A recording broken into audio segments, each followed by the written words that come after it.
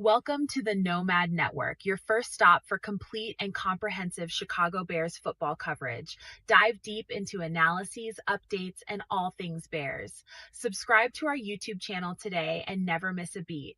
Thank you in advance for your support. We promise to bring you the best because together we're unstoppable. Go Bears!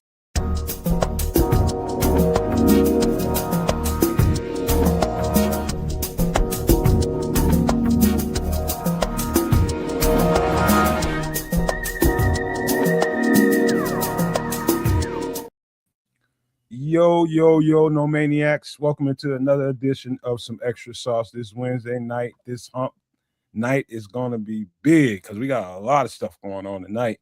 I mean, a lot. Of course, you got to circle around those Bears, man. We're going to have a hell of a conversation about that. Some of the guys that we have brought in for a 30 visit, we got a whole conversation for those guys, minus one because I didn't get a chance to do one of those guys, an interior offensive lineman. Pardon me for that. But all the other guys I did good coverage of, and we'll have a good conversation about them and everything going on Bears and what we're doing so far ain't sitting well with a whole lot of people. So we'll get into that conversation fairly early in the show. But again, we got a lot of stuff to talk about. If you saw the thumbnail, you came to the show, then you know kind of where it's going. It's the the Doomsday Prepper part of it's going to be it's going to be kind of serious, but at the same time, very informative. I would say that very, very informative, that part of the show. And we'll do the UAP stuff a little bit later on.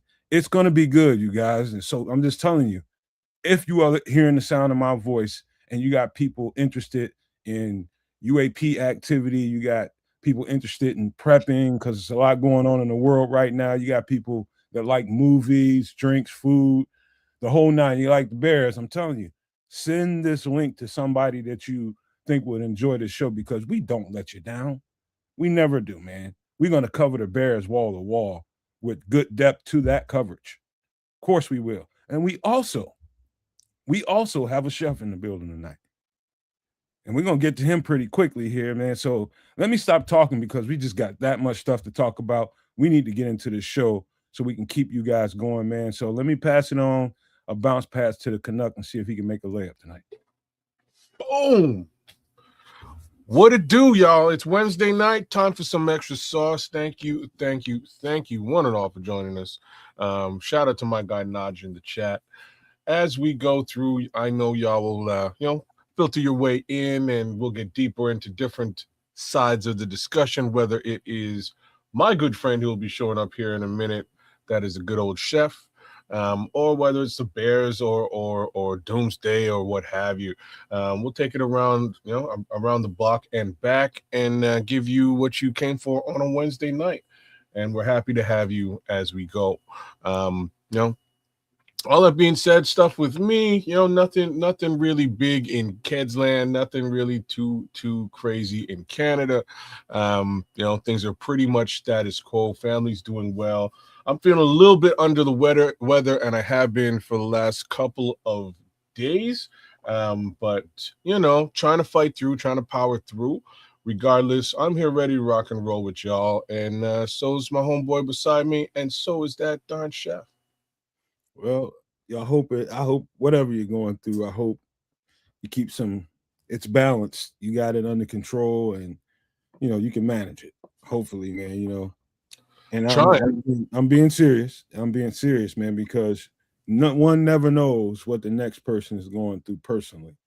Yeah. And we all come and we get together to do these shows to entertain, inform, and just give some, basically some construct to, the epitome of what we do is Bears conversations, but we do so much other stuff.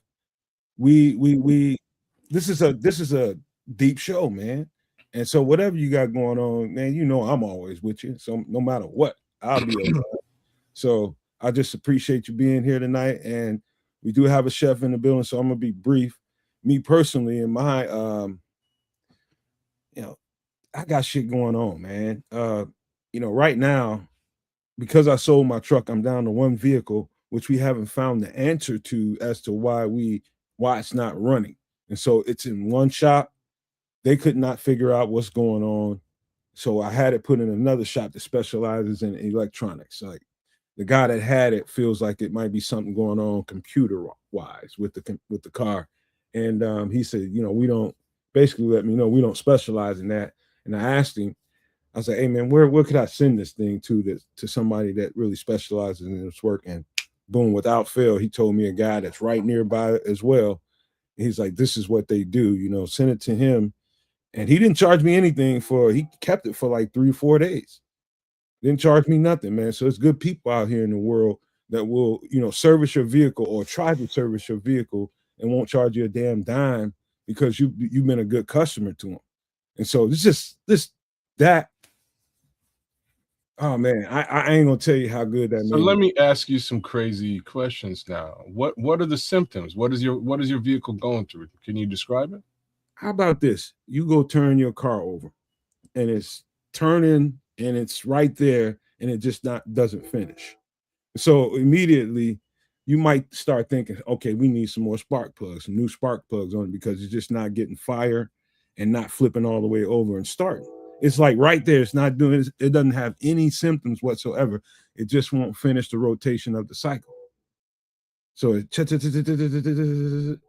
and just won't flip all the way over. And so we had sensors removed and replaced, different things like that. These electrical sensors that give a charge to some of the stuff that you have going on. Look, let me tell you, man, I had a few people look at this thing. I'm telling you. And so whatever. What?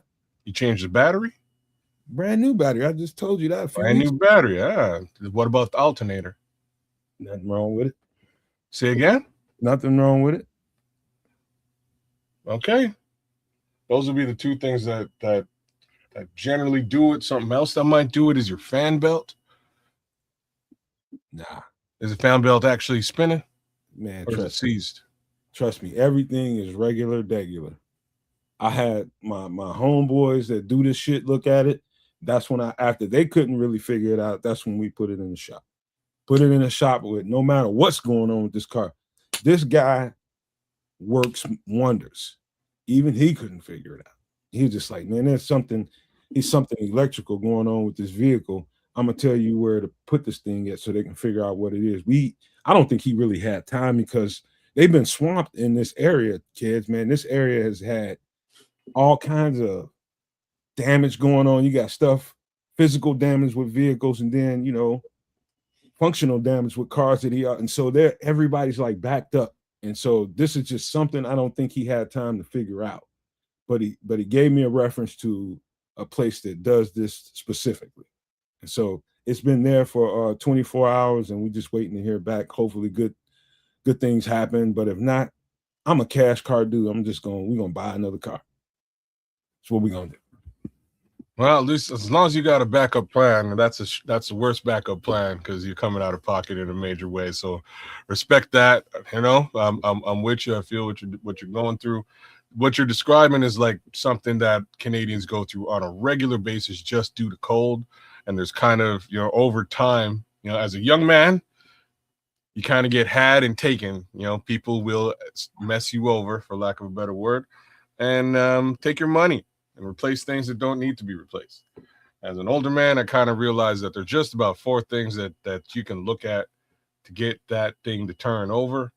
If they've looked at those 4 things and it still won't turn over, man, I'm with you. I don't know what you do, and maybe what you do is you go get yourself another whip. So, fingers crossed, it's not what you have to do, but it's what you want to do, and you're buying another whip because you want to do it, and the truck comes back working, right? So, I'll tell you one thing, man. Last thing is part of the show that we're gonna cover in Doomsday Survival is, spending money right now is not very optimal.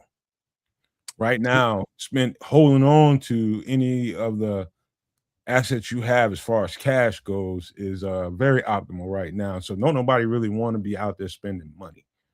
You know what I mean? So that's one thing. But when you have to take care of business, you have to take care of business and do what you got to do. You do what you got to do. But Q is asking you make, model, and year. What are you driving? Man, it's an old van, and I love that old van because it's lovely. It's a So Dodge 04, Caravan? 04, no, it's a 04 Nissan Quest. Okay. 04 Nissan Quest. Smitty will watch. Smitty will probably suss this out in a minute. Shout out to Smitty who got in here live, man. He been watching the replay like a big man. I love Smitty Q, man, because he's always responsive, man. He's always gonna say something, man. Let us know he's around, man. Smitty out there on them trucks. I know they're getting hit right now because of all the crazy stuff that's going on in the world. So that part of the show, when we get to that, Smitty, you're gonna really, really enjoy it, man. You're gonna really enjoy it. So stick around for that. But without further ado, man, let's get the chef set up because I know he's ready to GO. I can see him down there. All right. Let's see, chef. Let's see. Is he in here? You want me to pull him up? If you got it quickly, you can.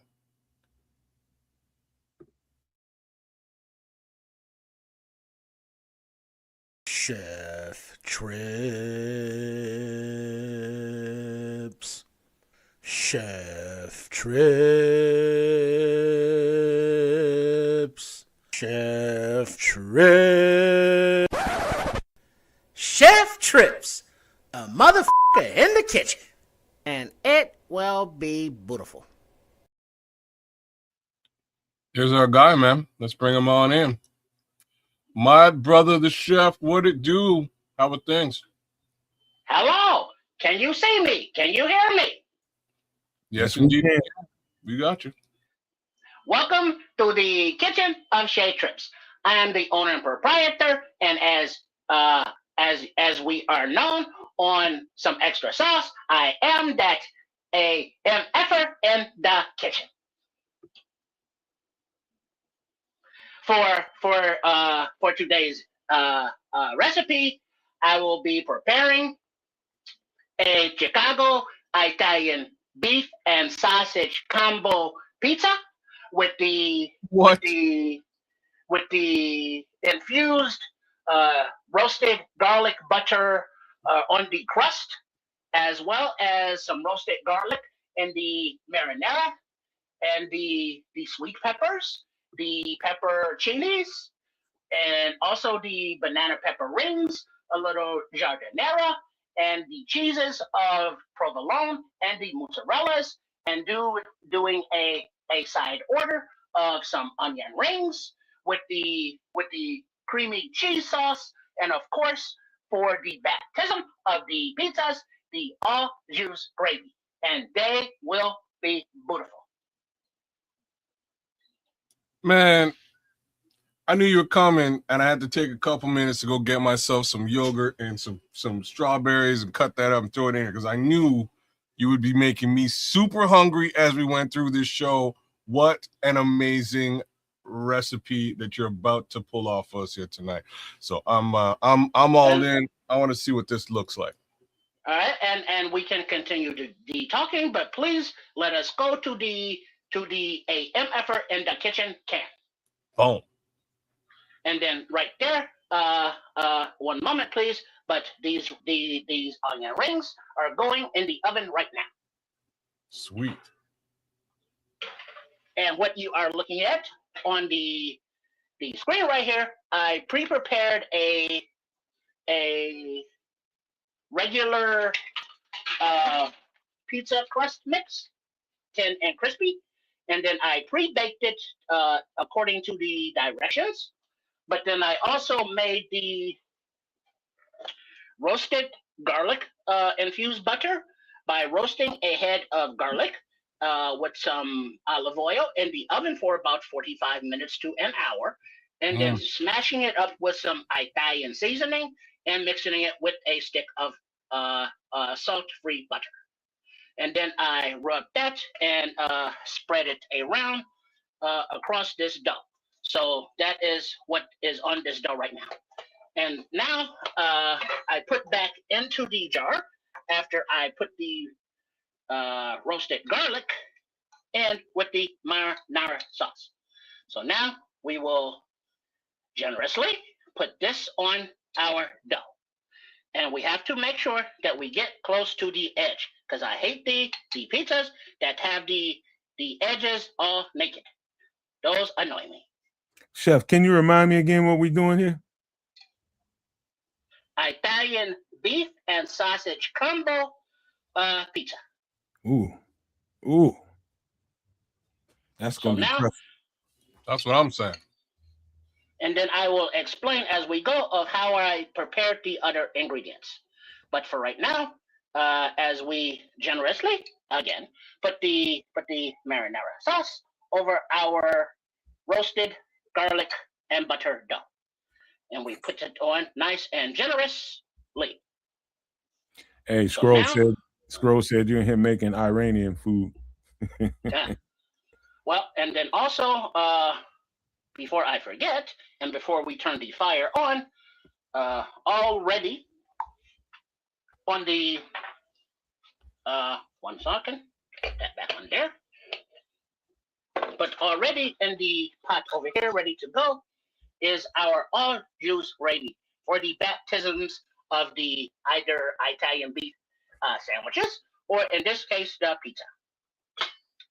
And speaking of, we now go back to our pizza, and we will dress it with the bottom layer of the cheese, which will be the provolone. And then we will just utilize some slices for that. And we will spread them out on the pizza. Bada boom, bada boom, bada bing, bada boom. And the provolone and the mozzarella are more of the traditional cheeses for the Italian beefs. And now, boom, we have the base layer of the provolone. So now we will go to our Italian beef, which I prepared in the Insta Pot, and it will be coming out on my channel at Chef Trips, which you can find at Chef Trips. But there is a logjam in the editing that is above my pay grade.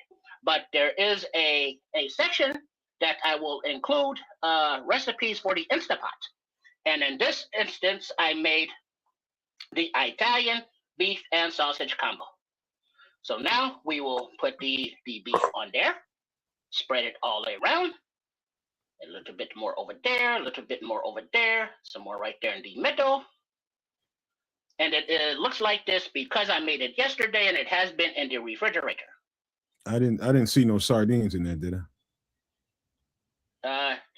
No, sardines would not go in this dish. Not this time around. Not this recipe. All right, so now that we have that meat there, we go to our Italian sausages, of which I seared in the bottom of the Instapot, and then took them out, and then seared the beef on both sides as well as around the edges, and then put the sausages back into the Instapot, and with the beef. And then, hold on, as I spread these out a little bit more. So we want to have just a little spread, not too many, not too much. But as you do this in your own kitchen, you can add as much or as little as you want to, as you are the chef. So now that we got a few of the sausages spread around, we will go to the other things that went into the Instapot as well. And the name of the sweet peppers and the pepperoncinis, of which I sliced up. Hey, chef. Yes. There's a fat boy near me that says you're too light on the beef. Okay, I will come back with that in a minute. All right, so now we get some of our sweet peppers and our pepperoncinis that were also cooked in the Instapot with the beef, with the sausages, with the beef broth, and with the pepperoncini juice and the sweet peppers. So now we'll spread those on, a little bit there and a little bit more over there. And then now we will come back with a little bit more of the beef. Break it up a little bit since it is a little stuck together. There we go. Then now put a little more of the beef. There we go. That's the fat boy who haven't had pizza in I don't know how long. There we go. And then we put that to the side over here, out of the way. Oh man, I'm And him now right now. Like this looks so nice, bro. Keep doing it. Okay, very good. And so now we put on here, after I put this out of the way over here, we get some of our hot jardinera. So I will not be putting a lot on because of the heat, but you can put as much on to your desire. And the jardinera are the pickled vegetables. You got a that suggestion? has a very distinct flavor. Yes. You got a suggestion from the scrolls. He said, "Hey, drizzle some olive oil on that thing." Uno momento, por favor. That means hold on a second. All right. Now that we get our jardinera on there, we will also come back with a few banana pepper rings. That's what I'm talking about. This is supreme pizza. Yo, this is awesome. And then we put these over there and over there and spread them around nicely. Right. He's got me questioning whether I nourish myself enough. And then now, speaking of the cheese, question to the scrolls: would he prefer that I put the oil on now or on top of the top layer of the mozzarellas? Oh, I answer that for him because that cheese gonna produce plenty of oil. You do that now. So does that mean that we skip the oil and just use the mozzarellas, or do both? Now, do the oil. Okay, I will do that at the customer request, and so I will use our spray bottle of the oil and give a little squirt of the olive oil. Ooh, I like that. I like that because you can manage the amount there. Exactly. And then we come in with our mozzarellas on the top. Scrolls, pause. No, don't pause that one. He said you need a little oil on that meat. Who doesn't like their meat nice and moisturized and juicy? All right now, chef. Take it easy, chef. Well, that is the purpose of having the cheese underneath and on top, because the meat is already cooked, so it does not need to get crispy or dry out under the heat. So the blanket of cheese helps keep it moist. I don't know why your minds are always in the gutter, but that is disgusting. Because I think you some relation to Triple R. His mind is a bad place, and it's always in the gutter. Well, yes, some of the sports Chicago style crew can be somewhat naughty influences. And yes, I am looking at you, Trip. So now that we have those in there, we are now ready to put it in the oven after another little, everything's in there, all of the flavors. We always forget things.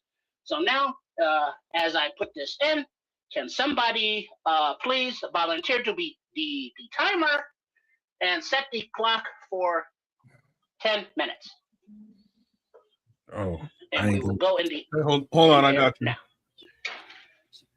Yeah, and now that we are in here, we will give our onion rings a little flip. Got me flat-footed with the timer, but kids got you. I got you. So much appreciated. So we give these a little flip and let them get further crispy.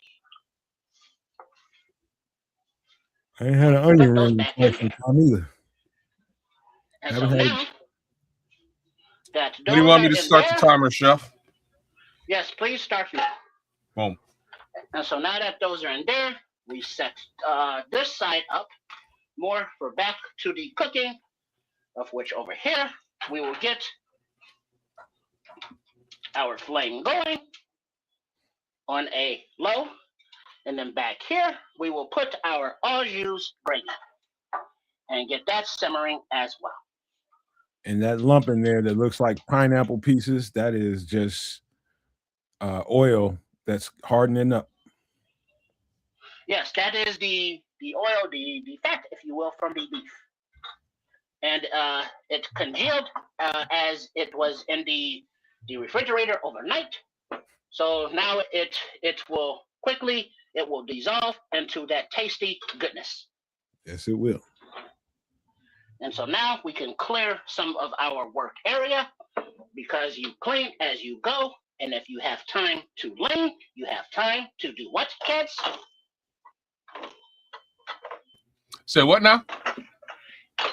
I said we clean as we go because if you have time to lean, you have time to... You got me, man. I don't know. Clean. Okay, there you go. Yes, you have time to clean. And that's where you stay on top of the chores. And then you don't have a dirty workspace. That is one of the things that we pride ourselves in here in the kitchen of Shea Trips. Yo, chef. And so now that we... No, Yes. Go ahead. Keep going. Real quick, now that we have our butter going, we will add a little garlic powder. And then we will add a little black pepper. And then we will add a little cumin.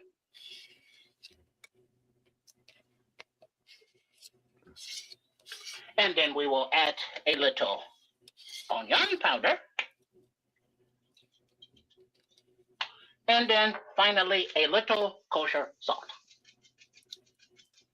And then we will give these a mix up after we add our 2 tablespoons of the whole wheat flour, because we do not like the white devils in this kitchen.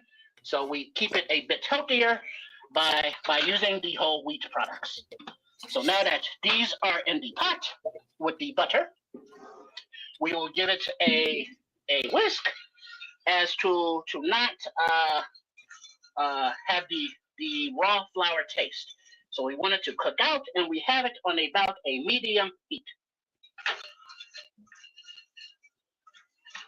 And so we will spin that around with the nice what do you call that? The what do you call this thing? The stirrer thing. The Whisk. Whisk. Thank you very much. So we will add some milk. Help them out. Help them out in the chat. Help them out in the chat, y'all. ATF just got here. He want to know what's going on. All right. So the chef is... Sorry, chef.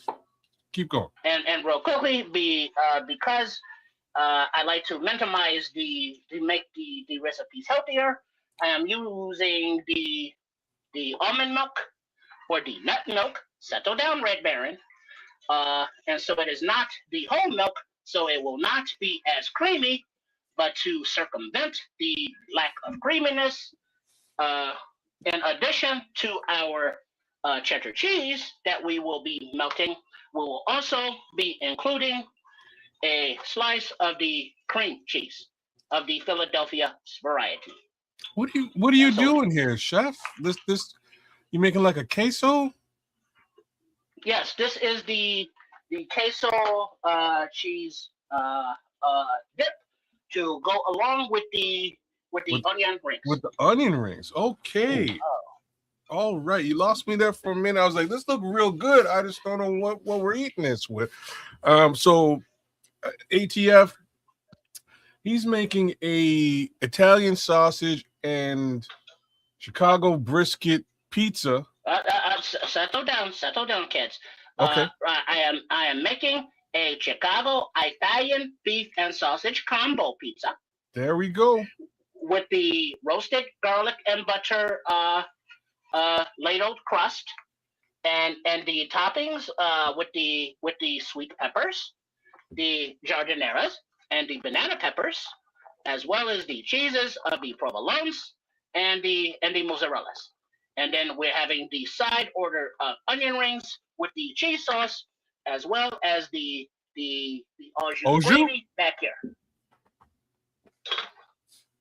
So Yeah, now man. we will get the cheese to melting. I hope that's not sharp cheddar. It is mild cheddar. Ooh, that might go bad for you. Why? You want it sharp or mild? No, I've tried to melt some of that before and some stuff. It didn't go very well. Well, what you have to do, you have to make sure that the flame is on low. Yeah. And you want to keep it stirring because cheese will burn and stick very easily to one spot. So as long as you keep it moving, it will melt. And the rule of thumb is that you shred your cheese, and that way it melts more evenly together. But I find shredding cheese a pain in the ass, so I dice it up very, very small. And because the temperature of the pot is on a constant level, the cheese has no other choice but to melt. As long as you are not in a rush, it will be just fine. Well, I did something similar to a pot of chili. Look at the flick of the wrist. I did something similar to a little pot of chili, and I did just what you did and put it in the chili, but it was sharp cheddar. And man, it spoiled the entire pot. I think I told y'all about that. Oh, but yeah, you would have kind of. I know exactly what you're saying. It would kind of cut into the actual flavor profile of what you're trying to do with the chili, right? Tastes like spoiled milk is in it. Yeah, I get you. I got you. But when you are using the cheese as strictly a dipping sauce for the onion rings, it may be different. Yeah. Okay, that's the flavor profile he's looking for, right? So yeah. with your chili, it would kind of make it shift to something a little bit different. I was glad to have that mistake happen, you know what I mean? Because all good stuff comes out of mistakes. To me, I think you make mistakes first, and then it comes out. I think you educate yourself from it. But let's hopefully this turns out well. It's looking good. I know that. Well, by the time that we've had this conversation, as you can see, all of the pieces are pretty much melted. It's looking good. Thank you very much. Now, are there any other questions and or comments right now that we should address at this moment in time? ATF is saying the most true to life thing on the planet, and that's you're gonna get his back big. Well, there's that one too, but Chip's always making a ninja hungry. Yeah, and I'm right there with him. I had to come through prepared with a little something to snack on while we're going through this exercise. Because at the end of the chef's little foray, 9 times out of 10 I'm starving, bro. So I'm doing quite well right now, but no, all bets are not off. We'll see what things look like when he starts eating it, because odds are I'm gonna be starving when he actually starts. Hold on for a second, though, kids, because Scroll said that man said he drove 200 miles to Patillo's and back, and his son woke up and ate his damn Italian. Oh no, Scrolls! Oh no, you love your kids, bro, because that might constitute material, brother. A big beef too. That might constitute as ass whooping material. Man, what you doing? What you doing, man? Oh, see? Man. And so we want to make sure, as we listen to the stories of the Red Baron, not to commit child abuse. And we want to do the nice, simple wax on with the wrist, and then a wax off with the wrist. And if it gets tired, switch the handle around, as you want to make sure that you always hold your pot and do the wax off with the wrist on this side, and then the wax on with the wrist on this side. You go, Danielson. But yeah, that's hilarious, Scrolls. Just reminds me of them days of before my son turned vegan, man. Any given time I open up the refrigerator, you never know where everything went. You know what I mean? Like things would just randomly disappear when I open that fridge. So thank goodness. Hey, Scrolls, tell little Scrolls I said I should karate chop his ass in the throat. All right, Chef. That's your 10 minutes, man. Thank you very much. our cheese sauce is melted in that amount of time, and we put away our other ingredients so they are out of the way. And now, see, now this is how nice and smooth and creamy. Looks good. Looks great. And So I'm really glad you did that, because this is one of the things that I haven't had much success making over the years, is just a cheese sauce. So me watching you sort of put this together is very helpful. I'm going to have to put this into practice real soon. Very good. Glad I could be of assistance. Now, as we see there, our au jus gravy is nice and bubbly and hot. So for the moment, we are going to rearrange our stovetop for our presentation. So we move the hot stuff, hot stuff, hot, out of the way. So we get the cool one over there. And we get the hot one, and we put that out of the way over there. And then we put the cool one back there. Then we get the hot one out of the way over there. ATF wants to know if you made a roux first. He kind of did. Yeah, he did. Yes, that's what we did with the whole wheat flour. Yeah, we made the like roux right with when the you're butter. coming in, ATF, he was making the roux. Yes, that's what we did. We did the roux with the butter and the spices and seasonings. So now that we got the cool irons over there, I turned the heat off of the oven, and so we will set this up as our protector and base, and then we will open the oven. And as you can see here, the onion rings. Oh, looking good. Nice and crispy. And then the star of the show, our Italian beef.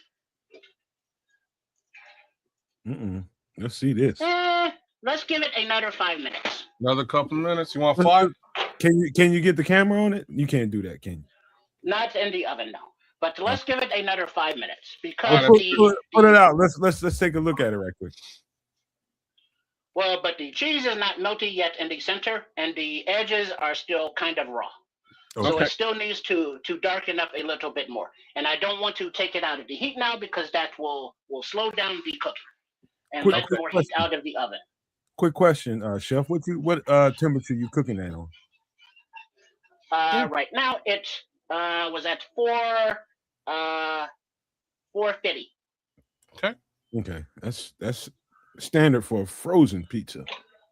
But if you want to really jack that thing up, put it on broil. Well, let's do that then. And so while that is on there, do that, dog. We'll move it up to 475. And so what we'll do as this is here, we will bowl up some of our au jus gravy for the baptism of the pizza slices. I ain't rushing it, Paul. I'm just like that's something you do when you got an already melted pizza. If you want to make that thing right on top, that's something that you might want to try. Well, yeah, but I didn't put it all the way up to the broil as it was not that close, but I did increase the heat to a little bit like 475. And so now that the au jus gravy is here in the bowl on the side, we will now also dish up the cheese sauce. As we can see, it melts nice and smooth. Looks good, man. Really good. Oh, that looks delicious. I'll eat a bowl of that shit with a spoon.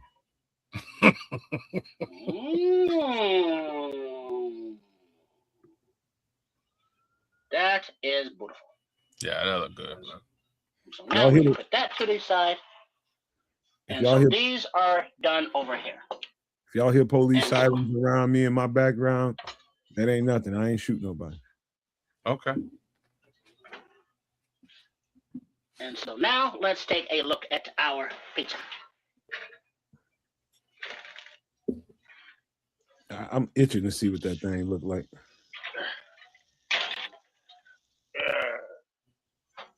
Oh yeah. You just put that on broil. Yeah, man. Slap it back in real quick, bro. That baby, but it needs 2 minutes. I got you 2.5 right now.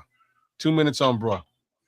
Maybe throw a little bit more cheese on the top of there or something, and that'll be perfect. No, that is fine. I think he needs more cheese. Then we will put that back in there. All right, start the timer now.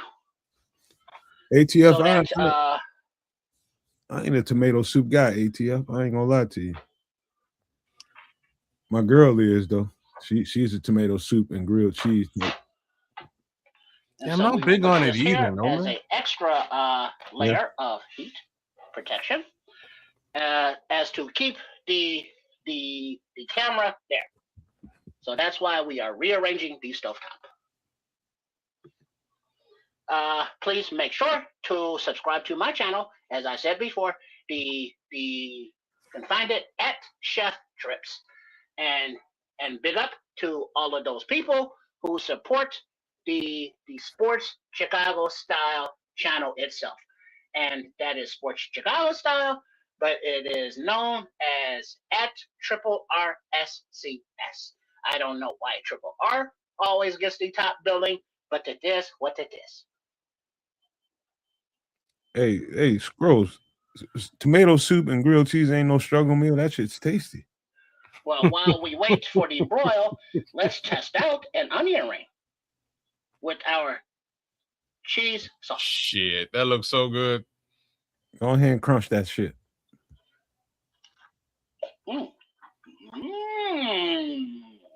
Oh yeah. Hey, Scrolls, how old's your boy, man? How old's your son? Let me know. Because God willing, if he's over 15, I would have had to, give him a couple of shots in the thigh. You know what I mean? Couple of man, when them boys be that age, kids, man, you gotta stop them from eating the damn side of the house. That's what I'm saying. But like, lessons must be learned. So 21, yeah, for sure, I'd put him on the couch and give him a couple of shots in the thigh, a little noogie action, stuff like that, just so that he remembers what's up. Hey, you know what, kids? Trip, check her out now. When they that age, bro, you if anything's sitting still for more than 3 seconds, they'll try to eat it. You're preaching to the choir. I'm telling you, once my son turned vegan, I was like, praise the Lord. Oh, there it is. Speaking of praise the Lord, look at that. There it is.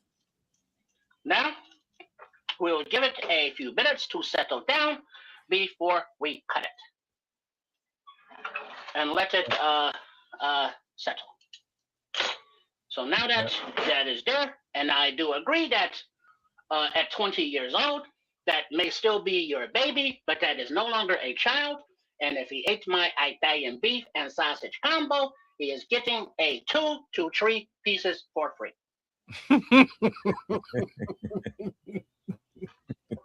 For sure. 22 now, yeah. It's time for you to go buy your own goddamn food, boy. I'm telling you, I'm giving him a Charlie horse for sure. He's not leaving the building without at least limping a little bit and remembering how he messed with daddy. You know what I mean? Don't eat daddy shit again. Hey, let me tell you something, kids, Trips. Chef. One of the good purchases I've made in the last couple of years was a good old-fashioned Chicago pizza cutter. The arched edge pizza cutter. Oh, like a roller? The one that you run back and forth? Oh. One of them nice purchases I've made over the last couple of years. That is very nice. But what we do to make the Chicago tavern style cuts, I like to cut right in the middle, and we go 12 to 6. Super mix. We want to make sure we get all the way through the crust, as there are a lot of toppings to go through. No sardines, y'all. There. And then now that is there, we go in the half of that. Oh, you're doing it slices. Okay, cool. Then we hold it, the tray, because as we see, it will fly out of your hand. And make sure you wear an oven mitt because it is still hot. And so now that that side is done, as soon as we can separate it, it is the very cheesy. What is going on here? Hey, chef, can I give you a suggestion? And it's not Yes, about I have to cooking. cut this meat. It's not about cooking. It's about utensil. Look Yes. at it. Look at a pizza rock, and that way you will your pizza cutter will roll right on over top of that. You ain't got to move it around. Just go right through it. What's a pizza rock? Understood. Pizza It rock. is like a pizza stone. It is a big flat rock, like a piece of granite, and it is flat, allowing a smooth cut. And so, but now this is working, and so we flip it around, and then we get half of the other side. And so now we have the middle, and then the middle of that, and the middle of that, and then we do a quarter turn, and then we go in the middle again, and then middle of that, and middle of that. And that's how you get the different slices. Hey, chef, you got them going in the chat. I just want to let you know you got them really, really going in the chat. Yeah, even ATF is about them sardines too. So you got a fan.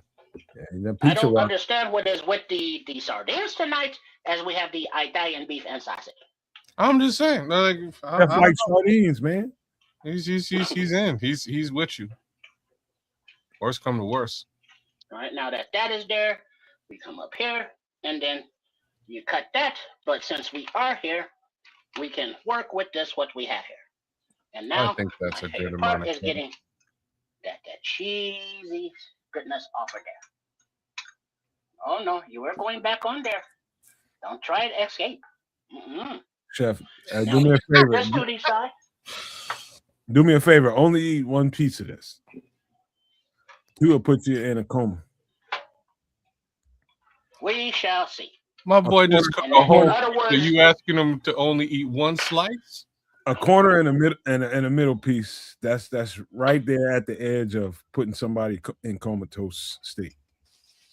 There's no two ways about this. He's eating that pizza. I'm gonna watch 3 pieces be devoured in no time. You can't eat that whole piece. Not in one sitting. That there.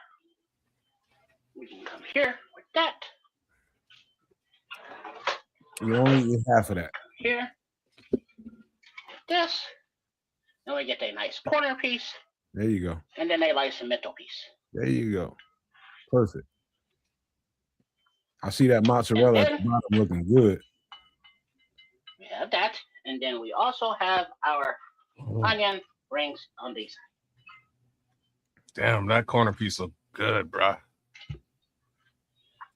And then so, as we have our au jus gravy, let's give it a baptism. Didn't. Yeah, he did. Oh, no, he didn't. Look at that. He damn sure did. Wow. Ooh. Ooh. Yeah, doggy. Yeah, doggy. Man, I'm so glad I ate food a minute ago. That tastes like an Italian beef sandwich. As you can see, the beef and the Italian sausage and the sweet peppers and the banana peppers and all of the giardineras.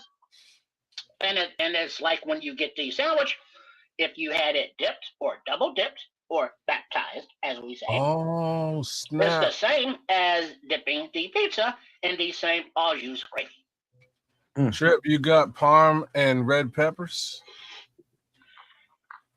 ATF is going ham with it in the chat. This man, dude. I need a pizza, man. I We need a can pizza. do that. There it is. I need a pizza like a damn fiend on the street. So we will hit them with that, and then we will, by request, hit them with a little bit of that. Boom. ATF at your service, brother. And so now that we have our other seasonings, a good test of the crust is, will it hold the toppings? And this does, even though the toppings are a little more robust than your typical pizza. Hey, if I was at your house, chef, might be a brawl in the kitchen over them corner pieces. I'm so with you, man. That corner piece on the left looks so good, though. Yeah, it does.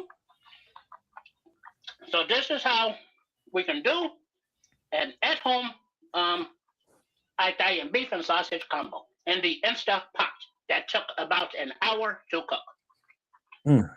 And so you can do it the day before at your own leisure if you want to plan it out for your schedule. Shout out to Robert. Shout out to Robert Metchaman Robertson. He says the Nomad Network is humble. I respect you, dudes. We respect you too, Robert. Back at you, Robert. Thank you very much, Robert. So if we can now go back to my close-up, Mr. D-Mill. Oh, to your close-up? Okay, hold on. Boom. You got Trip Malnati, Chef Trip Malnati in here. And ATF says that corner piece is definitely fight worthy. Got a lot of.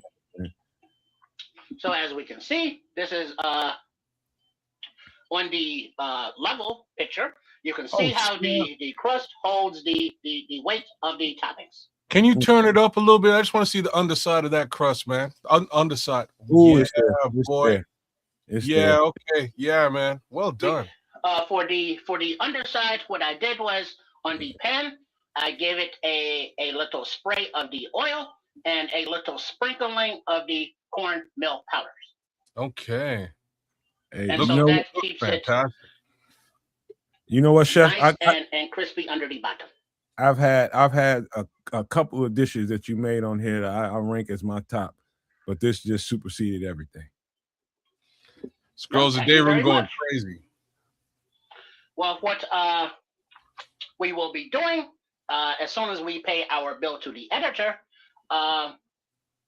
as I said before previously, maybe you did not hear, but on my channel of the at Shea Trips, at Chef Trips, but it's the kitchen of Shea Trips. You like Shea Paul Restaurant in the movie The Blues Brothers, but this is Chef Trips.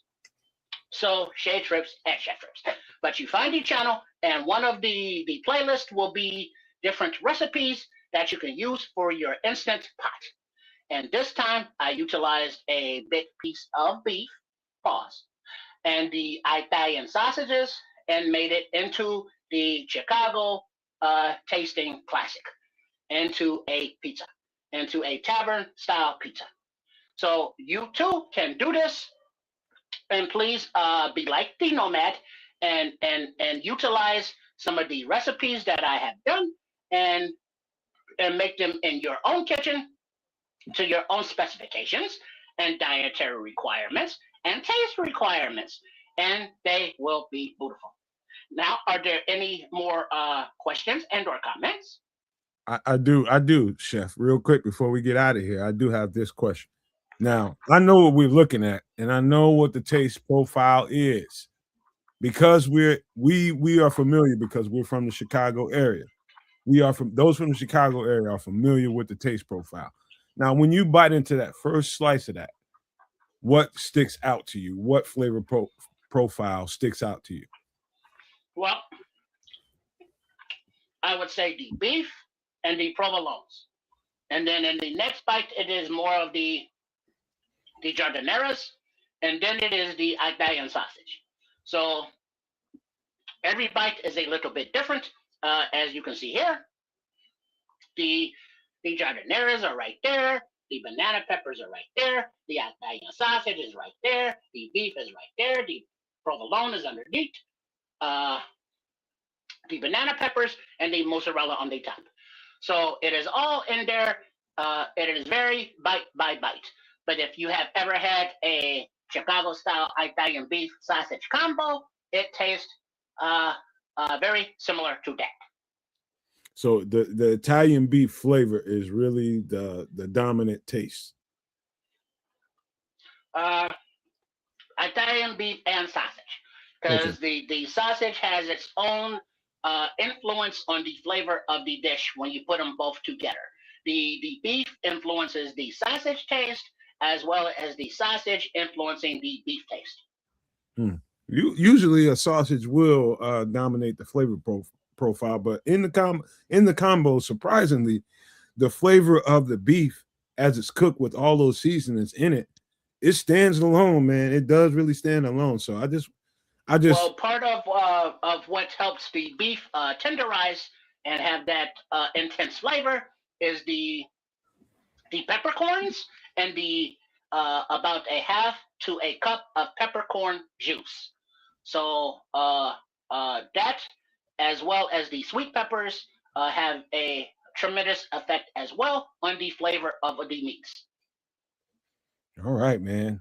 I tell you what, man. You let Triple R know we're gonna talk about some food here shortly. We're gonna talk about a couple of rubs here that people can make at home, and some of the stuff that you got going on here will kind of be highlighted in that part of the show. But we got some stuff to get to, Chef. We really appreciate you, man. I've been going through my mind of stuff that you've made, and I like a lot of stuff that you made. But anytime you're doing a pizza and it comes off like that, with that flavor profile, that turns into number one automatically. That's my favorite dish you've ever made, and I'll stand by that. So thank you so much, man. I don't know if it's a favorite one for me, but it was so damn good looking. I'm hungry, and I just ate food. So once again, well done, chef. You got a chef. They calling you Chef Charles Barkley, and then they called you Chef Boy Barkley. Boy, Barkley. That is just terrible. That's just terrible. Terrible. It looked good. I thank everyone. Thank you very much. I am glad that you enjoyed this recipe, and it is also very nice to me that so many people embrace the sardines. So thank you very much for joining us here on Some Extra Sauce, as I did do 2 extra sauces tonight on the last Wednesday of every month, here for a MFer in the kitchen with your favorite chef, that MFer, Chef Trips. So be sure to subscribe and at the channel of at Chef Trips, as well as at Triple RSCS for Sports Chicago Style. And please let us know if you tried this recipe in your kitchen and how it turned out. And so until next time, the last Wednesday of the month of April, bye. All right.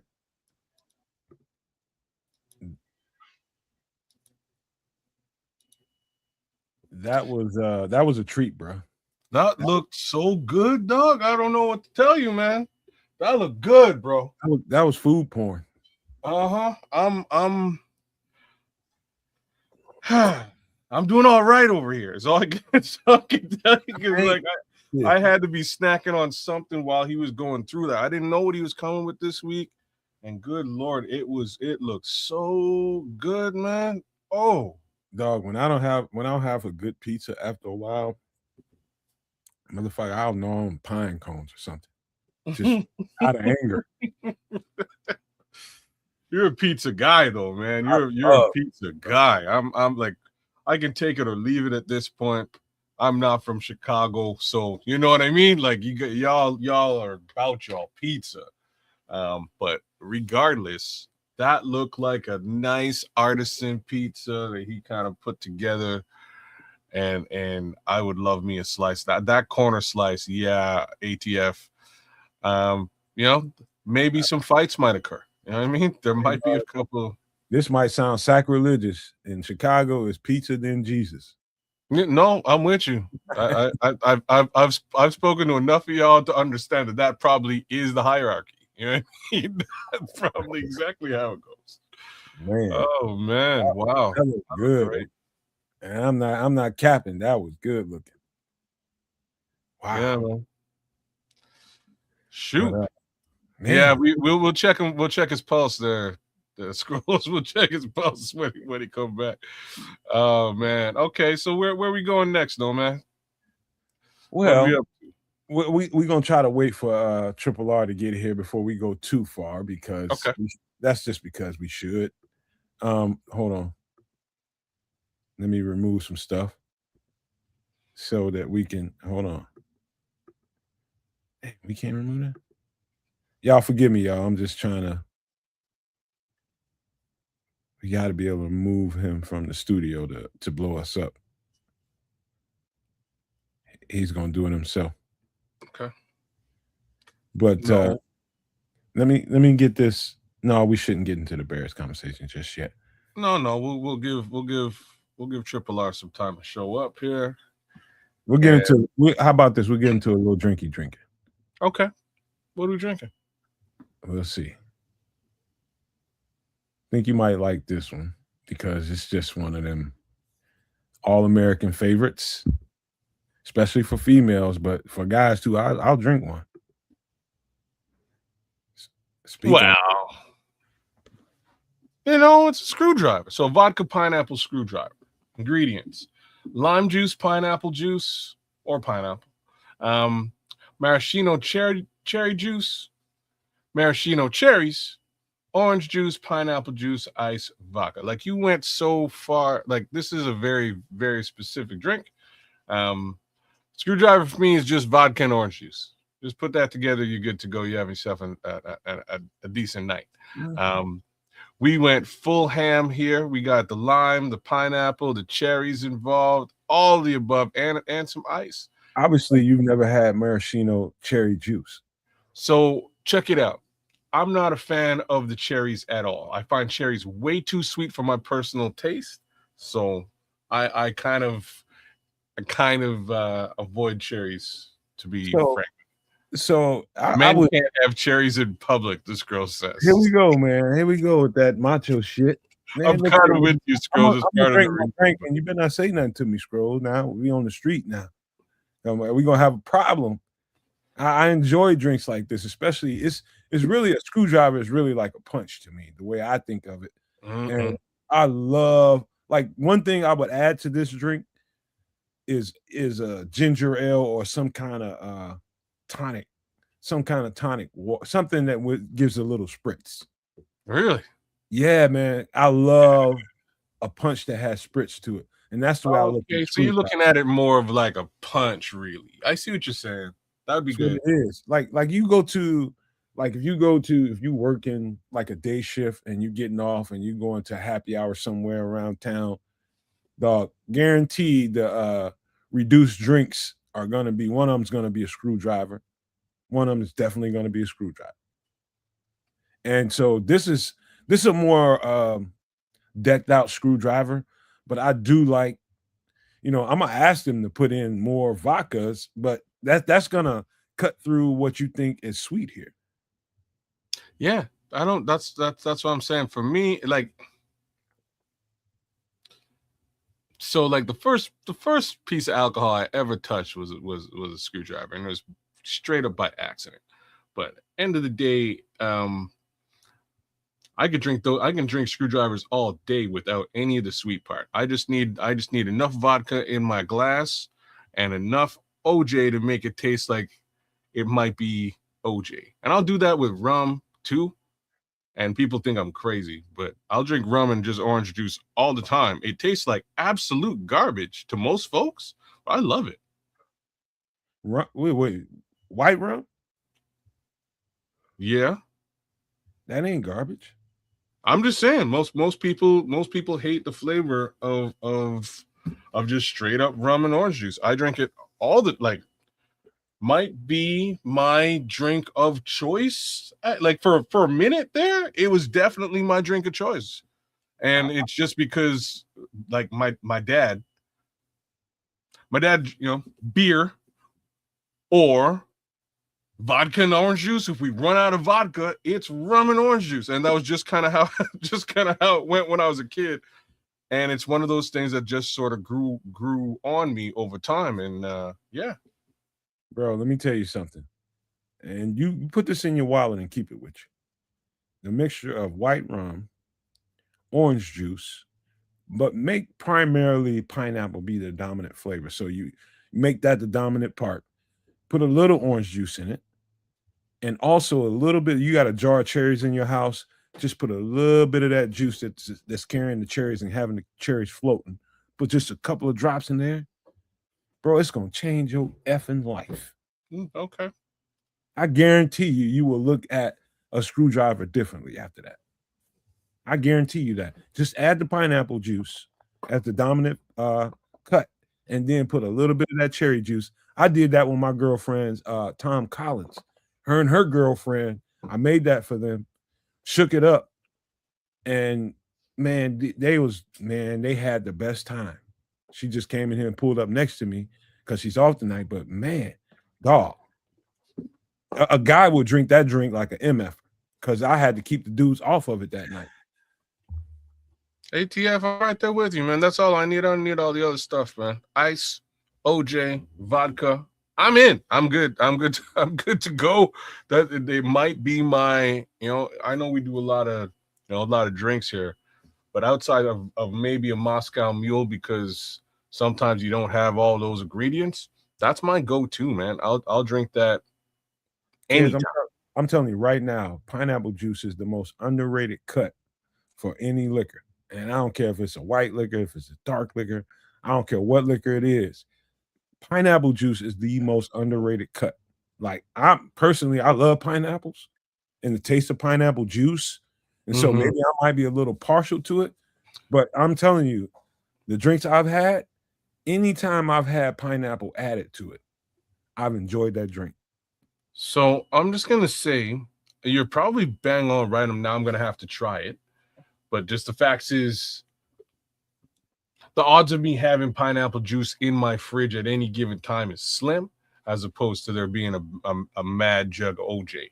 So I'm gonna have to be deliberate and go get me some pineapple juice and some OJ and mix that up with my man. I kind of want to do that right now. Get you some, kids, man. I got vodka upstairs. I got no juice.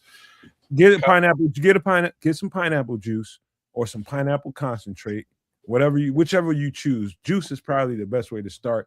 But if you want to make a punch or something for, the people, your fam or something like that, get the concentrate. Forget them. I'll just drink that myself. Make sure you get a jar of cherries now. Even though you might not care for cherries, but drop a little bit of that juice in there. And I'm telling you, man, that's what's sitting at the bottom of this glass with the red. Yeah, I can see it. Okay.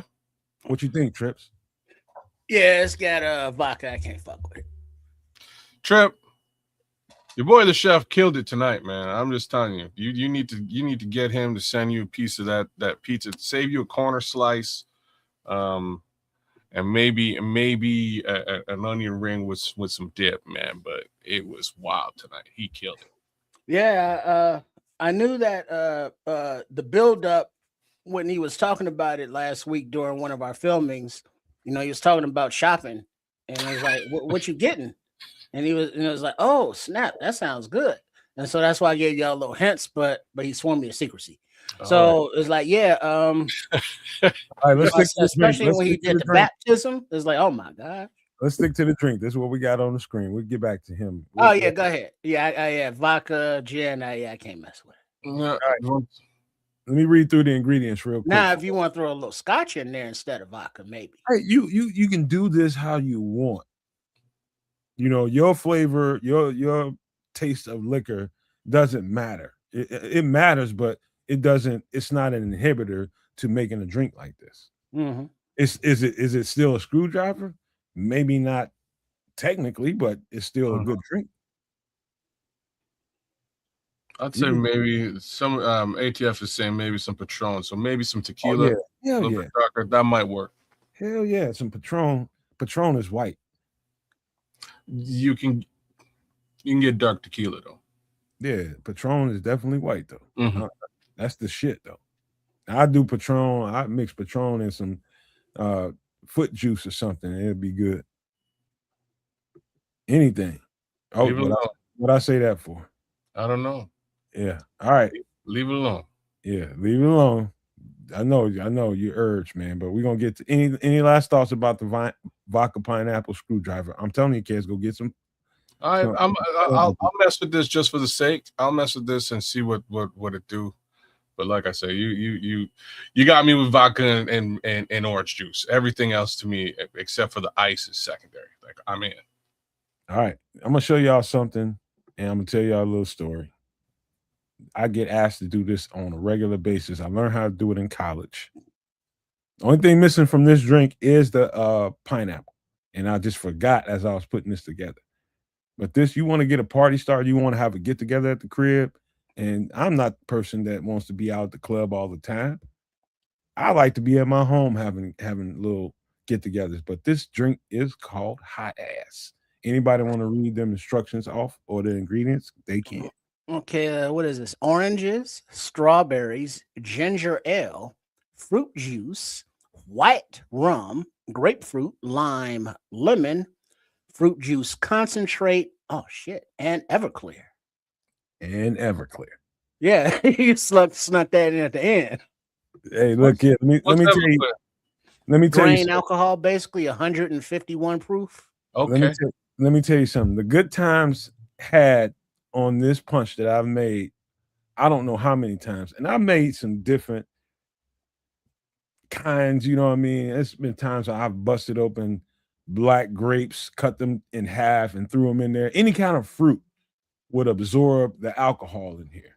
And so the more fruit you put in this drink, here's a secret to it.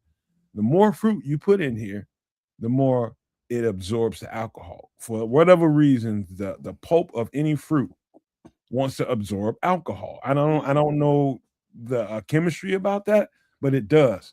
And so every time I make this drink, I always tell fellas, hey man, be light on this. This is mainly for the females, bro. This is mainly for the females. And if you want people to be loose and have a good time, you make this drink. You make this drink. And try not to eat the fruit.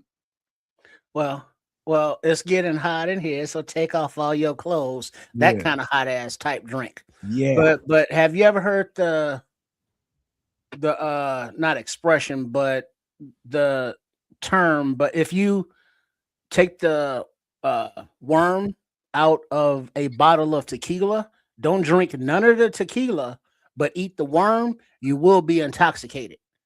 It's that same principle with fruit in a drink like this. You ain't got to drink an ounce. And y'all ever eat the worm? But, well, yeah. I mean, come on. Got to eat the worm. See if it's true. I'm just checking. Pause that one. Hey, man. Pause it if you will. It paused me. Oh, yeah. It will pause. It put me the fuck on pause. Let's just say I was in the bathtub, in the hotel, just like I was happy. But I was like, I ate that worm.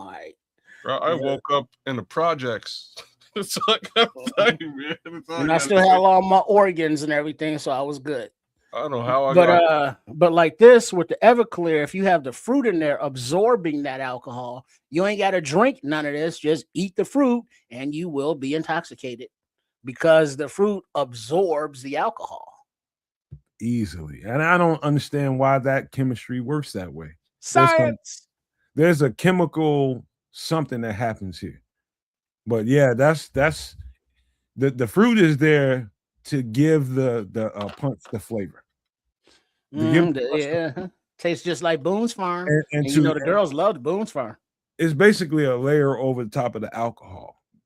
But as you sipping this, it tastes so good you forget you're drinking a liquor. And that's go ahead. Yeah, but that's the danger though. Yeah, very, very much so. I mean, it's one of those things where it tastes good, it goes down smooth after that initial bite, but this is not something that you want going down smooth. You want to respect the grain. You want to respect the Everclear. And so that means calming down, having a drink, hydrating, and then chilling. That don't mean give me another one. Give me another. No, because then it will be a very, very chucking night for you.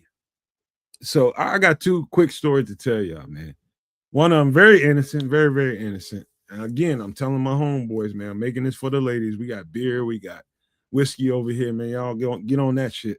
It's all kinds of that shit. So this one, This one takes place in this was my homeboy's crib. And so he wanted me to, I'm over there making a punch. I'm barbecuing. I'm doing everything. He just wanted me to be the orchestrator, basically. And so I'm doing this shit, man. He's single and we single and we having a good time. There's girls, there's dudes, everybody's around. And so the girls is enjoying it. I'm telling you, if you put ginger ale in it or some kind of something with fizz, like I made it with actually lemon lime Sprite, soda. Mountain Dew. Sprite. No, not Mountain Dew. Sprite. I made it with lemon lime. Some lemon lime. It gives it a fizz, so they're really tasting holiday punch when they're drinking it, but with a little kick to it. And so I really should jar it. I should can this shit and sell it, but yeah, that's for another lifetime, I guess. But this is something that you don't. Well, I mean, you can making a punch and a pitcher, but for the party purposes, this is something that goes in a big ass cooler. Big, huge punch bowl. Where you dump all that fruit in there, all the ice, and then all Everclear, and mix it up with a bit, witch's brew kind of thing. Yeah, last time I made it was in a let's just say, I'm trying to think of it was a nice size tote, brand new tote. It was not huge, but it was big enough to carry a party of about 60 people. 60 some people. And anyway, I'm making it. I put it together and the girls jump right on it. They see all that fruit in there. And it's red. That's a party to them. And they jump right on it. And I remember this girl coming up telling me she was about half a cup in. And she's just like, hey, I heard you call this thing hot ass. Why you call this shit hot ass? Turn around, I'll show you. I said, oh Lord. No. I said, you'll find out tomorrow. And she just stopped for a second and she had the coldest look on her face. And she was just like, oh shit, should I be drinking this? Yeah, you should. And for that lasted about 5 seconds. And then, she did an about face and started partying. And the night was the night. And a lot happened that night. I'll just tell you that. Let me top off your beverage. A lot of good shit happened that night. And that's kind of how outside of college, I got famous for it. I was famous for it in college, but outside of it, this is how I got famous for it, was that party. And then the second story, I think I told you this. I don't know if I told you guys this privately or on the show, but one of my homeboys at his bachelor party, I made it. Now, one of my other homeboys, I told him, all the dudes, I always tell them, don't mess with this, man. This is for the ladies, bro. This is for the ladies. He had to get some. He had a big old fucking Shell station gas station cup, and he filled this thing up and just started drinking it. I didn't realize he had it. Now I'm still up there doing stuff. I'm on the top part of the house. The whole party is in the basement. I'm up there whipping this stuff up, finishing it. He had to have some before it was finished. So he's got this stuff with mostly liquor in it. And he's down there. Next thing you know, the dancers came to the party, and they there. And before we know it, I'm getting people coming up, girls coming upstairs, running upstairs. Hey, you need to get your homeboy. I was like, what homeboy? No, you need to go down there and get him. Get your man. I get down there, bro. This man is asshole naked, man. Oh Lord. Slick, sweating. Kids, you remember that story? Yeah, I do. Yeah. Did I say it online? Did I say it live, or did I say it privately? No, it was. We went on the show. Man, that man down there, asshole naked, slick, slimy, sweating, and we had. I'm just like, dog. He ain't listening to nothing. Well, that's when you do one of these on the slide. Dog, we had to get a blanket and throw a blanket on him and just wrestle his ass to the ground. Well, after you get about 30 seconds of video. Now, thankfully, we all got love and respect for each other. You got to remember that. The girls was like, we want extra. We want some more money. We ain't sign up for none of this shit. This man, he acted a total donkey. I don't see all this meat swinging around out here. Man, it wasn't even like that. It was just dog. If we'd have taped that, I think he'd have to go live in Alaska somewhere. That's a personal problem. He would never be able to show his face around here. I mean, that's a viral shit right there. That's a hard weekend to live down. Bro, that's what this hot ass will do for you. That's why I tell you, whatever the chemical makeup of this drink, it is not made for guys to be sitting up and just drinking this like a regular drink. You can have a small cup of it and sip it really, really slow. But to drink it like females drink it, nah, dog, they handle it much better than us. Mm-hmm. And I'm sure like like your 25-year-old draftee prospects, they've been in college for a minute, chilling with their little NIL deals, you know what I'm saying? Co-eds every fall coming in, and they know they hot ass is ready to go. Man. I'd stay in college too. Shit. Dude, not one time have I ever made this where a good time and memories weren't made. Not a one time. Every time I make this, memories are made. What I got mad about was my mom found out, this is for her 50th birthday party. She found out that I can make this and wanted me to make this for. I'm like, I ain't doing that shit, man. You tripping. Why you can't make it for my party? You made it for everybody else goddamn party. She going off on me. I was like, Mom, I know what happens when I make this drink. I ain't making it for your damn party. And she was mad at me. So I ended up having to make something that she thought was hot ass. Modified version. Imitation hot ass. Minus the Everclear is what he's trying to tell you. He made the BBL hot ass. Yeah. Mm-hmm. I made the PG hot ass. The PG. Yeah. Man, dude. Brother, otherwise you'd be running around making sure she all right all night long. You know what I mean? Everclear, use Zima. She turns 50 and she just wants to have a memorable 50 birthday party. Here's about her son that can make this hell of a drink and people having a good time. Shit, Mom's want to turn up. She did. She did. And I was just like, Mom, you tripping, man. I was like, out of all people in the world, you asked me to make this shit for you. Well, I heard about it. She said, no. I'm putting some goddamn wine coolers in this motherfucker. All that kind of shit. But they enjoyed it, man. They thought they was drinking the real thing. I'll tell you that much. Well done. Last thing anybody wants to do is go to a party and babysit their moms. So, dog, and I was there for a little while at least. And I'm just like, all right. I put a little Bacardi in that thing, and they had a good time with it. Mm-hmm. I made the Bacardi a little strong, you know what I mean, but not very strong, but strong enough where they knew they was dealing with some liquor. And plus now, Kaz, we're at that age where we're more than happy to comfort some mamas in those conditions. Yes. Comforting is absolutely approved. Mm-hmm. But again, babysitting moms disapproved. Well, not my own, no.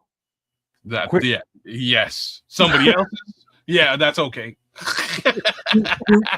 two quick notes. Number one, screenshot this drink profile and make sure you add the pineapple too, because I forgot to put it in it.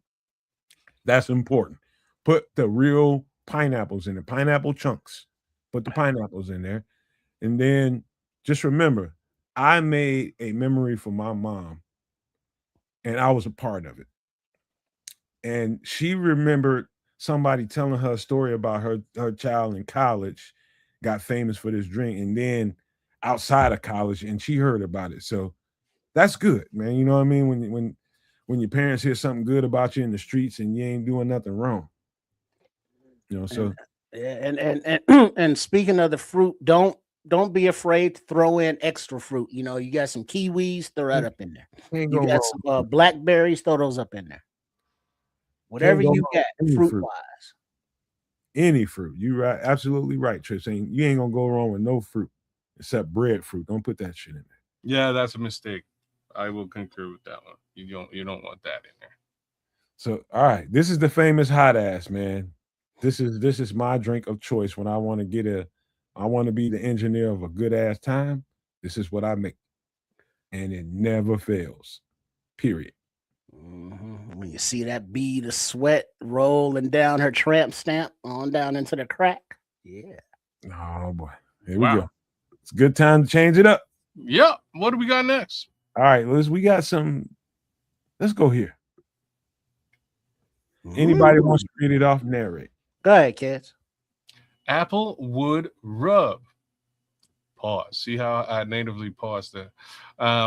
Ingredients: smoked paprika, garlic powder, onion powder, sea salt, black pepper, smoked apple wood, brown sugar, cinnamon, mustard powder, and chili powder. So two things real quick. You can get smoked apple wood dried out.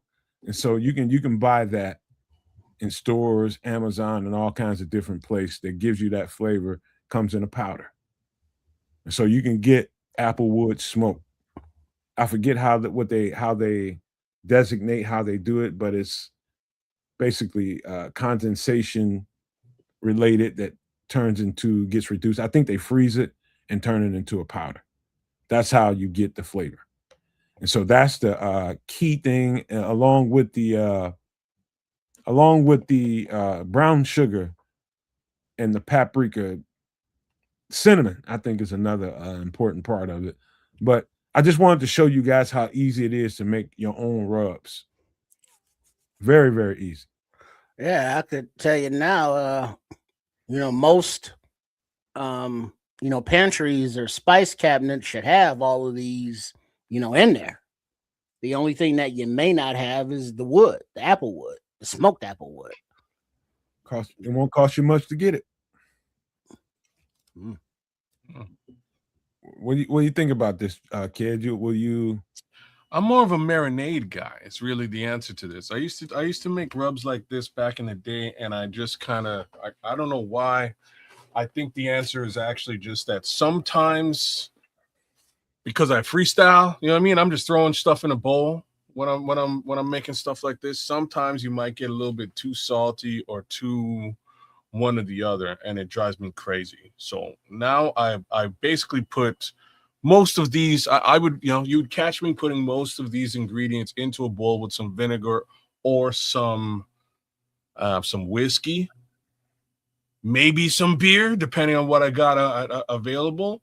And then you just put you put your fare in there, and you stack it, and you cover it, and you sit it in the fridge for about a half hour to an hour, maybe a bit longer, and it all comes out the same, man.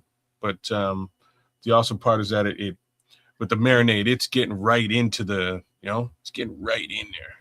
Well, something interesting that I like both, but when the rub gets that char on it, it just has that different flavor that marinades don't offer. You're right. I'll tell you something else, man. I'll tell you how I started. Like, I got probably 2 to 4 different rubs in there that I made.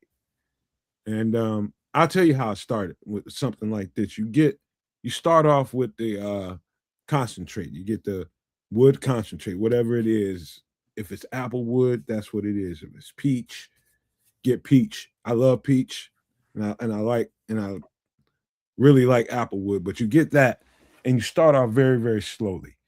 What you do is you get that, you get the brown sugar, especially for this one. You get the brown sugar and the cinnamon. Put a small amount of each one of those 3 things in there. Give them a good stir up. Stir them up real good. Put it on your fingertip and taste it. After that, that's when you start, really lightly putting in some of these other ingredients. I think the strongest thing outside of the apple wood, brown sugar, and cinnamon, after that is the chili powder and the black pepper. Salt, you definitely got to be light on that. Yeah, you got to be light on the sea salt, man. You do. It'll overpower the whole thing. You start with those things, and as it's starting to come together, you just like, okay, I'm feeling this. Give me a little bit more brown sugar. Give me a little bit more cinnamon. Give me a little bit more apple wood. And you start to build it. And don't let your taste palette be the only one that helps you build this thing. Luckily for me, I got my number one next to me. I can have her taste, and she's just like, you know what? That's good. And then I add the mustard powder to it. The dried mustard powder is a key. Very key to this thing. You add that to it, and then I taste it and I'm liking it. I have her taste it. She's like, you know what? That's different. She said, okay, what you gonna do next? I'm gonna add some more to it. And then I add a little more mustard powder to it. She's like, all right, that's too much. That's when you start layering on other stuff. So it kind of hides the mustard powder. And so you're steadily building up this rub by taste. You taste it as you go, just like you do with anything else you cook. If you're smart, you taste it as you go, so you know what to do and what not to do. You know what I mean? So same thing with the rub. Cool. My bad, kids. Go ahead. No, I'm just agreeing with what you're saying. I fully agree. Any thoughts, Trip? Yeah, it's good stuff. And these are, the kind of things that you can, prepare ahead of time, just have in a jar on the shelf, with the rest of the spices that are, labeled and ready to go. And throw them on your beef, throw them on your pork, whatever. I was just about to say that. It started off with just ribs, the applewood rub. It turned into chicken quarters.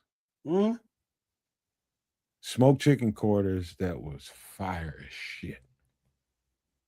Now, me, I'm one of those people that I believe that the better you cure your meat, and I mean how you season your meat and cook it, how well you cook it, you may or may not even need sauce.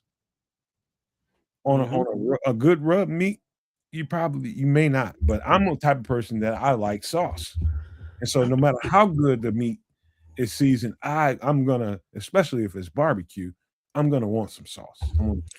There's some places, that you offend the pit master or offend the chef if you ask for ketchup or barbecue sauce or steak sauce, what have you, because the flavoring of their meat, is something that they've spent a lot of time perfecting, and it's like, nah, you don't need no damn sauce. Eat that meat.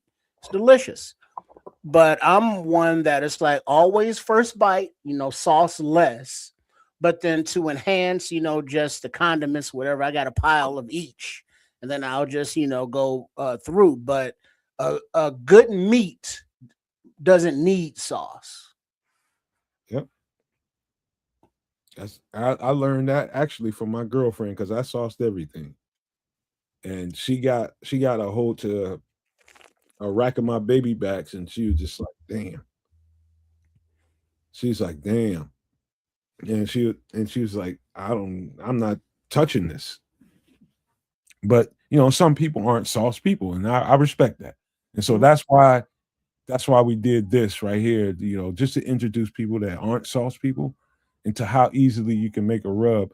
Because we talk about food all the time on the channel, and I just wanted people, you hear about, okay, this rub or that rub. I wanted to show people how easily you can make it. You got probably at least 50 to 70% of the shit in your cabinet now. Just got to go ahead and start making it. And I'm one of those that, growing up, after eating, a slab of ribs, yeah, I said slab, don't judge me. But, there's sauce on my cheeks, on my forehead, on the back of my wrist for some reason. I don't know. I look like Red Baron does after, his Mr. Nasty time. Whoa. So it's one of those things where you just, and then a side of fries, maybe some coleslaw, some white bread. Come on. Yeah. You know what, Trips? Same thing goes for this. Anybody want to read it off? Feel free. So what do we got? Chicago steak rub. The ingredients of black pepper, sea salt, cayenne pepper, garlic powder, onion powder, paprika, mustard powder, thyme, and coriander. Circle that last thing down at the bottom. Yeah, very specific taste, flavor. Mm-hmm. Okay. All right. I'll have to, because this is like barring the mustard powder and the coriander. This is basically what I would be doing for my steak. You know what I mean? So find a little coriander, throw that in there, and give it a test. A little bit of mustard powder as well. Give it a test.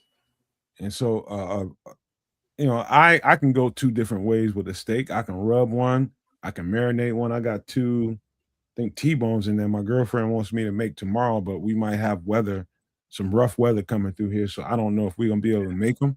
And so when we get off the show, we'll find out what time that weather is supposed to come through here, and we'll find out whether or not I can either rub these steaks or put a marinade on it tonight. Personally, I'm a marinade guy. And that's what my girlfriend enjoys is a marinated steak that I did. However, I do enjoy a good rub steak. I don't know about y'all, but a good rub on a good steak, fire grilled, is second to none. Second to none.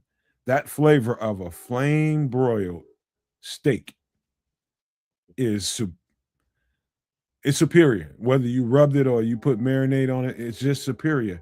You can fry one, you can bake one, you can put one in the air fryer, a damn microwave if you want to, and just really mess up your whole life. But any way you want to do it, if you flame broil a steak the right way, whether it's a rub, whether it's a marinade, you're going to come out with a superior product. And now I'm telling you, this Chicago steak rub, kids, I was really strong Montreal rub. A Montreal steak spice, yeah. I was really strong on this for years. I love that flavor. It's good, man. It's a love good mix. It's a good mix. it. You try this, and I'm not going to say this is going to change who you are and what you are, what you like, but I'm telling you, something about this rub. Now, I tell you, outside of the one I made myself, the Weber Chicago steak rub is outstanding. Outstanding. So if you're going to buy one at the store, I'd suggest the Weber. They got Laurie's, they got other ones out there. There's a lot of people make steak rubs, but the commercial one that I bought is Weber, and that was out freaking standing. I don't know if y'all get that product in Canada, kids, but that's something you want to try. I don't know. I know we get their grills, Weber grills. So I could only assume that we probably also get the rubs around here somewhere. I would have to go and look for it. The Montreal steak spice is I kind of swear by it. Like I generally use that. I do too, by the way. There's a few others that I have been known to use, but they're more restaurant specific. Like if a restaurant has a specific spice, I might grab that. But the Montreal's so good, man. I had an air fried steak today, and it was just a little piece of sirloin. It was so good, man. Like just put it out there. I didn't really know you could do steak in an air fryer. It just sounds counterintuitive to me. Damn. Yeah. It came out almost perfect. Like I was very surprised. Oh yeah. Mm-hmm. Yeah. Shit, I'll blow your mind if I tell you that I made a slab of ribs in Instapot before. Whoa, for My real? girlfriend love that shit. And I don't want to do it no more. Fuck that. Crazy. Mm-hmm. So there's many different ways to skin a cat. Not that we skinning cats, but yeah. No, but like speaking of the Weber seasonings, they have a whole family of different flavor profiles. From the Montreal seasoning to the Chicago rub. They have a cocoa powder chocolate based one. They have a Kansas City rub. So they get jiggy with it. I'll tell you another little secret that I did, and I just stumbled into this. One time, I was at one of my friends was at my house, and we got a little effed up. Let's just say that. and I had some ribeyes in the refrigerator, and I was trying to figure out what we was gonna do. We was just gonna kick in and have a couple of ladies over and shit. And I was just messing around, man. And I was just like, and let's just say we was puffing a little bit. And when you puff, like when I puff, the creativity in me comes out. And that turns me into a music producer, a writer, and all kinds of things that I can do. That brings that element out of me.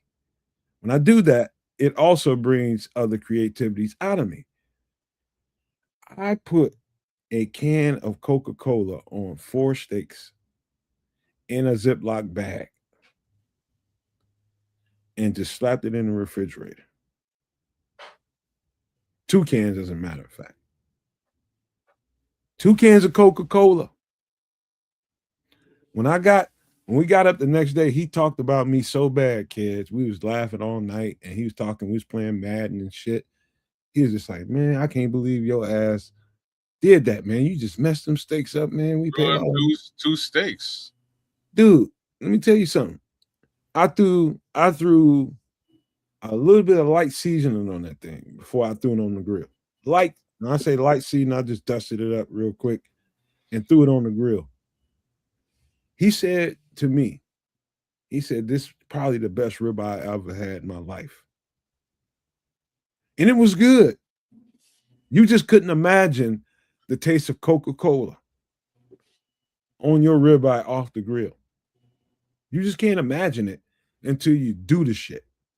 You isolate in a Ziploc bag. First of all, it's going to make it tender because of all that acid in the Coca-Cola. But the sweetness that comes with that, with the dense piece of meat, and then you throw a couple of bitter seasonings on top of that, dude, I am telling you, it's top 5 in the steaks I ever ate in my life. Crazy. Sounds like a very interesting idea. Try it one time. There's no effort to it. Drop a couple of Cokes in you make one for you and your girl. All you need is 1 Coke for that matter. Just one, 16-ounce Coke. Just drop it in there so it's fully. So when you lay it down in that Ziploc bag, it's fully gonna submerged. Yeah, and then somewhere at some point in time, flip it over so you make sure it goes all the way through. Flip it over. Then when you get it out, throw a couple of little seasonings that you like on top of that thing, slap it on a hot-ass grill with fire, and watch what happens. Kids, you're going to be like, you son of a something. Sup, Crooked? Snap, we got to get your boy on here. Flavor profile for coriander. That Coke, I'm telling you, man. Coca-Cola. That sounds crazy to me, man. You know what I mean? Until you do it, and you got to put it on a hot flame, man. That char is going to make it special, bro. The coriander seeds have a warm, nutty, and slight citrusy flavor, often described as having hints of orange, spice, and pine. When toasted, these dried seeds develop a more aromatic, woody flavor, commonly used in curries and spice rubs. What up, Crooked? I see. Oh, well, here's something that you may not know. Conversely, the fresh leaves, often called cilantro, taste bright, citrusy, and herbaceous to most, though they can taste like soap to people with a genetic trait. So it's in the cilantro family. That coriander is special. It's gonna bring. It's like if you go out to go get you some fried chicken or something, and you go out and you just like, what is that flavor in there that I can't describe? It's just like something that I know I taste it, but I don't know what it is because I'm looking for it in my cabinet. I've tried. It's the coriander. Interesting. It's coriander. The comparison to cilantro. Cilantro is like one of them things that I can take it or leave it. I don't, it doesn't do it for me. Just me. Man, I can't have no tacos or burritos without no cilantro and sour cream. You need the cilantro, right? So you're about that. I'm not sure. I'm about that one. I can take it or leave it. I don't need that. Man. What up, Cricket? Right on, right. Coriander, I think garlic, mustard powder, two very, very, and I'm just gonna say more recently for me. I've always had it, but more recently for me, cumin. Well, it depends what are you doing though? What are you doing with the cumin? Anything. Well, like cumin, I think was one of the spices in the cheese sauce that Chef Trips made earlier. Yeah, he put a little bit of cumin in there. Yeah, he did. Yeah, cumin goes in a lot of Tex-Mex and Mexican dishes as well. Yeah, chili powder. Like if you were to take your finger and taste some chili powder and then do the same thing with cumin, you would see where the cumin influence is in the chili powder. You could do the same thing with curry powder. Cumin is a very important spice to both of those, flavor melanges, for lack of a better thing to call them, because like curry and chili are sort of a mixture of different things. But yeah, cumin plays a heavy role in both of those. Hey, you know what? Also, you'd be surprised how regular your food would taste depending on what you make without some thyme and bay leaf too. Yeah, thyme is a very important thing. It really is. And you kind of overlook it. I used to overlook it quite frequently until two things. First thing is like I really started getting into cooking Jamaican food, and there's thyme in everything. And then I kept running out of time, like puns intended, anyways. But I kept running out, and I was over at my auntie's house, and I was like, man, I gotta go to the grocery store, get some time because I gotta make some rice and peas when I get home. And she's like, I have a garden full of time. You need time? I was like, oh snap! So now I've got like the holy grail of time moving forward. Anytime I need it, I go get some time. You ever had so I'll just say this: fresh thyme is different than dried thyme, crushed. You're damn straight. So much better. You say fresh is better? I say fresh is way better. Well, it's kind of like I'd say sage. Like that's the taste of Thanksgiving for me. So when it comes to Thanksgiving, that flavor profile, sage, is coming through in dressing, it's coming through in turkey and all that kind of stuff. It can be very, very, very overwhelming. Like fresh thyme is very strong. Yeah. Whereas the dried crushed thyme, you can kind of hide it a little bit amongst the other seasonings.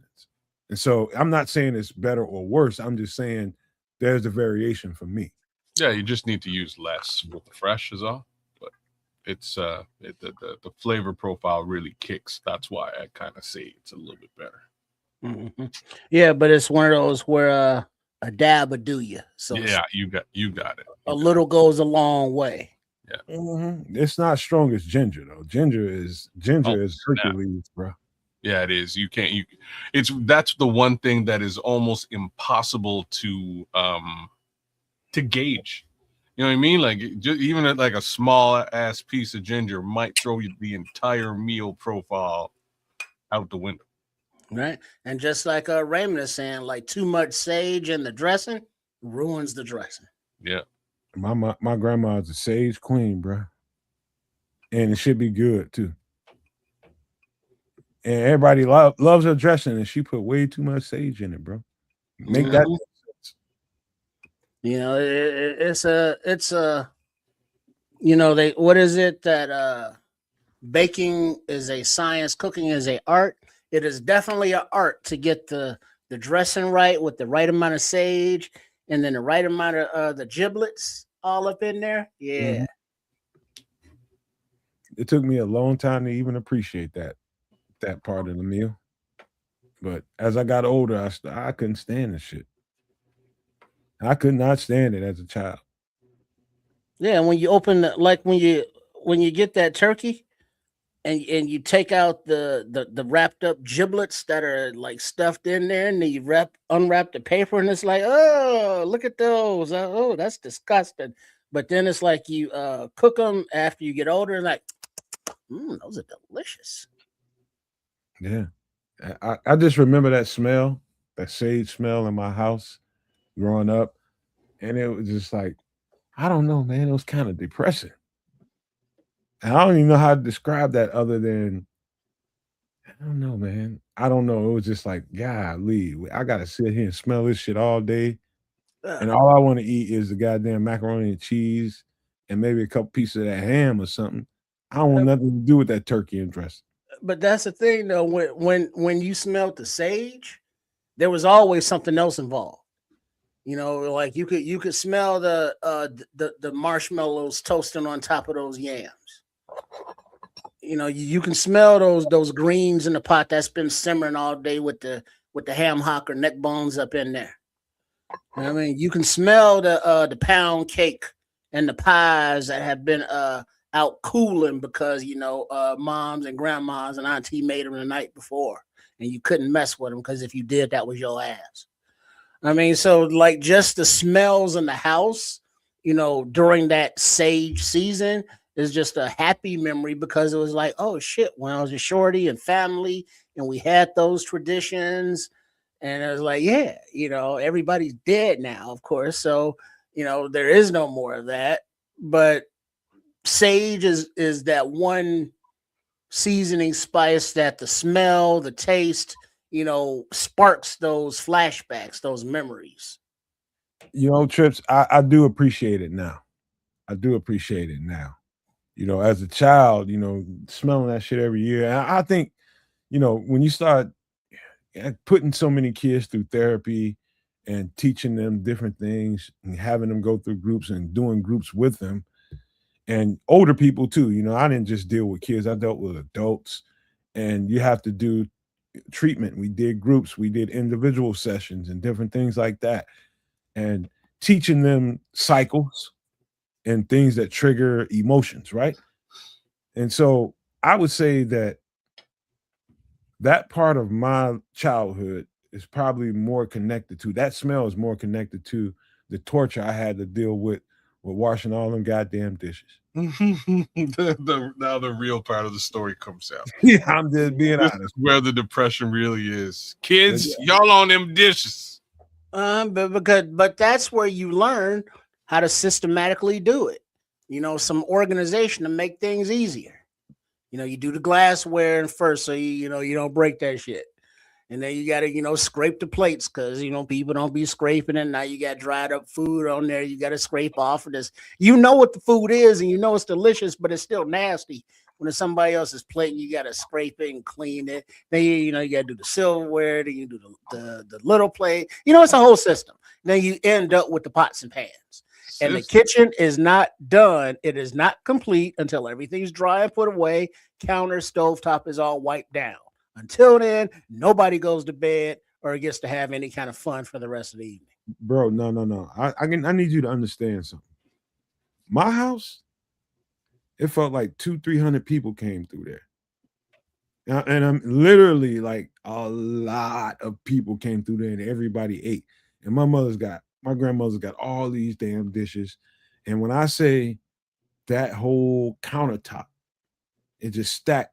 When not only the dishes that people ate out of, those kicked up ass pans that everybody done baked everything in.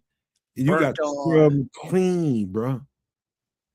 And you sitting there for hours, bro. I'm not playing, bro. It ain't no just, I'm going to go to the sink and I'm just, nah, dog. You finna sit there and you got to soak some shit for an hour. And you got to get to that last. Mm-hmm. And it wasn't like, you had, a phone or a device back then to listen to a podcast or watch a video or something while you was doing it. That stuff didn't exist. No. You had to just bust them suds. Old school. I ain't gonna tell you all that. Now, it was things going on that can divert your attention, but that would have been a waste of your time. There was plenty of shit that you could be on the phone. You can be doing all kind of shit. But what you at the end of the day, you ain't going nowhere till you finish and clean up that goddamn kitchen. Well, so you might want to get to it. But how much of your time did you spend ear hustling, listening to the adults talking shit about each other, and while they getting their little sip on? Plenty of that, but you too damn depressed to enjoy it. Because you looking at all that mountain of goddamn dishes, man. Was it just you, or did you at least have a partner or two? If you got sick, if it was your week, like we did weeks in my grandmother's house. Oh no. If you had your week, Thanksgiving, you're cooked. It happened to me about 4 times. Oh, oh, that's too funny. It's your week. No matter, it's your week for the dishes, man. If it fall on your week, that's what it is, man. I'm sitting there, my cousins and uncles are sitting up, cracking up, laughing at me. Ooh, they talking shit to you. So it's like you dealing with a damn cackle roll of fucking clowns that's just harassing you the whole time. Boy, wait till you have to get to that dressing pan, boy. You ain't gonna be able to get all that off. I'm gonna watch it. It was crazy. You got spectators to make matters even. It was horrible, bro. That's terrible. It was horrible. But one of the movies we're gonna talk about tonight is gonna, kind of reminds me of that in a way, but in a different setting. But how about this, man? We need to talk about some Chicago Bears. Unless y'all got anything else to say about season, steak rub, or your crazy ass experiences with any of that stuff we just got to talking about. Nope, let's do it. Mm-hmm. And one day, we'll all be able to afford steak again. One of these days, but we'll get to that in some other life, probably. But let me get put the banner up, and one of you guys feel free to narrate what y'all see. Let's see. Bears news: top 30 visits confirmed. A wide receiver, Dejon Stribling from Ole Miss. Defensive tackle Grayson Halton, Oklahoma. Defensive tackle Caden McDonald, Ohio State. Center Jaeger Burton, Kentucky. Quarterback Allen Calica something Greek. Rutgers local visit. Brian Parker from Duke. Tight end Dan Villari, Syracuse. Running back Seth McGowan, Kentucky. Linebacker Jimmy Rolder, Michigan. Good ass job on the fly there, Trips. I'm gonna cover you right quick. That's Dejon Stribling from Ole Miss, Grayson Halton from Oklahoma, defensive tackle, D tackle Caden McDonald from Ohio State, Jaeger Burton from Kentucky, center, quarterback Ethan Kaliamakis from Rutgers. He's a local visit, so that didn't cost us a 30. Interior offensive lineman Brian Parker from Duke, tight end Dan Villari from Syracuse, Seth McGowan, running back from Kentucky, and linebacker Jimmy Rolder from Michigan. Those are the confirmed visits for the Chicago Bears. The only one that I don't really know anything about, I know who he is, but I haven't done the work, is the interior offensive lineman out of Duke. I haven't done the work on him, but everybody else, feel free to shoot some questions, because I got them all in here and ready to talk about. Is Jaeger Burton a straight up center, that can develop for a year behind Bradbury, or is he like more of a versatile interior offensive lineman like Parker over there? Well, let me pull him up. The tape that I saw is him playing center. So Jaeger Burton is about, let me make sure I got the measurables right. He is 6'4", 313 pounds. No, 323 pounds. Jaeger Burton is 6'4", 6'3", 6'4", whichever one, 323 pounds, which surprised me. That really surprised me, his weight, based on the movement that I saw. It doesn't look that big. Nah. No, it doesn't. Nah, but he's carrying some weight. Probably in the trunk. He's a big dude, but he can move. Probably in his legs. And so what I saw was a football player that absolutely fits what we do offensively, scheme-wise. He can move in in wide zone really, really well. He can handle business in mid zone or inside zone, as they call it. Zone scheme offenses. Jaeger Burton fits that mode very, very well because he lines up well, he moves well, and he executes his blocking assignments really, really well consistently. And so, what you're always looking for whenever you're looking at, especially offensive linemen, is what is it that you do, and what do you do consistently? Is it play in and play out, or is it okay? All right, it looked good for a couple of plays, and the next thing you know, I'm seeing functional flaws and stuff like that. Jaeger Burton is really clean on tape, really, really clean. He's going to be a solid center for a long time in this league, and in fact, I think that's probably why they brought him in here for a 30 visit, is because they probably don't think they have any chance to draft him when they want to draft. And so we'll get our eyes on you just in case in a few years we might have to pick you up off of somebody. So he's a solid, when I say solid, extremely solid, physical stud up front that executes very, very well in outside zone, which we run in Chicago, and inside zone. Very well.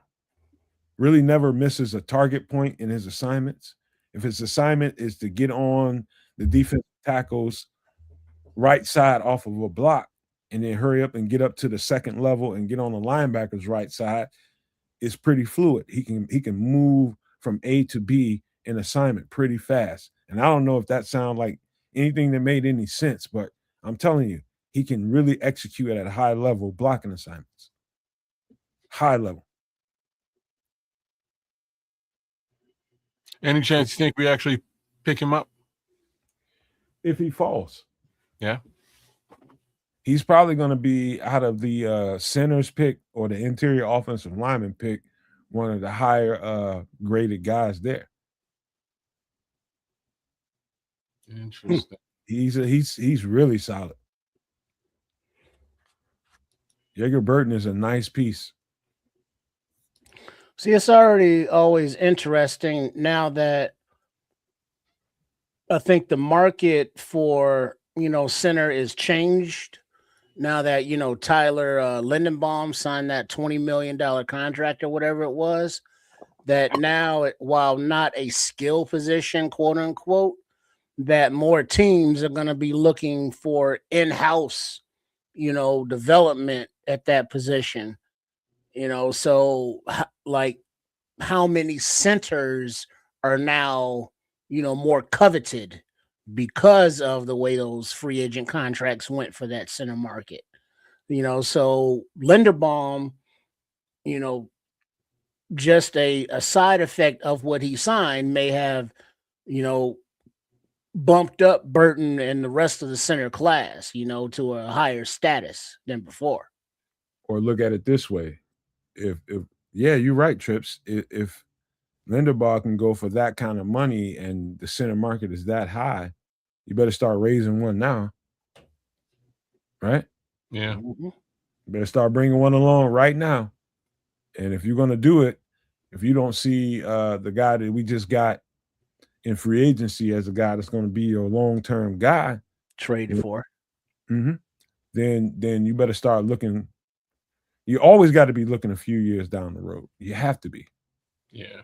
If you're Chicago Bears, but especially with these guys, that market really exploded this year. You know why? It's because good centers that do everything well is hard to find. They're communicators. They're information gatherers. Jaeger Burton is an information gatherer that communicates to the quarterback. And I'm talking about all pre-snap. It's a fast process. Communicates to the quarterback and also communicating with the offensive line. So he's figuring out what's going on defensively that the quarterback needs to pay attention to. And then he's communicating it to the offensive line to make sure they're set right to execute whatever their blocking plan is. And so it's a cerebral job as well as a physical one. Well, yeah, we're glad we're looking at least one prospect at this position, man. definitely, in my opinion, a position of need, just not necessarily this draft. We'll see. All right. Y'all want to get Well, to but that's the question. Like, if the next draft and knowing that Bradbury, who we did trade for, is only under a 1-year contract at 30, 31 years old, however he is, would you want a center to come in and start in 2027 as a rookie versus drafting a rookie this year, letting him develop all of, the upcoming season and then have him start? While it may be his first time starting, he technically won't be a rookie anymore. Here's the thing, Trips. What I think about that whole thing you just said is it's not ideal to bring in a rookie in the NFL and thrust him into a starting role unless you have to. You know what I mean? And the idea I think is that's going on in Chicago is don't put a rookie center into that position. Get somebody to make sure you spot fill that role, and so he can start learning, and so that it's not as much on him in his rookie season in the NFL. He did it well in college, but that's a different world. This is different. So that's why it's not ideal, and that's why it makes sense to get a free agent center and signing for however long they signed. Was a year, 2 years, however long it was. That's what the idea that we're gonna have to draft and fortify this position, and this is how you do it. You make sure that you don't have to thrust him into that competition right away. You can take him and sack him a little bit and get him. Remember that Bradbury wasn't signed; he was traded from Buffalo, and he still only has, I think, 1 year remaining on his contract, and he, hasn't been extended as of yet. So as far as it stands, this is, his one and only year right now. Right. And so here's the idea. You're getting a known commodity that can perform at a high level in NFL football play. You're getting that for a year. What you think you're getting is a guy that you think that can perform that way as well, given his opportunity. What you don't want is to thrust him into that role too fast. And so you fortify the situation by getting a free agent so that he doesn't have to. Trust me, this is good. If they draft a center, wherever they draft a center, whether it's early or later, having a free agent here for a year is going to give that kid an opportunity to adjust to the game on this level. Gather information, get his body right, and adjust to the rigors of 18, 17, 18, 19 game season. 22. Yeah, whatever. However many games it is. Travel to about 4, 5, 6 countries. Much more rigor than it is in college. Much more. Y'all think it's good to take the banner down or leave it up there? No, you gotta take it down. All right. Y'all want to get to another guy? Yeah, what's up with that with the tight end? Knowing that Cole Kmet is our inline guy, Colston Loveland is our move guy, our threat. Where does tight end Dan Villari from Syracuse? Where would he fit? He reminds me so much of the tight end that Detroit ended up trading, I think, to Minnesota. Hockenson? Yeah, they sent Hockenson over there. He reminds me of him a little bit. Now, I'll tell you the features about him that really, really stick out to me is, of course, he's a solid blocker. They're not even going to consider you in Chicago unless you can block in this offense as a receiver. They're not. So any receiver, whether it's a tight end, whether it's a receiver, a wide receiver, even a running back, your ass better be a willing blocker, or you won't show up on the screen here.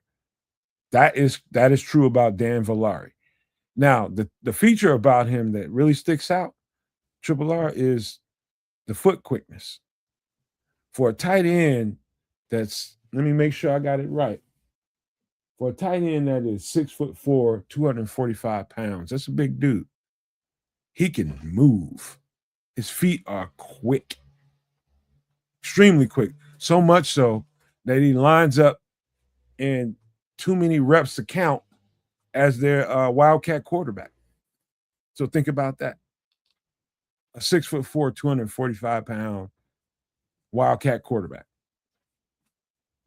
That guy you can line up as your U tight end. What a U tight end is a quasi fullback that can line up inside the backfield and can flex out to an interior tight end.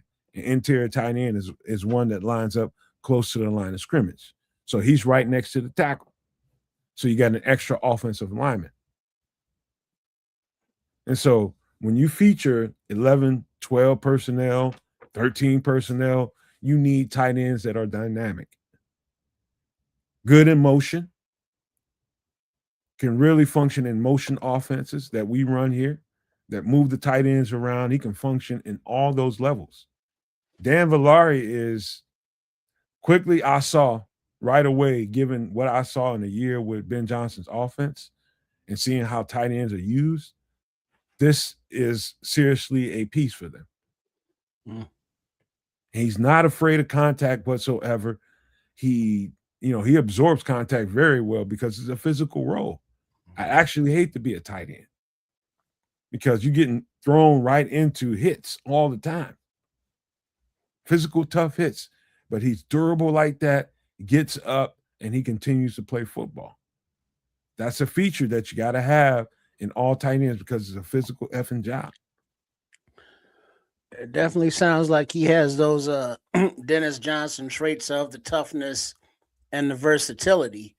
And, considering that Durham Smythe, he got a lot of reps last season, at fullback, at tight end, in motion, doing a lot of different things. And he went with Declan Doyle out there to Baltimore.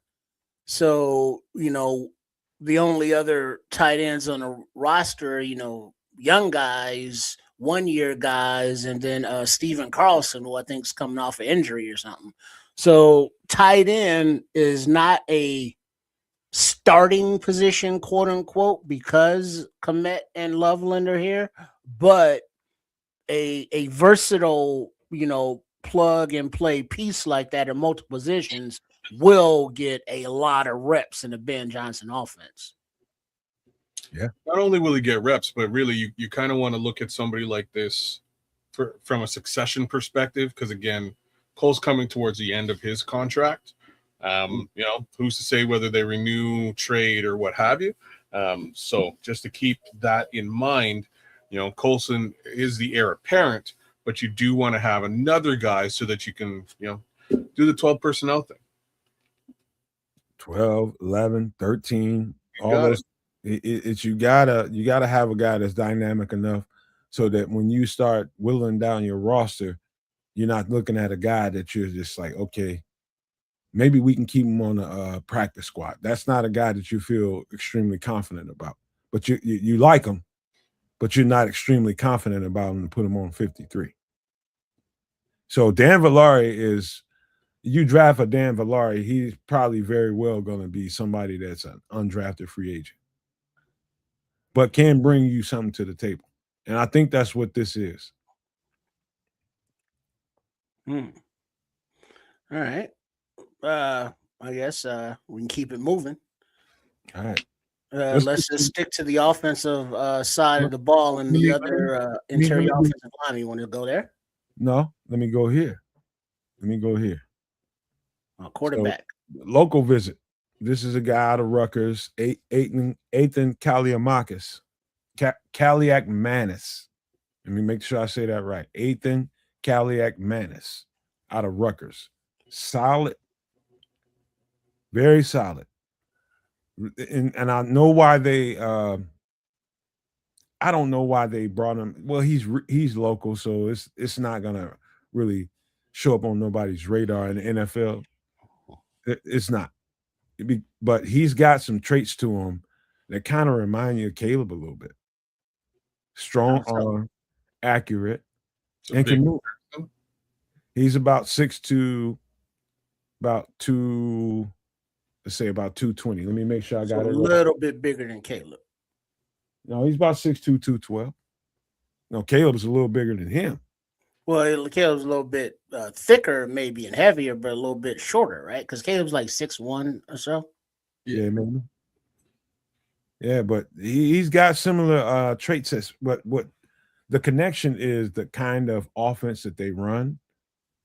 It's a run-based offense, play action kind of offense. They run a little bit of a lot of RPO, just like every college, but he's very accurate, and he's got a nice touch on the football. Good read of defenses. You can tell that he studied.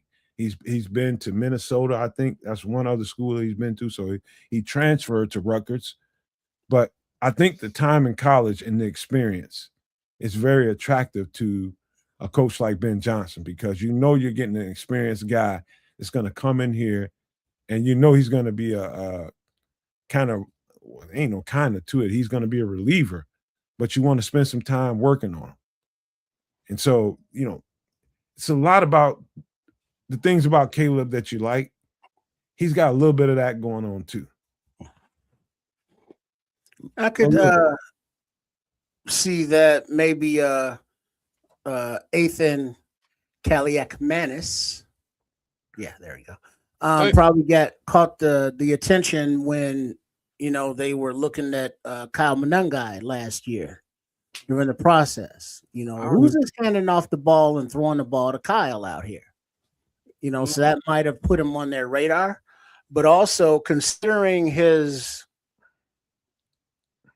how do I phrase this without being insensitive, but lower stature, not being one of the top quarterbacks, it's possible that with Tyson Bagent and Case Keenum, now re-signed, that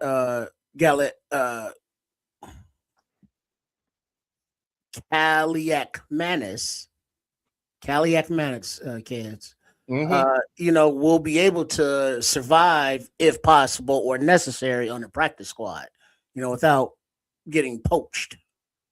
If they spend too much time with this cat, he's got the kind of traits. Again, man, anytime you got a guy that's been in college for a long enough time, the longer you're there and the more experienced coaches you have, the more you learn and the more you adjust. His drops are quick.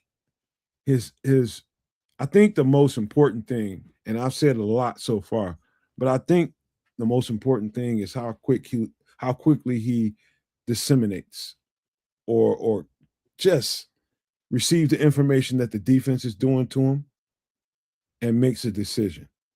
And I'm talking about in split seconds. So he's reading, like, if you got a front showing you a blitz and the backside of it showing you a cover 4, knowing where the cover 4 beater is. You know what I'm saying? So that sounds real football-y. And so if you got a cover 4, basically you got a cloud in your secondary. You got people all over your secondary, and they're trying not to show you anywhere to throw the ball. Where is your cover 4 beater? Is it your wide out? Is it your tight end? Is it your running back? 9 times out of 10, it is not your running back. It's going to be one of your receivers that's going to dig into one of those little spaces and make a play on the ball. But can you deliver that ball in the right time? His timing is really good. That's what I'm trying to get at. He makes a cloudy situation not so bad because he always delivers the ball to the right place. And in layman's terms is always making the right decision, putting the ball, even when there's nothing there, always putting the ball where it needs to be, whether it's in a receiver's hands or running back's hands, tight end's hands, or throwing the goddamn thing out of bounds, making sure it's not a negative play. This is what coaches teach them. And so when you got that kind of decision maker at the quarterback, of course a coach like Ben Johnson is going to be attracted to it because you don't want to really have wasted plays, but this guy's not making a bad situation worse by turning the ball over. You get it? And so he's just always making right reads and right decisions. Perfect, because we're looking, we will be looking for a developmental talent in that respect as well. Much like I just said about the tight end position, Who knows whether there are rumblings about a certain Mr. Bajent going on, as well as potential future retirement for Case Keenum. So those guys could be in flux over the next little while. And you want to have a talent that you can spend some time developing and turning into the backup of the future or a potential starter. All right. Make sure we get to everybody here. Yeah, we need to talk about this guy right here. This is running back Seth McGowan out of Kentucky. I think we briefly talked about him a couple of weeks ago here because I think he was whispered as somebody they wanted to bring in here. Seth McGowan he's had some college boy experiences. Let's just say that he's been in college and he's had some run-ins, a few little I don't know what you want to call them, behavior problems. People might want to call them, but just young people problems. I don't call them behavior problems. He's just young and running into shit. I tell you what, the person I am right now, I wouldn't be without some of them run-ins I had when I was in college. You have shit that happens, man, and his shit happened to be public. He had a couple of incidents, and it wasn't nothing that's going to be like, okay, he ain't worth. No, I don't want to bring no, behavior person into my locker room. No, it's not that. He's just young. But man, he's a stud running back without those infractions that he might have had. He's probably talked about as the top 3 to 5 running backs in this draft class. Period. He's in that conversation with some of these guys that everybody likes so much because he can produce. Seth McGowan is, be honest with you, when I'm watching him run and watching him do the things he does, he reminds me of DeAndre Swift.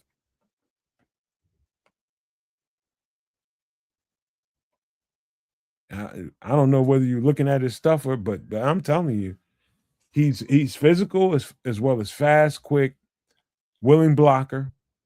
And I think that's going to be because he's about 6'1", about 212 pounds.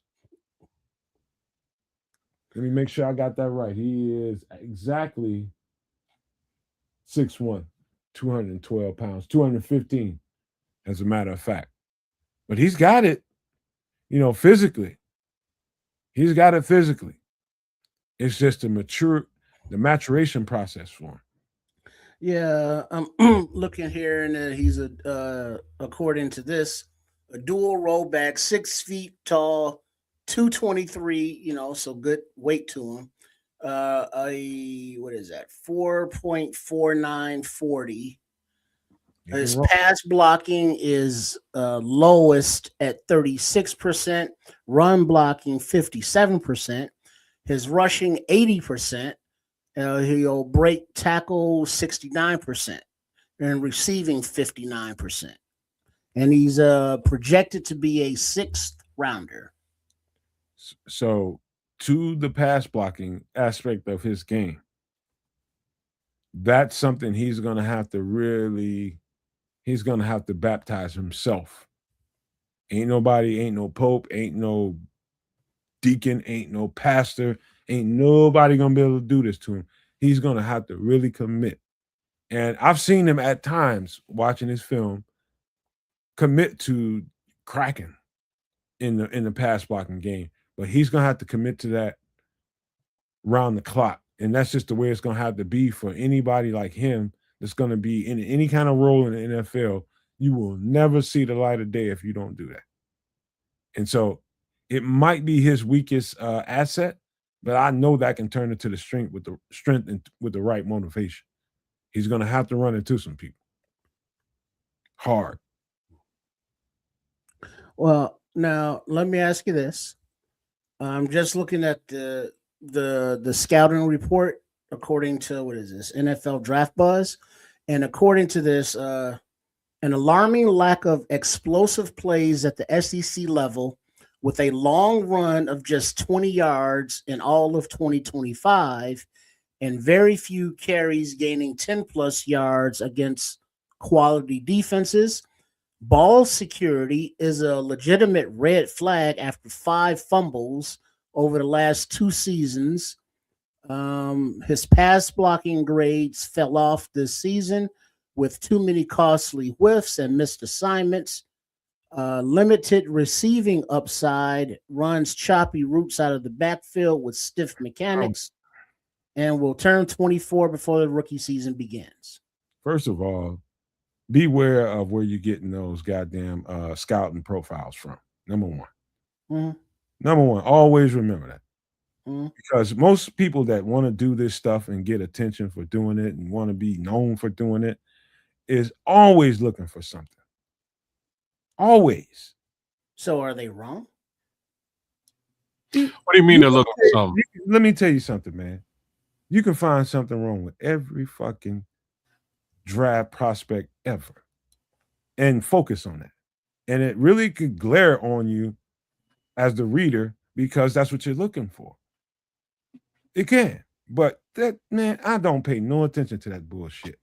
Most of them people don't know what the fuck they talking about. Well, and does he have a history of fumbling? No, not necessarily. So they made up So those. if he got 5 fumbles, that means he's a fumbler. I mean, but you didn't see that on tape then? Not necessarily. Well, I mean, they're not, I don't think, making up the stats. Well, let me finish this, man, because this will carry on to something else. I just don't like these people. Anybody can make a website and sit there and act like there's some kind of fucking NFL scout. Ain't played nan bit of fucking football. But did he have 5 fumbles or not? If he did, what I'm saying good. to you is don't listen to the shit. Well, it's not. I mean, is it factual or isn't it? It's a yes or no. You got 5 fumbles. You got 5 fumbles. How'd you get those 5 fumbles?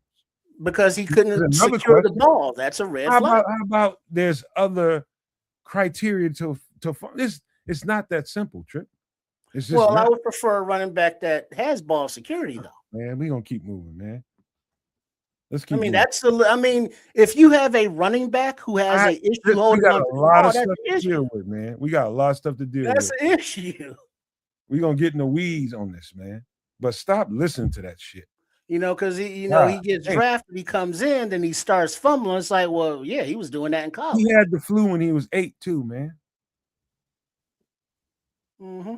Did you know that? We can't draft him. Yeah, well, if he could hold on to the ball, hey. Yeah. All right. I suggest don't look at that shit. Well, what about the breakaway runs? Did you see on tape him showing his speed or explosiveness and taking it to the house? Kentucky had a pretty shitty offensive line outside of maybe the interior. I'll leave that for you to speak to a little bit more.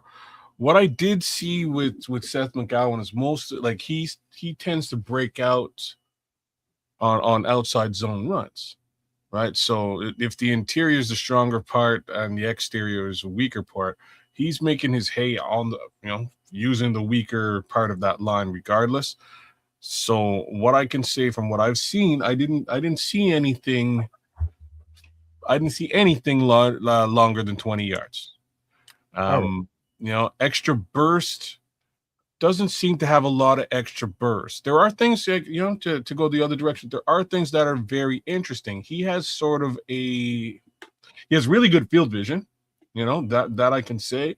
He has sort of like, I want to call it a juke or sidestep or jump cut. He has, I guess I'll call it a jump cut. He has sort of like a move that allows him to sort of cut the field to the side, and it makes it relatively easy to take advantage of those outside zone runs. I see a lot of 7, 8 or more outside zone runs from this young man. Physical runs, aren't they? They are. He keeps trucking like David Montgomery, right? Like it's probably what I would compare there. He's got that.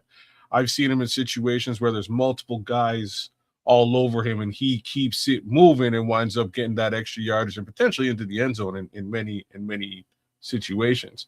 Other things I don't see You know, I don't see him seeking contact. Now, let's be frank here. It's awesome when you see a running back do it.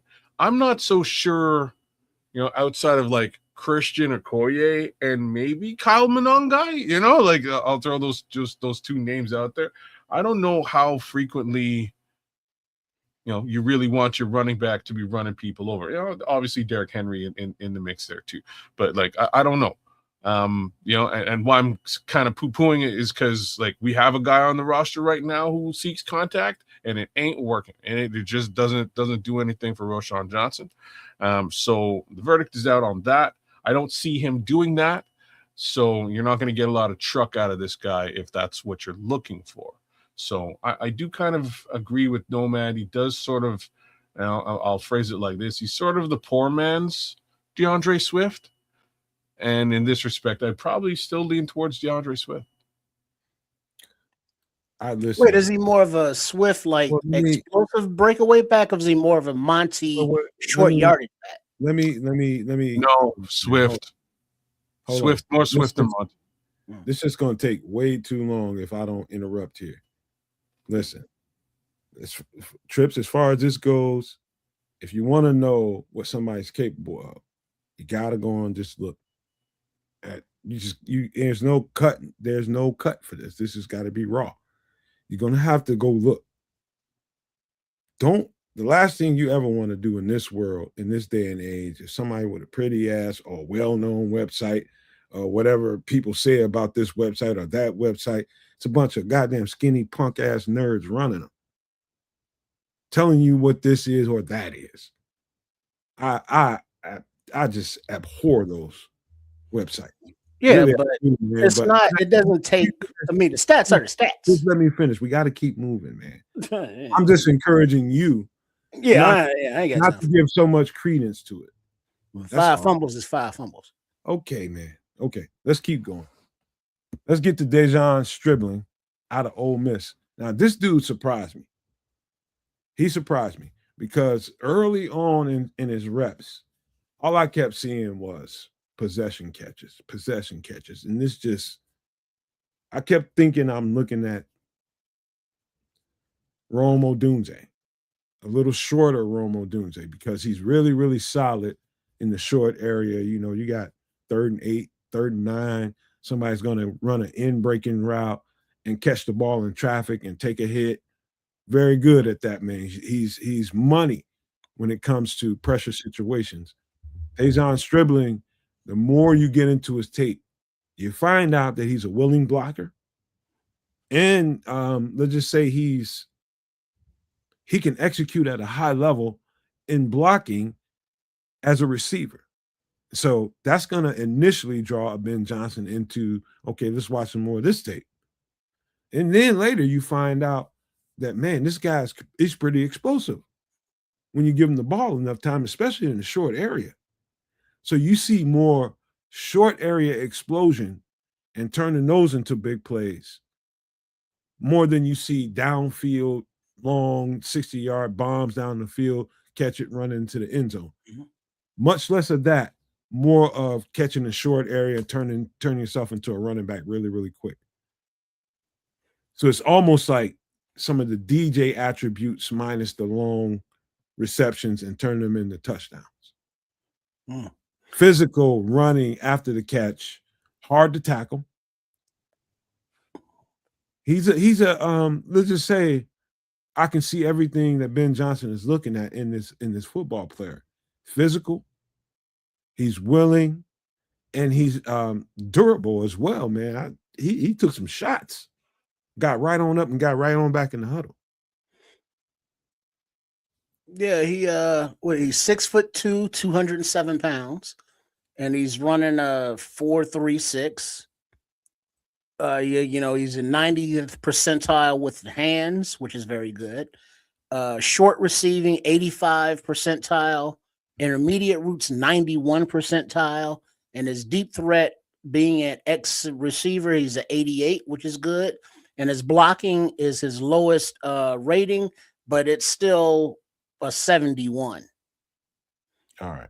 So he can, you know, he seems like a He's from Hawaii, which is cool. So yeah, the toughness and the after catch running ability is definitely a DJ Moore quality. And and it seems as though that Mr. Stribling was the Ole Miss go-to guy. When it needed third down or a big play, he was their guy, even though he wasn't, like Nomad was saying, the big play guy. He would be Mr. Reliable and turn it into a big play. Too many times I've seen, before we get out of this, too many times I've seen him take a little something. I've seen him burn Georgia in a big game 2 to 3 times. Just burn them. Absolutely. They have the right coverage set up. They got the right plan in place. And this guy individually, just individual effort, just completely dominate the entire defense by just being a dog. And that's what it comes down to. If you're gonna draft a guy, you draft the guy, based on his consistency and what he does, little attributes, blocking and all the different things, hands. Sometimes he lets that ball get into his body. I ain't like that. But when it came down to it, to make a secure catch, he used his hands and it was secure. Didn't fumble the ball after the catch, any of that stuff. But in his big games, against the biggest opponent, in his mind, when he's facing the Georgia Bulldogs, this last year, he was dominant. It was him. It was him. So Dejon Stribling is going to be a piece for somebody, whether he's in the Chicago Bears uniform or not. But his attributes, I think, are extremely strong. And his body's going to get even stronger. His ability to be able to break tackles and just run through contact, that's a strong attribute.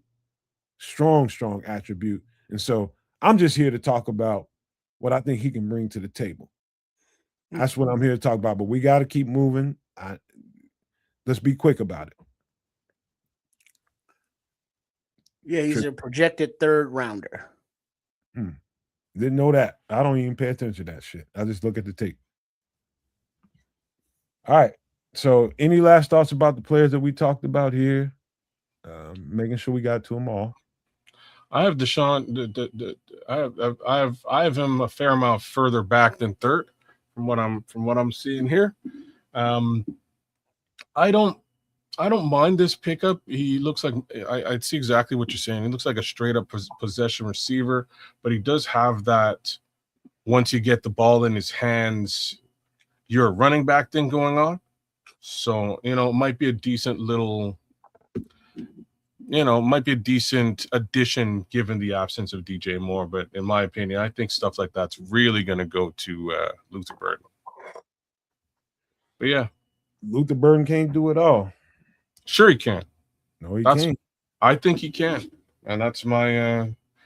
I believe in Luther Burden, boys. I'm gonna say that loud and clear. I also believe in Jahdae Walker. These are two guys that I think are really going to make their impression felt on this wide receiver core this year. No offense, Rome. You've got a little bit of work to do. I'd like to see a lot more from you, but it's not really offense I'm giving. It's just that I see something special in Luther Burden, and I also see something special in Jahdae. I think they're going to really, really turn up in 2026. All right. This is one thing I would say that stuck out to me after watching this cat. Now, this is one of the guys that I looked at a little bit earlier on, so I knew this guy before they brought him into here for a visit. And so I was getting to some of the receivers. He's one of the guys that got circled up. And so a couple of months back, I knew who he was. Now, what I started to think was, okay, we just let go of DJ Moore. I know the contractual stuff that came with it was a good reason to do, right? If you can get somebody to take on that contract and you can get that out of the building, okay, good for that reason. But then you put that to the side. Now you're starting to look at a whole.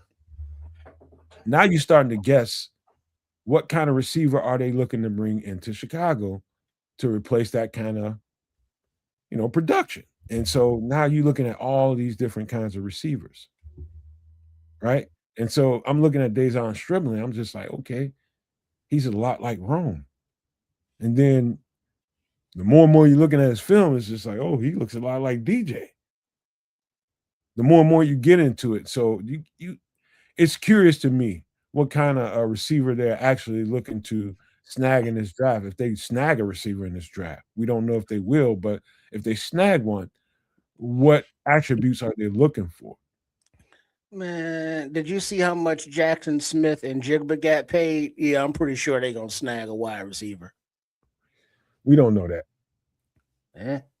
This is one of those things where that skill position, you're gonna take a guy every year.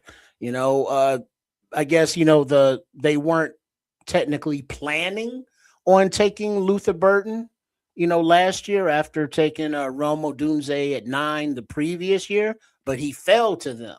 And so serendipity, they took him, and now you got them, and as you hear kids singing their praises. If a Stribling falls to them in whatever round and they feel that it's like, man, we can't pass up on this dude, wide receiver could be a pick, even though it's not a top need. We're talking about possibility. Anything it's all possibility.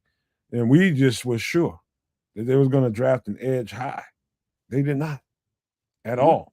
They didn't draft an edge at all. At all. So that's what I'm saying. I'm speculating, just playing different scenarios around in my head about what they're looking for in a receiver. Given the fact that we have Rome Odunze, we have Luther Burton, those two guys are two different players. They bring two different things to the table.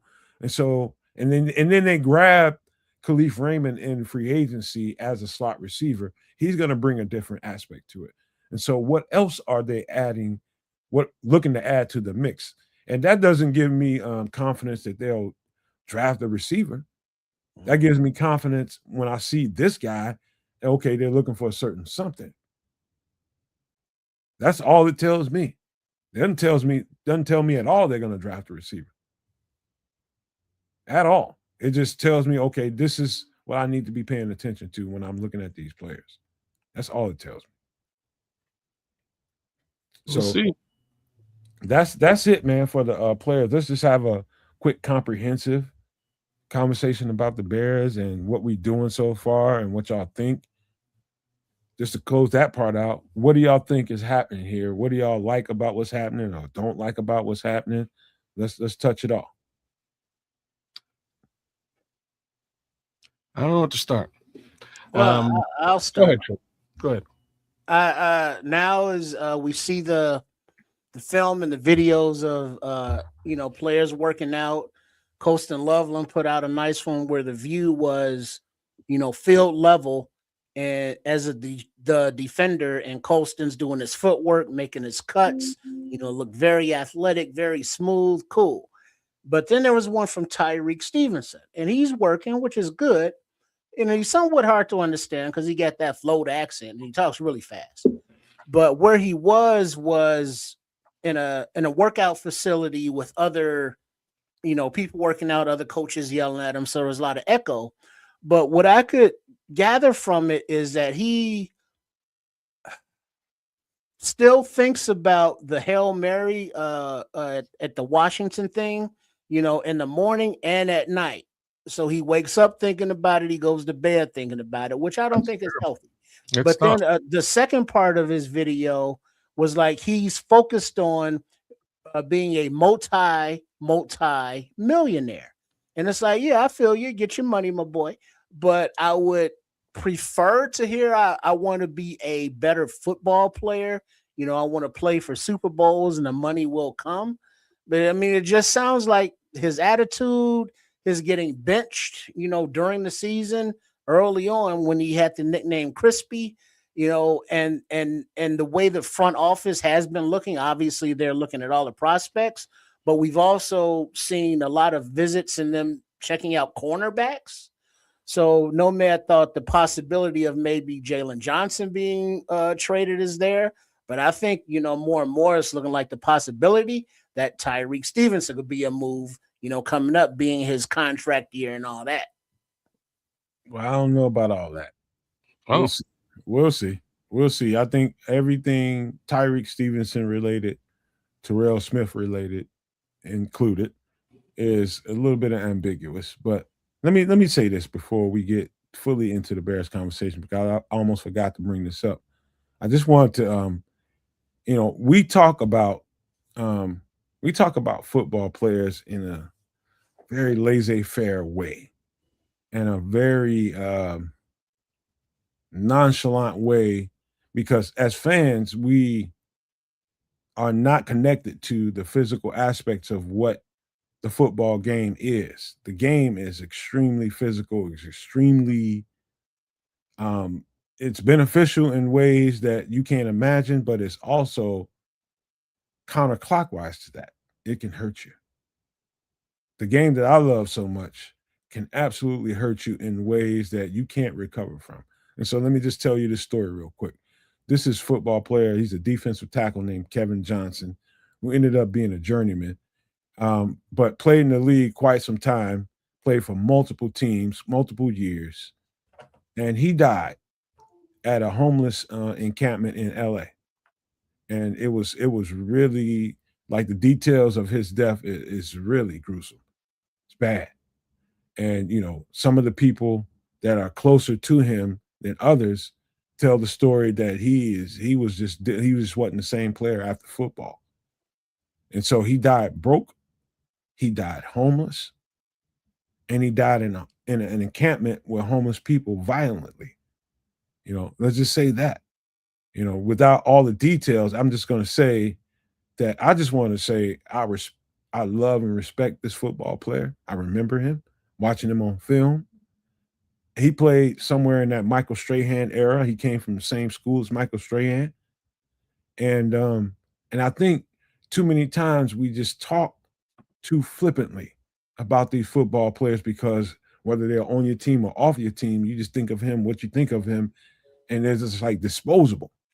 And so, because I'm so passionate about this game that I love, the NFL won't touch this story, because there's some hint, probably a strong odor of CTE involved in this story. And guess what? That is not good for the brand. And guess what? Major corporations will always do first in line what's more important for the brand. And anything kind of clockwise to that brand, they will try to avoid. And I just want to give love and respect and say rest in power to Kevin Johnson, playing all these years in the NFL, and we always talking about, oh, they make all this money, they should do this or should do that, they're making a lot of money. Guess what? Didn't mean shit in the end for him. Nothing. I just want to say thank you more than anything else, and give respect to him, his life, and his family, the people that he left behind. I just want to appreciate him right quick. Y'all got anything to say? Go ahead.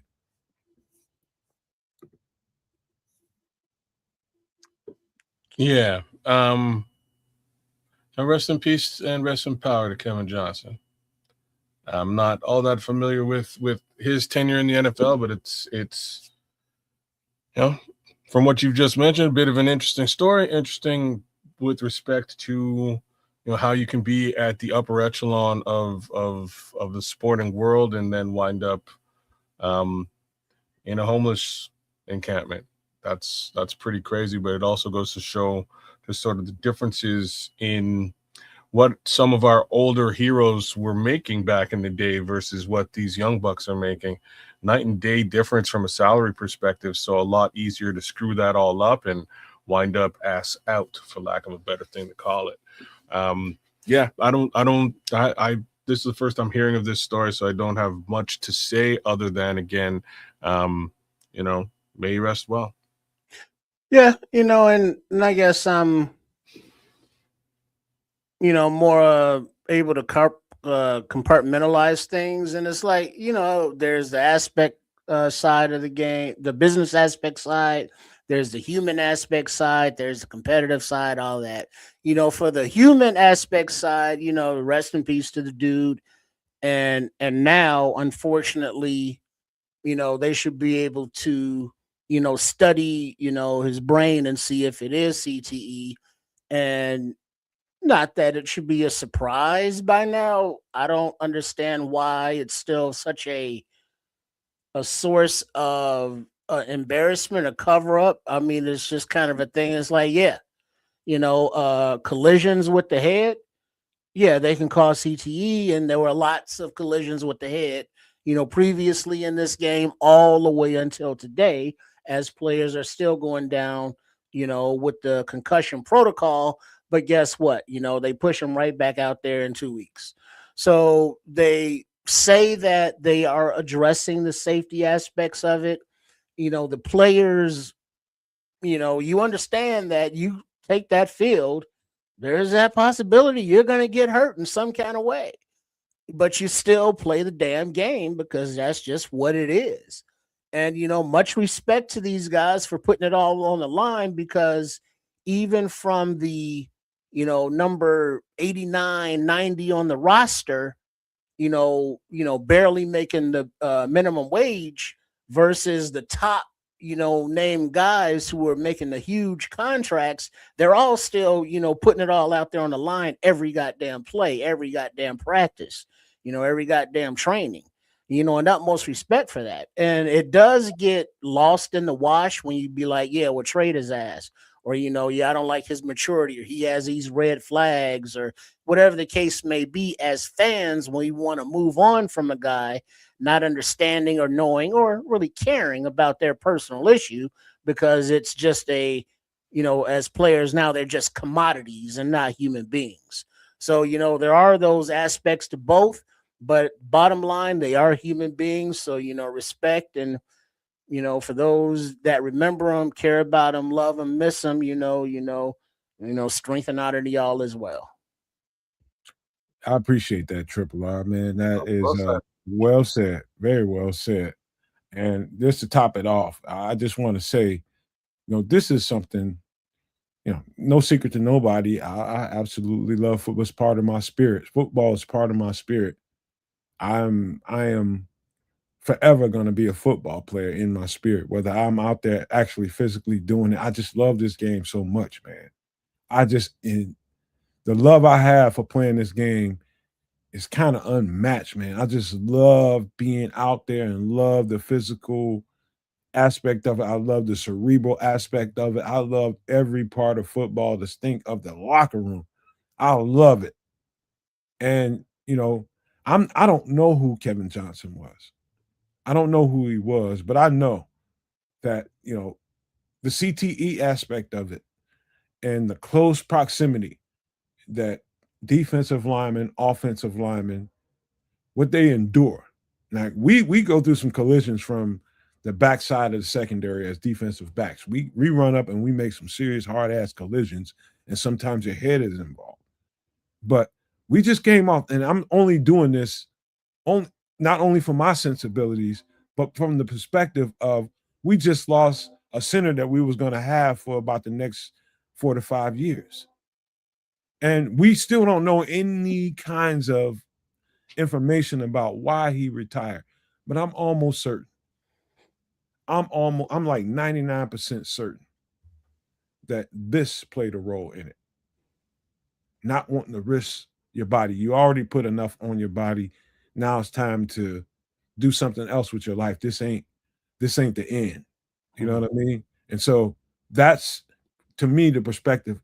It was my own, and the perspective of a Chicago Bears player that just left the game, and this might be some kind of relation to it. And you look at previous examples of other players that are quote unquote brainiacs, actual doctors. The running back from Minnesota, Robert Smith, he was like legit doctor scientist type dude. Drew Dahlman, went to, was it Stanford or MIT or one of those brainiac schools? I think Stanford. So mechanical engineering type background.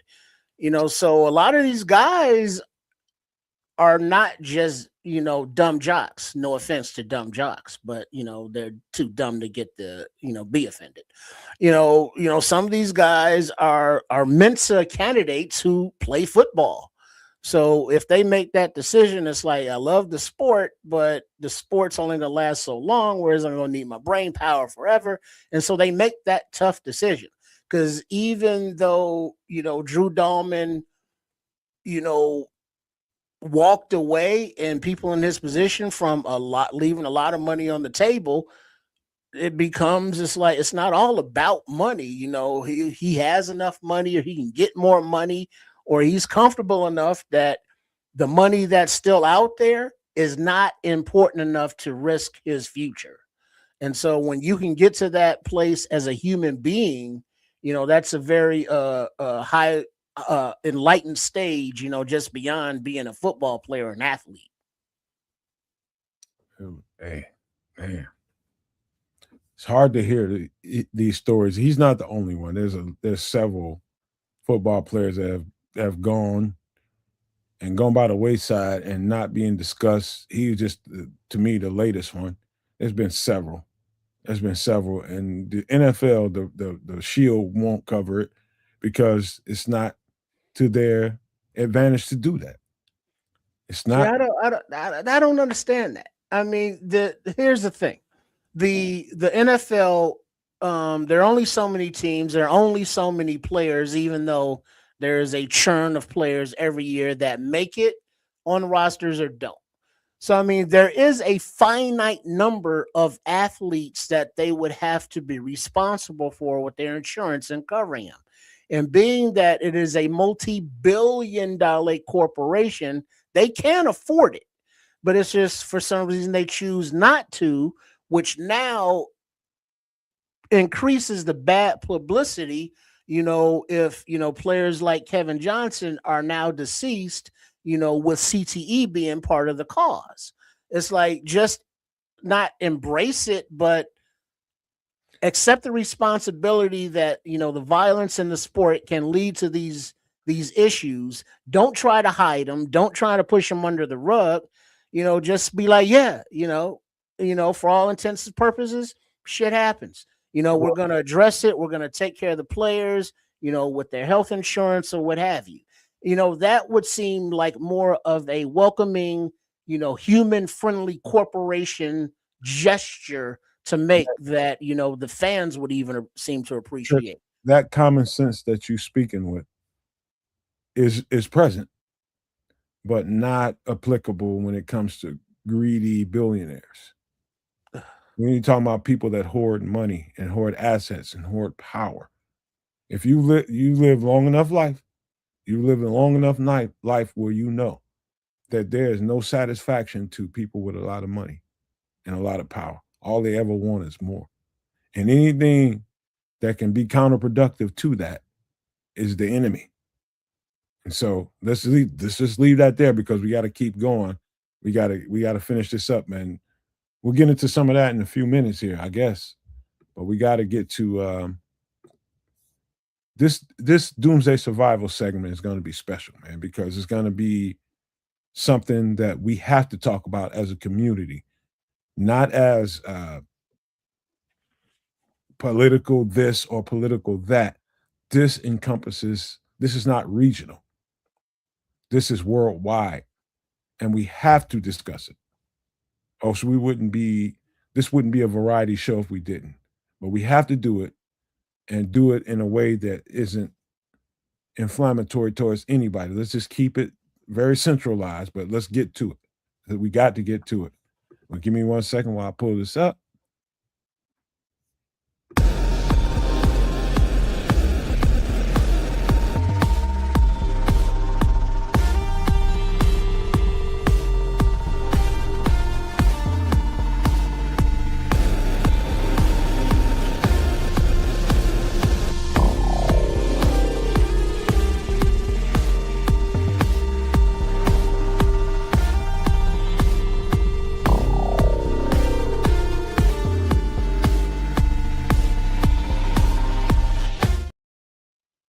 So before anybody says anything, and we will cover this, everybody will get their take on it. Everybody will get feedback on this. I just want to say this. In this world we live in right now, of course, there is things going on in the world that are very alarming, extremely alarming, and to the point the alarm is more poignant than I've ever experienced in my life, and I'm starting to see the repercussions of actions that are being taken. We got a absolute escalation in the Middle East that can't be ignored. However, the ramifications of it have no political allegiance to it. It is real life, what you're going to be dealing with day in, day out. And these are warning signs that you might be dealing with some imminent stuff in your region of the world. This is definitely not localized. Whether you're in Canada, United States, you're in fucking Turkey, I don't care. I don't care where you are. Netherlands, I don't care where you are. This is going to be important for you to pay attention to and take note of. If you any one of you guys feel like being a narrator to the points here, go right ahead. I All can right. read. I Go got ahead. warning signs.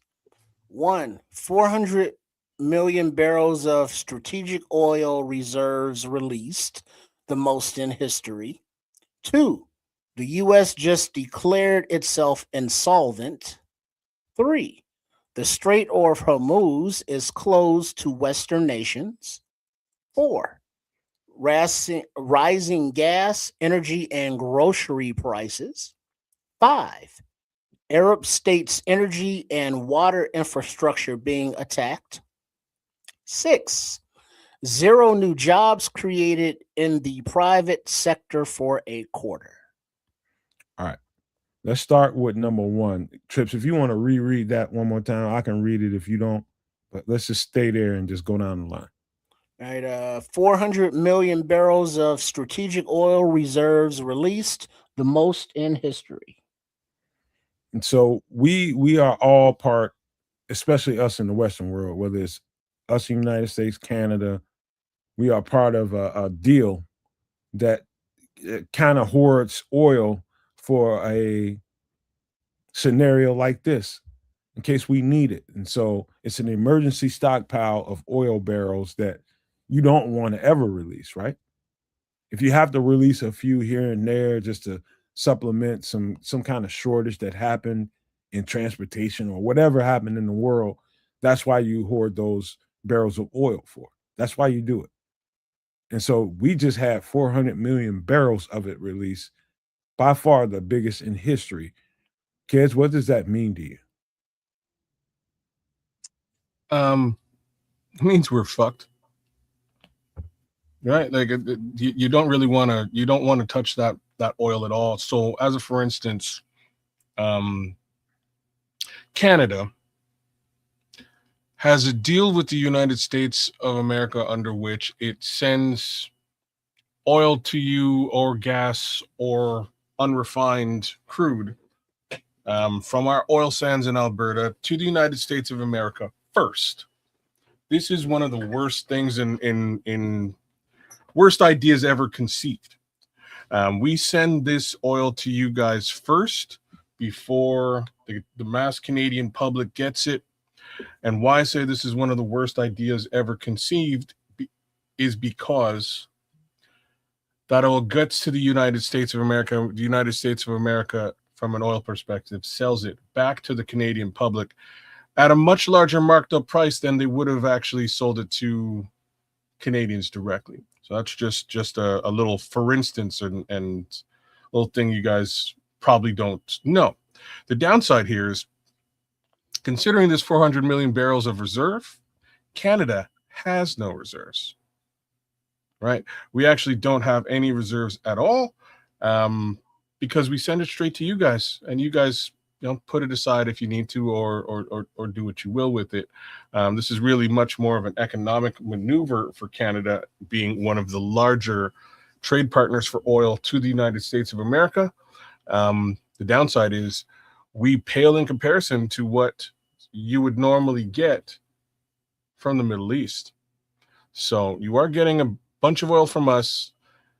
You have enough to put aside, but given the fact that your population is as large as it is, you're going to burn through that stuff in no time. What's your thoughts, Trips? Yeah,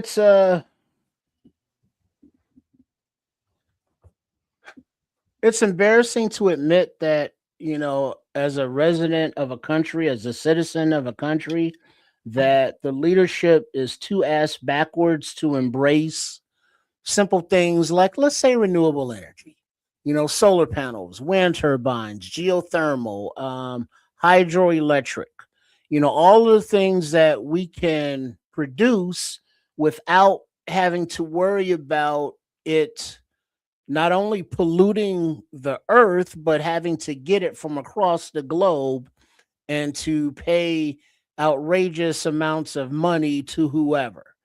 It's just such a very short-sighted, greedy, selfish, backwards, dirty energy way to look at things and to handle things. And that as a thinking person, with some semblance of common goddamn sense, to understand that as a country, we got to get places. So that means your vehicles need some sort of fuel. If it's not going to be electric, if it's going to be gas, okay, you want to make the gas as accessible and inexpensive as possible, which includes not poking a hornet's nest to where all the goddamn gas is being produced at, that you utilize for so many other things as well.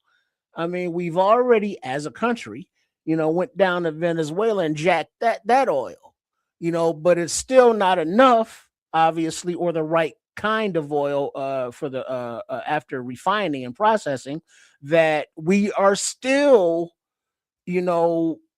put into a self-owned situation to where everybody has to pay for it except those making the decisions, because they getting paid either way. So it's just a very fucked up and frustrating situation to be in. I You appreciate actually you actually nailed something there, man, and there's something to be said, and I'll be quick with it here, Nomad. It just goes back to the old saying, you shouldn't put all your eggs in one basket. Very, very simple old saying. And what I'm talking about is, North American society or Western society is truly run and fully ingrained in oil. We've had, over the course of decades, time, etc., the ability to start to move away from oil or supplement some of what our requirement is with other things, whether that is solar energy, whatever.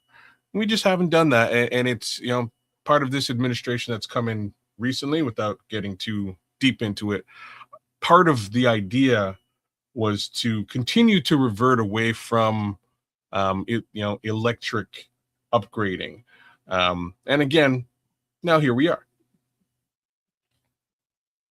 All right, real quick, man. I've said these two guys, I appreciate you guys for keeping it, and I can see how you guys are being measured in what you're saying, so that we don't make a bad situation worse by turning it political, man. I appreciate you guys for that, man, so much. And we gotta keep it that way as we keep moving forward.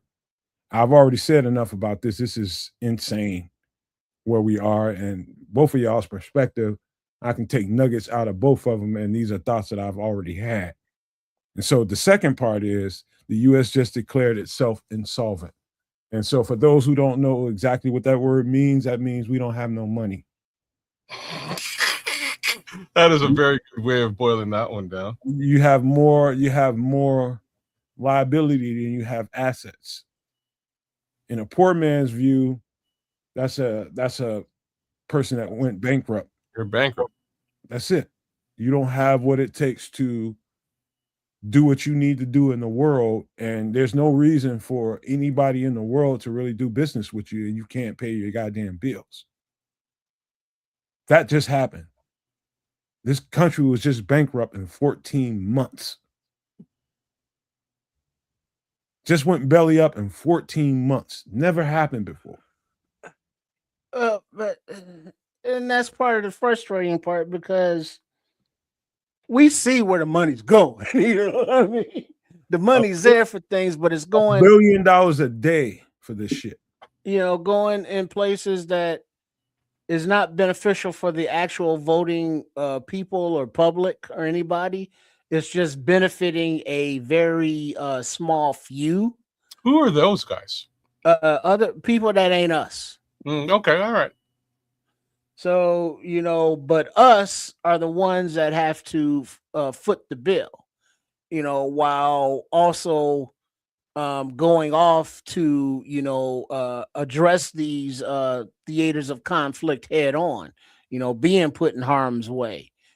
So the homeless encampments that we mentioned, for ex-NFL players who may have the CTE, how many veterans of conflicts or wars or goddamn incursions, not excursions, for fuck's sake, were also living in encampments like that, because after going around the world to fight the battles, they're just disregarded, when they come back home after being promised, all these benefits and VA care and all that.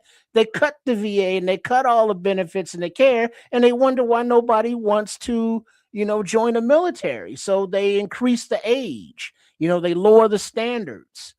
And it's like we see with our eyes the bullshit that's going on, but the alternative facts that we seem to be living under as a society are very confusing. We got to keep moving, man, because we're trying to keep this thing somewhere around 5 hours, and we got a lot of stuff to talk about. And I don't want to shorten my bros here or shorten myself in speaking what they see as the truth. And I refuse to do that. And if it takes us however long we have to do it, it's important that we speak to this. It's important. It's more important that we speak to this rather than me trying to keep us to some kind of imaginary line. It's a line, but fuck it. We gotta talk about this, man. And it's more important that my boys get heard, I get heard, and you guys get heard in the chat. And so we're gonna keep going, man. And so the third one, kids, if you want to read that one off and get into that, you can. Strait of Hormuz is closed to Western nations. Now, man, this was probably the easiest thing for any strategist to see coming. Like I don't know what else to tell you. You know what I mean? It was pretty straightforward and obvious that this one was coming down the tubes. Well, first of all, explain what the Strait of Hormuz. Explain the importance of it. I certainly will. So the Strait of Hormuz, I flunked geography, y'all. I can help you, bro. So it's all good. I know enough. I know enough to be dangerous. So the Strait of Hormuz is more or less a body of water that flows along, like right in front of Iran and into the depths of the Middle East. It is where 90%. It's Persian Gulf. It's where 90% of the world's oil is transported in and out of. Now, I say that there's also the stark reality that trade in general for the Middle East as a whole, for the most part, also occurs via the Strait of Hormuz. Water, food, textiles, technology, weapons, you name it, it's on a boat going back and forth in this area as far as the Middle East is concerned. The upside is that, at least for Iran, the upside is that there is sort of a narrowing of the strait right where Iran is at the top of the strait. So if they say nobody's getting through, Nobody's getting through, right? So they've put mines in the water, among many other things. They've spent the last 20 years since the Iraq War and the war in Afghanistan. They've basically been fortifying this area, going, So if anybody's coming down here to get the oil, anybody coming down here to get this oil, we're making sure that both sides of this strait are straight. Okay. So that's, yeah. Let me jump in real fast. Yeah. And this is just something White Ghost just brought up right now. It is fertilizer. White Ghost. It is so important this way. And I'm glad that White Ghost, thank you for that, bro. Thank you for that. Yeah, because, produce, large amounts of produce is based off of whether or not you can fertilize the ground. And you mean that on a global tier? So global tier. Yeah. All of it requires oil. Not only oil, but the oil, the fertilizer components, the nitrogens and such, and also they've destroyed the infrastructure for the liquid natural gas, which that's the largest reserve in the world over in that part. And something about the Strait of Hormuz that makes it easy to defend as a choke point for Iran is that on the Iranian side, it's a very mountainous region that they've had decades, to put tunnels and shit in, that they can fire their drones, their ballistic missiles, their unmanned underwater vehicles, as well as dropping mines, aside from actual individuals on jet skis or in boats, with RPGs on their shoulders or anything like that. So the choke point, at that point, it's 21 miles wide. The strait is, but the alley that the big tankers can pass through is only 2.5 miles wide. At its deepest point. So that's a very hard, area to be able to go in and out without Iran's permission. And so what's happening now is Iran is dealing with the individual companies who have tankers in the Persian Gulf and who have, business with the Persian Gulf. They're charging basically a toll to pass through. And they're, however many millions of dollars it is, those tankers pass through and they're safe and they keep it moving. But unless the companies or the countries that they want to deal with are paying those fees, ain't nothing moving. And the longer that it stays backed up, the production of those facilities have to shut down because there's no place to put the oil, because the tankers are full that are in port, and the cycle of it keeping moving is stopped because there's no new tankers coming in. So once they shut it down, even if the war stops, it becomes more of an issue because it takes months to get it restarted. Hey, you know what, Trips? I'm glad you pointed out the fact that of the length and width of the Hormuz Strait. You're talking about 2.5 miles wide. I don't think people can really appreciate how small of a space that is. And you reference, how you can protect it and keep it preserved as people move through there, countries move through there to these ports to grab what they need and go back to wherever they're going, keeping truckers busy and everybody else that have to produce whatever they're producing in whatever part of the world they're producing it in. You choke that off, and we all get to the next thing. And that is rising gas, energy, and grocery prices. Anybody? Go ahead, Trip. Well, everything goes up because not only the scarcity aspect of the price increases because there's less oil and all liquid natural gas and all those other resources in the marketplace, but the cost of the diesel goes up that the truckers rely on to transport things. And so everything that is in the back of that truck getting transported, that price is going to increase to offset the fuel rising.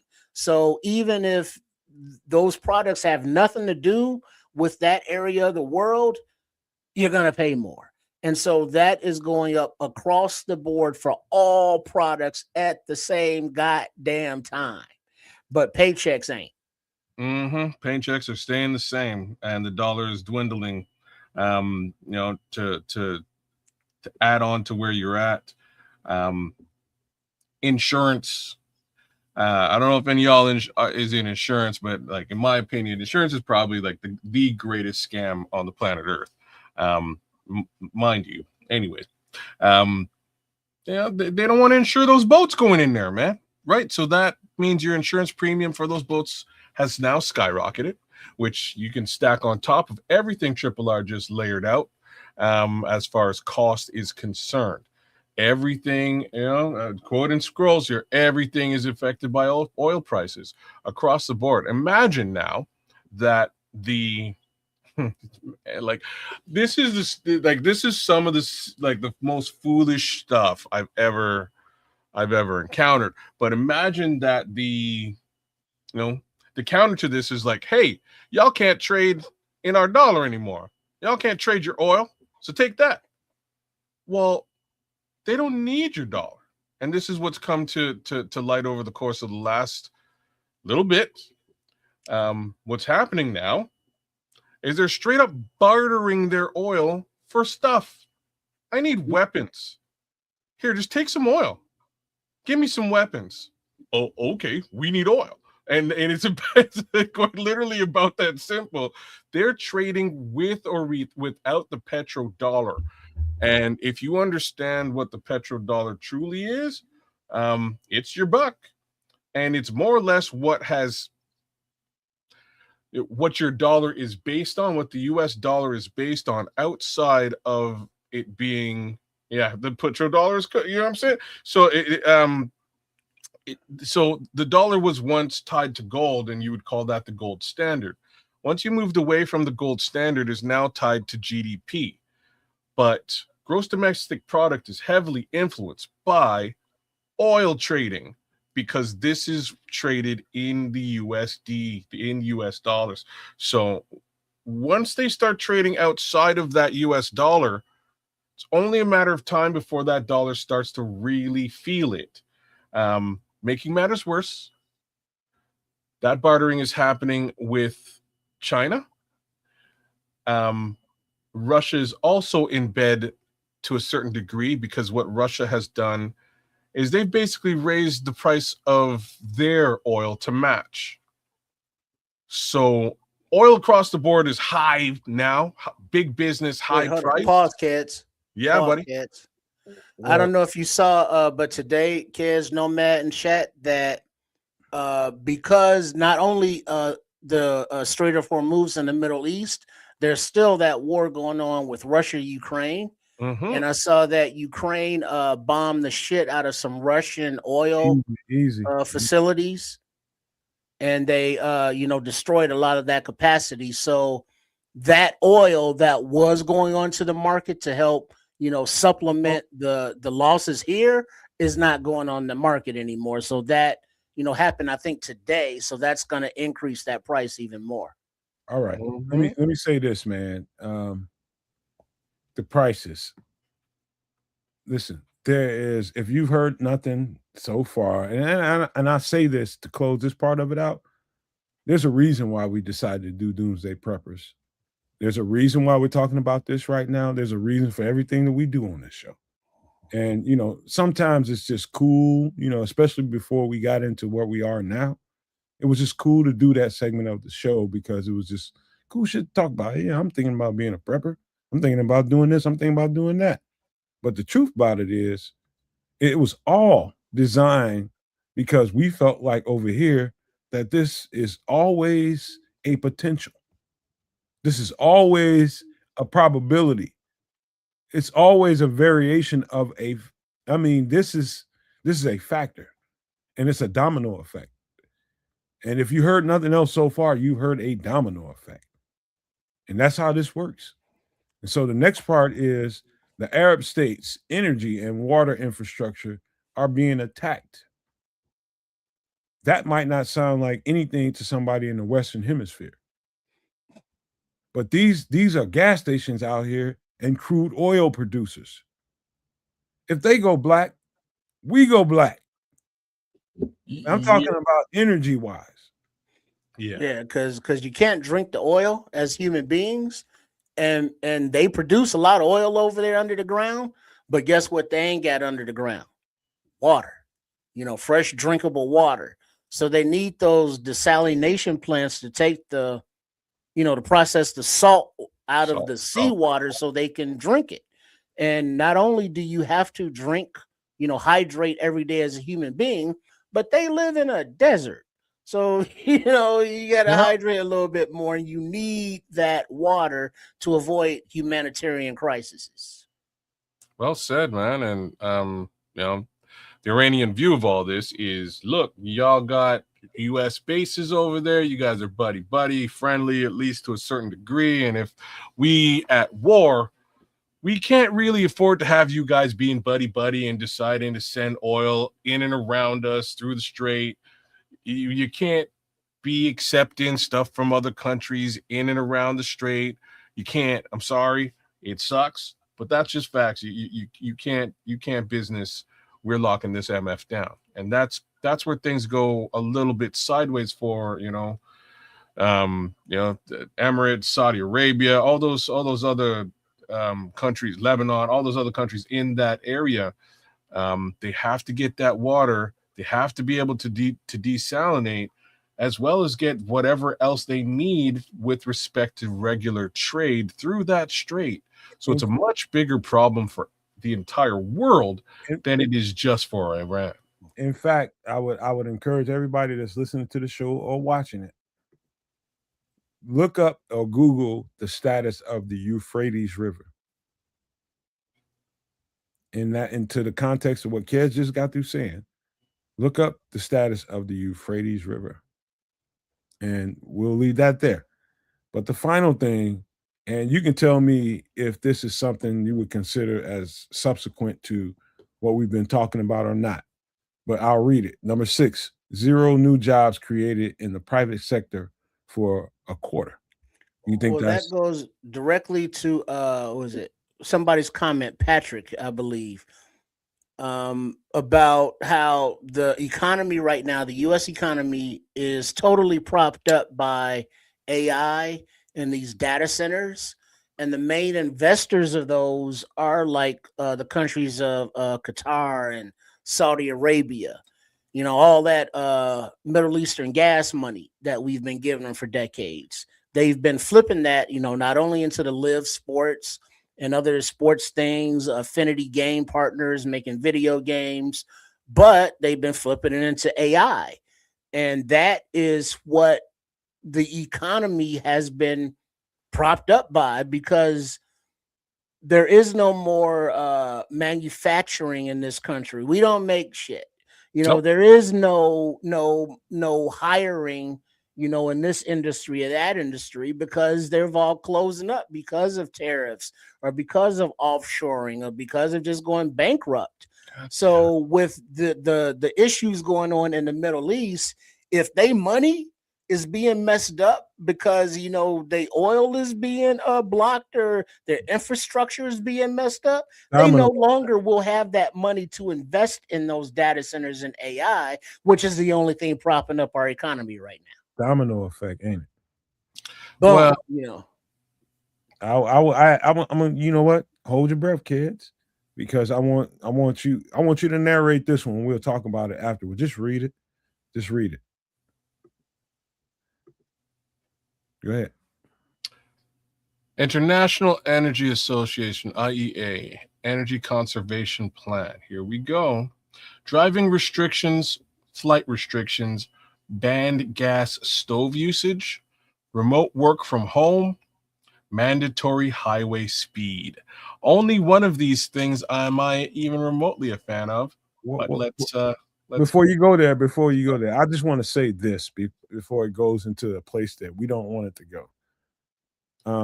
There was a there's people calling it a lockdown, and people went crazy with that on the internet, and it turned into real live people acting like donkeys in real time. And I just want to say, man, listen, and I'm going to be a little bit of a devil's advocate here. And I'm talking about human survival, human consumption, and what we can do as people to help this thing. And, you know, I don't disagree with what I'm seeing here on the screen. This is a plan from the IEA that it's being implemented in Europe right now. I think Australia, I might be mistaken about that. I think Australia might be the first one to implement this. And where this gets effed up is because people remember some of this stuff during COVID, and people went absolutely apeshit and turned chaos and turned into chaos when there was no need for it. You know, but wait, before anybody says it, forget I just said that. Let's just stick to what we talked. I'll forget that you said it. Yeah, let's talk about the first point. Driving. You're a good guy. Can you be okay with that? You're a good guy. Can you be okay with driving restrictions, kids? Look, given the case scenario at hand, I'm just going to roll this all into a ball as opposed to going one by one here, because, you know, many of them kind of, you know, they all more or less boil down to the same thing. You know, they fucked up the gas, so they don't want us to use gas. About that simple. Whether that's on a plane, on a train, on a bus, on a car. Maybe the bus might be more beneficial because it's mass. Well, let me. Can I break this down a little bit before you go, kids? Sure. Just before you go, here's the idea that's been drawn out by the IEA: is they want to restrict people, and not restrict them, but phase driving out, and just say your driver's license plate. If it's or driver's license, I don't know if it's plates or license in particular, but if you got an even numbered driver's license or driver's license plate, they want to restrict you to you drive Monday, you drive Wednesday. And this is just an example. And people with odd numbers or names drive on Tuesdays, Thursdays. That's retarded. Sorry, not really. Not really. I actually respect this because I do think we use too much energy. And I do think we should kind of depend on each other a little bit, and maybe carpool so that everybody's not driving. Look,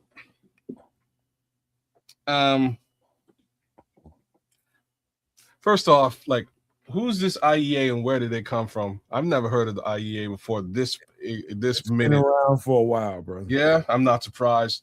It takes a while to plan something like this out, right? So, in these situations, yes, it sucks, but because we won't have access to oil, or at least access to the level of gas that we're used to, we will have to be forced to make concessions. Just be real about this. So, to that degree, I'm in agreement. Hey, kids, let me ask you a question. Have you know who George Orwell is? Of course I do. Yeah. One of his more famous quotes is, "Out of chaos comes control." Ha.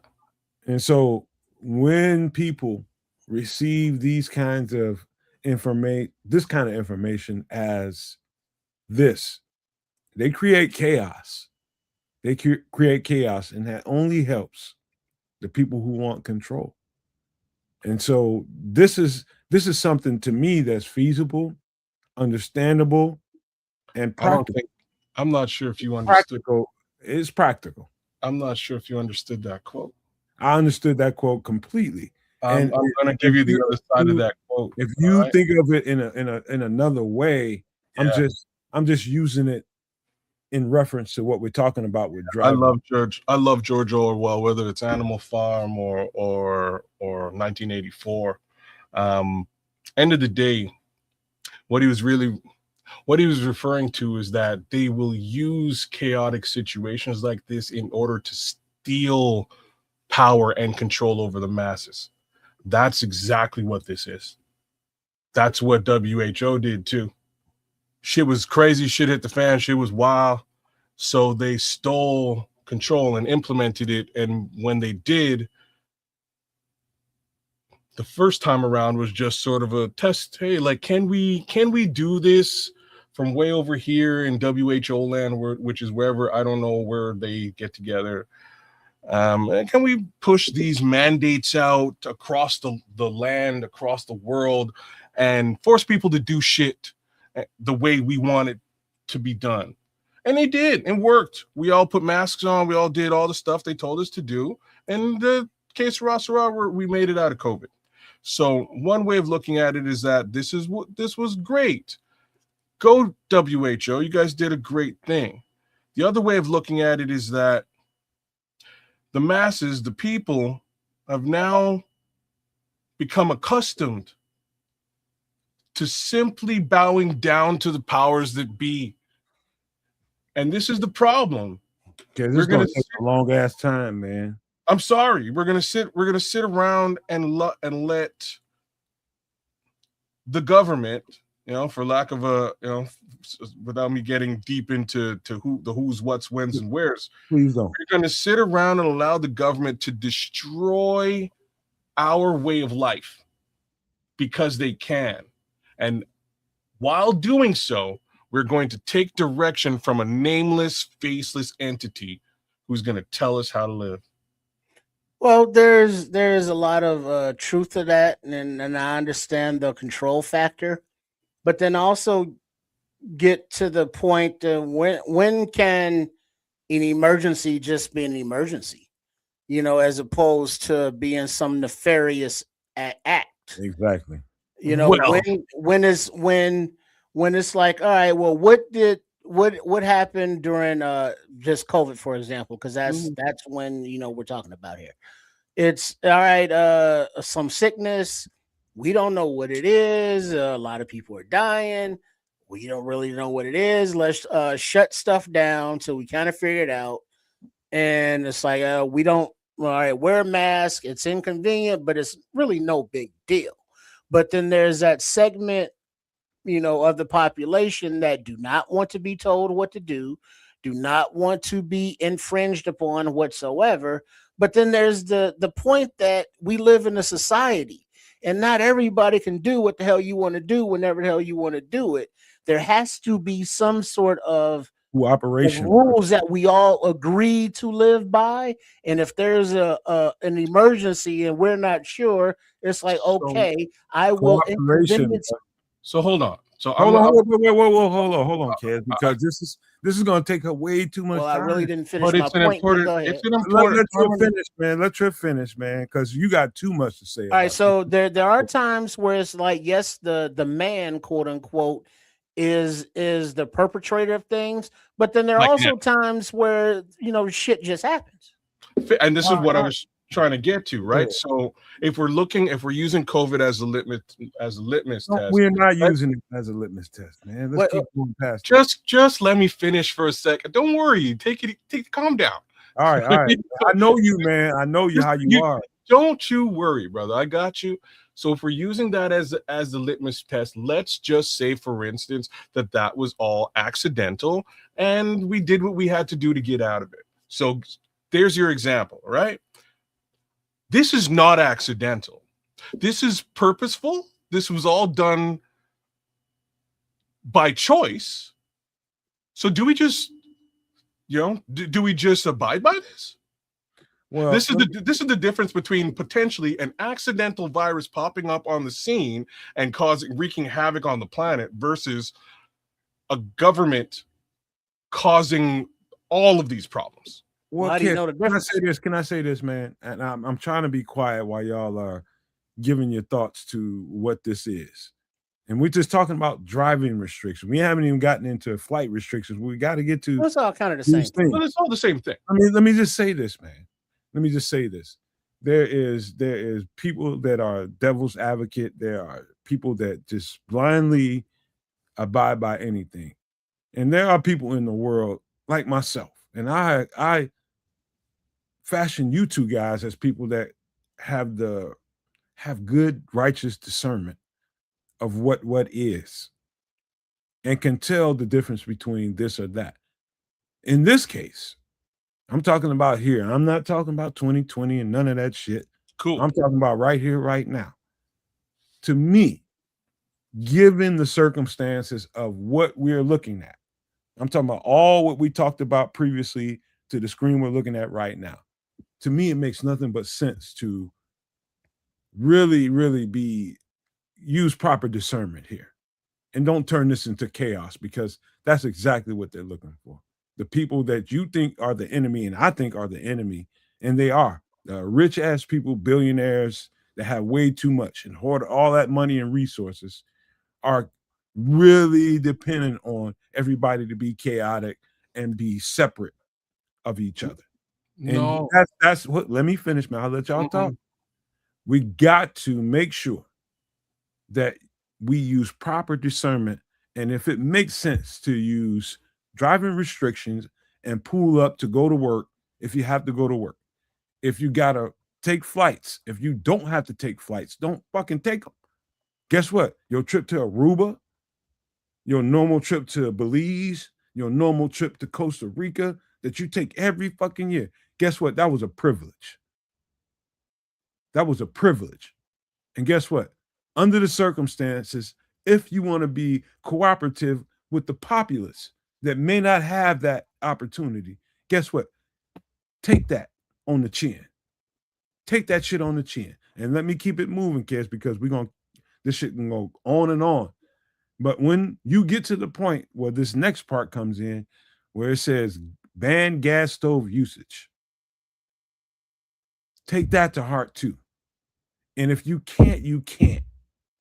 But the people that can, like me, my house is set up to receive gas, piping, and electric. I have an electric stove as well as a big gas stove.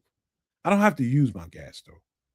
But for the people that have only gas stoving in their homes, please start thinking about some options now and go electric, because that's going to help everybody, not just you.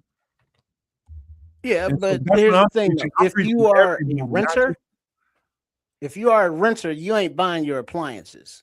So that's up to your landlord or your management company to do that. But if things supply chain wise became insolvent for gas, we as a people will adapt and evolve. And now it's like all of the gas stoves and ranges will be replaced by electric. That will take time, but we will get it done.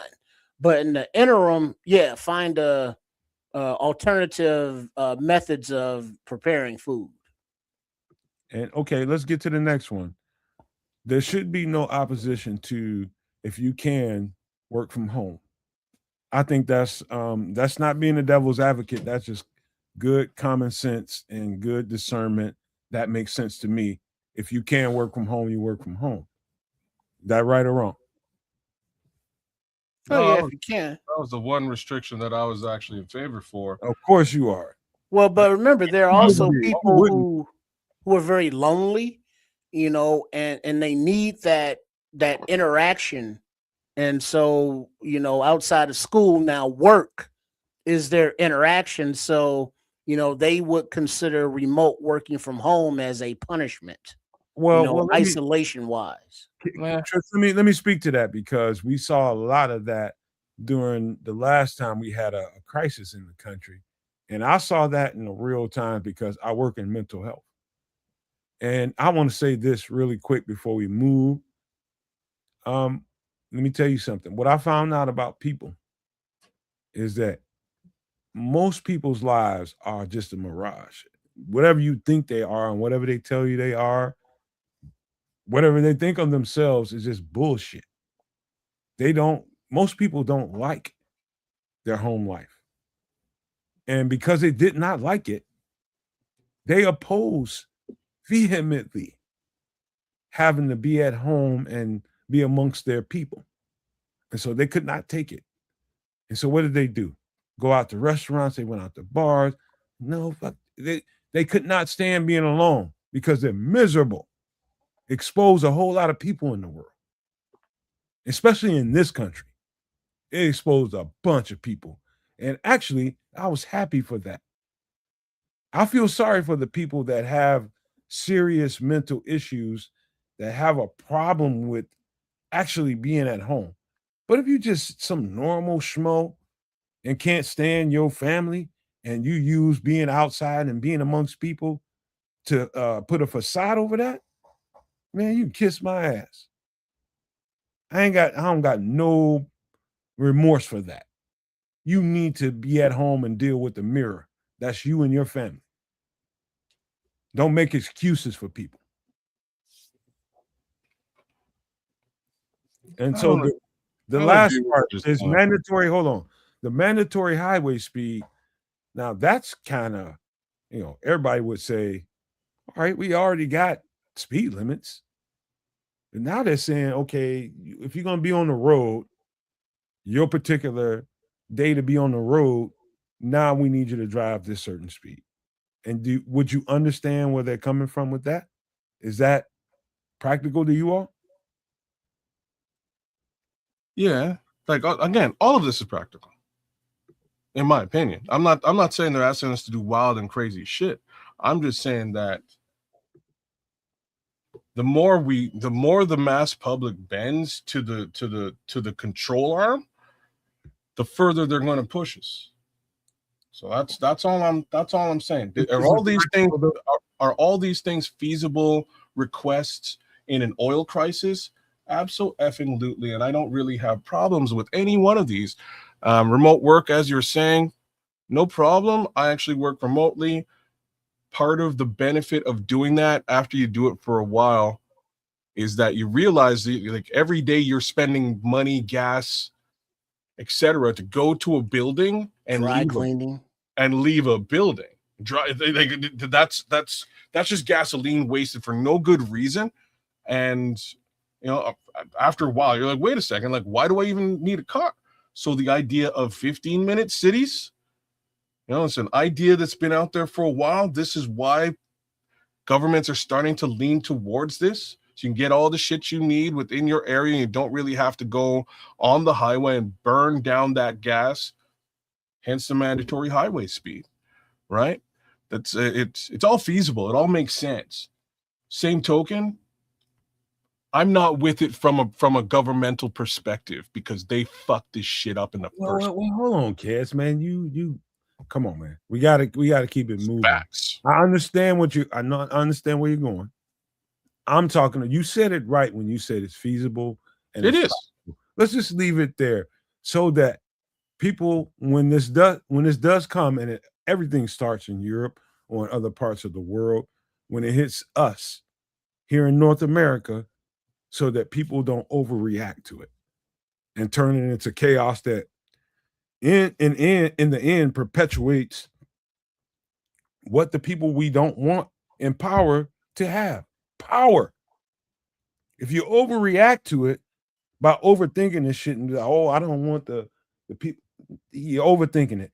Is it rational? Does it make sense? Is it practical or not? From that premise, leave it there. And this all makes sense to me. I gotta say this. In doing so, you are signaling that these maneuvers and machinations that led us to this emergency were correct. We're abiding by the fact that the powers that be screwed everything up. Yeah, that's a whole other conversation, kids. It's a big conversation. We will set it up, man. You guys did well here, but it turns into much longer, much deeper reflection. And so let's just leave that there. Let's just leave that right where it is. Hold on for a second while I turn my mouse on because it went dead. Kids, I know you well enough to know that this is deep. It's very deep. And so we'll just leave that alone right where it is. And we got to go to another part of the show. And that is this.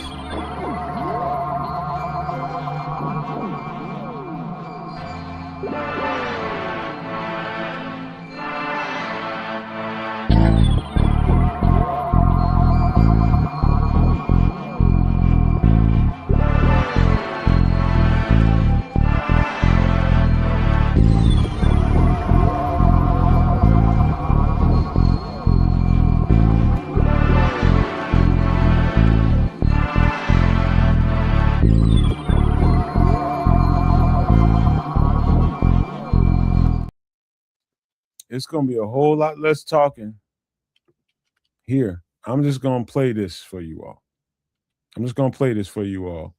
And then we're going to follow it up with a little something else. But I want you guys to listen to this. Essentially, he says, well. And by the way, let me close the screen out and read the premise to this. Give me a second. This is a Ronald Reagan Secretary of Energy, John Harrington, reportedly cried every day after being briefed about UFOs per Hollywood director who spoke with him. And this is somebody he knew really, really well. He was close to him and his family, like close to his daughters, close to his whole family. He said, let me just get to it, man. He's really, really close to this cat and he knows him. Just listen to this. You know, to get the job, I had to be briefed, and I went and lived in an underground facility in West Virginia for a number of months. And every night, you know, after they would brief me, I would cry myself to sleep. Mm-hmm. And yeah, and that, you know, that line still haunts me. Very good family friend, somebody that I looked up to, was a real role model for me. I guess he was advance man for Reagan in his campaign in 1980. When Reagan got elected, he had a special appointment in the Reagan administration, and he had moved his family from the West Coast, where we both grew up, to the East Coast, and was living in a place called Langley Farms, Virginia. And he asked me and a couple friends to drive his 2 cars and his dog and some stuff they left in the garage across the country. Now, I had just graduated from high school. This was 1981. I was about to go to UCLA. We had a crazy road trip. I don't even know how we survived it. That's a whole different story. But when we got to his house, the first night that he came home from work, he arrived in a black Lincoln Town car with a whole kind of Secret Service escort and a briefcase handcuffed to his wrist. And, you know, I had never seen him in this capacity. He was a lawyer when I was growing up, a very successful lawyer. But now he was being treated, you know, like a high-ranking official in the government, So he's telling the story of how this guy used to be. He's a well-paid lawyer, got involved with the U.S. government, and the government gave him certain access and responsibility. And he's talking about how he's seen this guy physically, emotionally, spiritually change based off the decision that he made to be a part of the U.S. government and what he learned. But it gets better. It was both exciting and confusing to me. So cut to, we have dinner, everyone catches up. He has 2 daughters that I grew up with that were a little younger than me. And it's like a family reunion for me because I haven't seen them in years. After dinner, he wants to just catch up with me. So the 2 friends that I have, they're very interested in the 2 daughters so that they have things to do. And this person, his name is John Harrington, and I go out onto the back veranda. And, you know, there was a couple really interesting things. You know, when we were growing up, he was a strict Calvinist, if I remember. So, you know, he didn't drink, he didn't swear. He was a man of high character and integrity. But he was also really fit. And when I saw him, he looked very haggard. He looked very run down, like he was carrying a lot of weight emotionally. And he also brought a bottle of Jim Beam out to the backyard and was pouring himself drinks as we were talking. And I got the sense that he's talking about the change now. Upstanding man, just living a regular life, gets too deeply involved with the government. He's talking about the physical changes that he saw and witnessed. This is somebody close to him. It gets better. this was a guy that, as I said, was burdened. He whatever he was doing was weighing heavily on him. So we start to talk, we catch up, and at some point I ask him, well, what is his new job? And he quickly explains he can't really say. It's classified. He's working for the president. And I keep pushing. And eventually he says, well, to get the job, I had to be briefed. And I went and lived in an underground facility in West Virginia for a number of months. And every night, when after they would brief me, I would cry myself to sleep. Mm-hmm. And yeah. And that, that line still haunts me because this is a man that I couldn't imagine crying once, let alone every night. And, of course I said, well, why? I don't understand what would cause you to cry yourself to sleep every night? And his response, was really startling. He said, this is not the world I thought I was bringing my daughters into. Mm. And, again, I'm sure most people listening to this are older than 18, but when you're 18 years old and you hear those type of statements, there's no frame of reference. Like this is all very kind of staggering ideas. And so I pushed back and I said, well, okay, I need to know something because I'm like a son to you, aren't I? Like, right. What is this world that I've been brought into? I need some answers. So I pushed, and eventually he hit on something interesting. He said, when you were growing up, I remember you were into science fiction and comic books and stuff. And so I can tell you one thing, aliens are real. They're here and I've seen them. And we'll leave that there. Give me a second. Put us on the screen. What'd you guys think about that? Did you find it at all credible?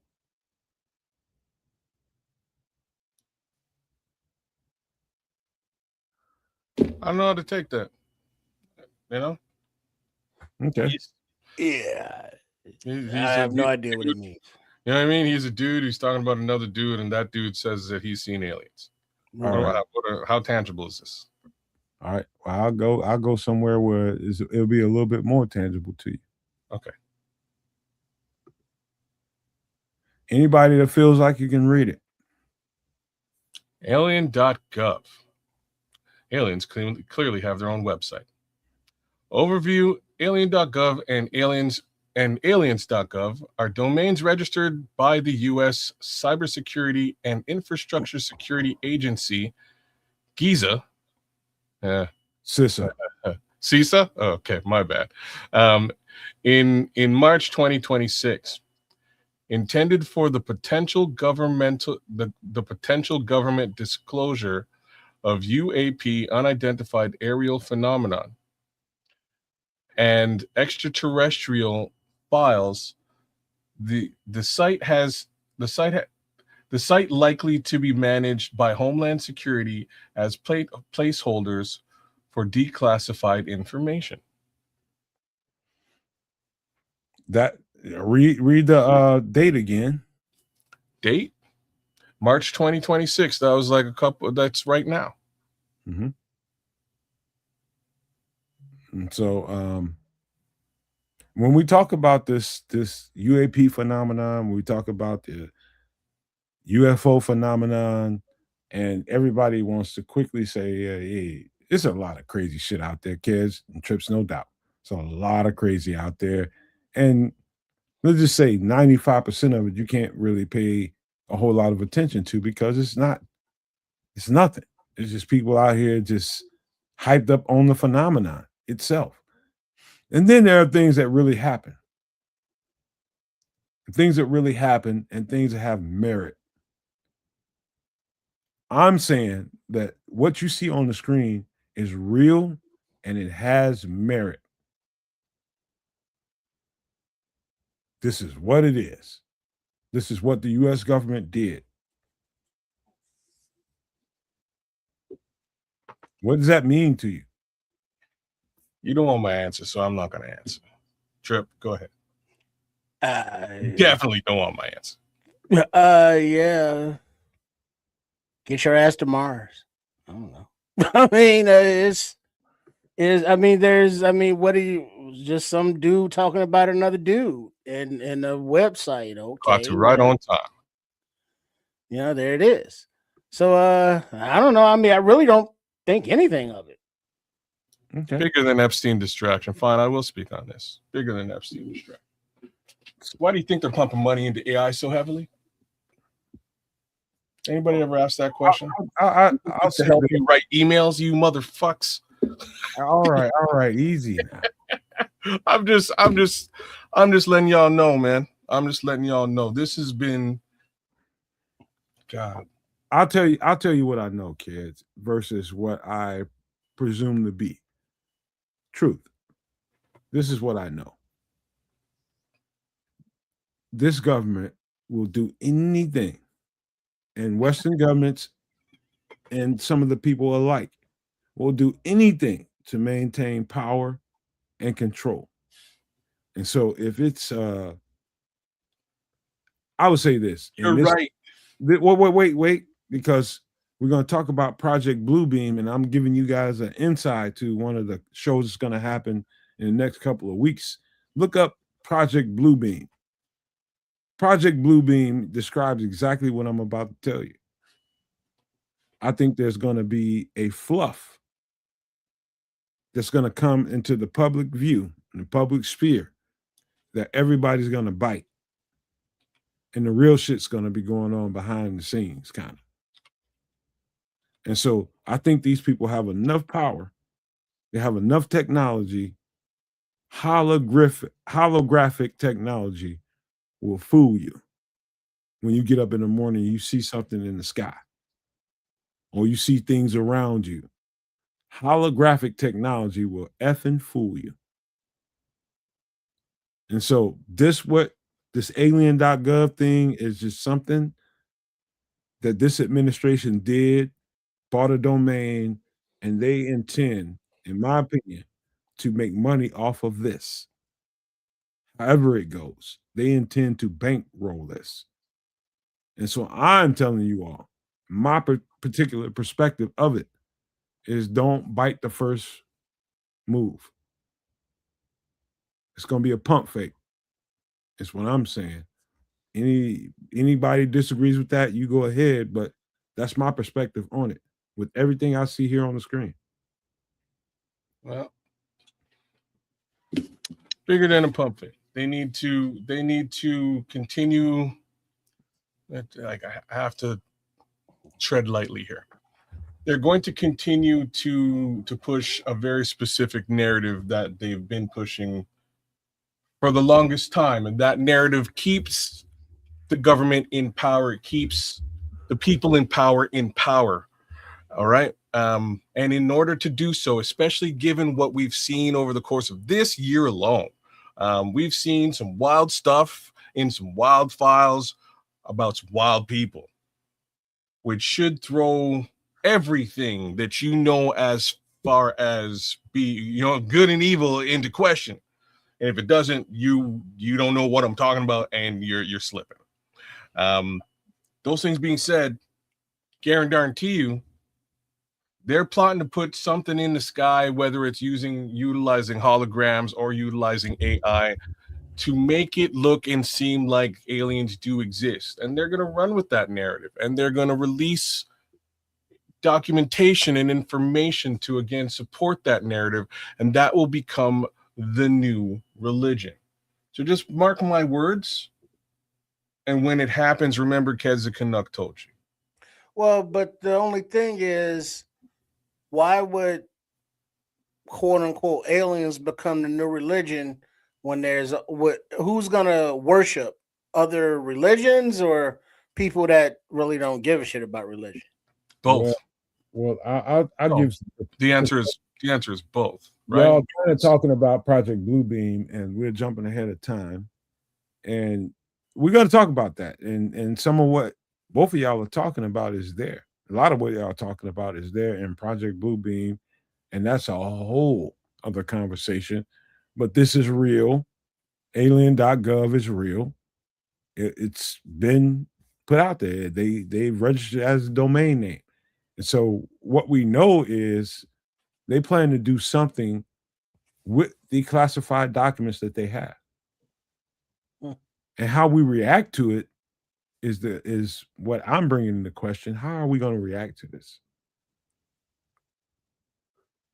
You heard me, right? Because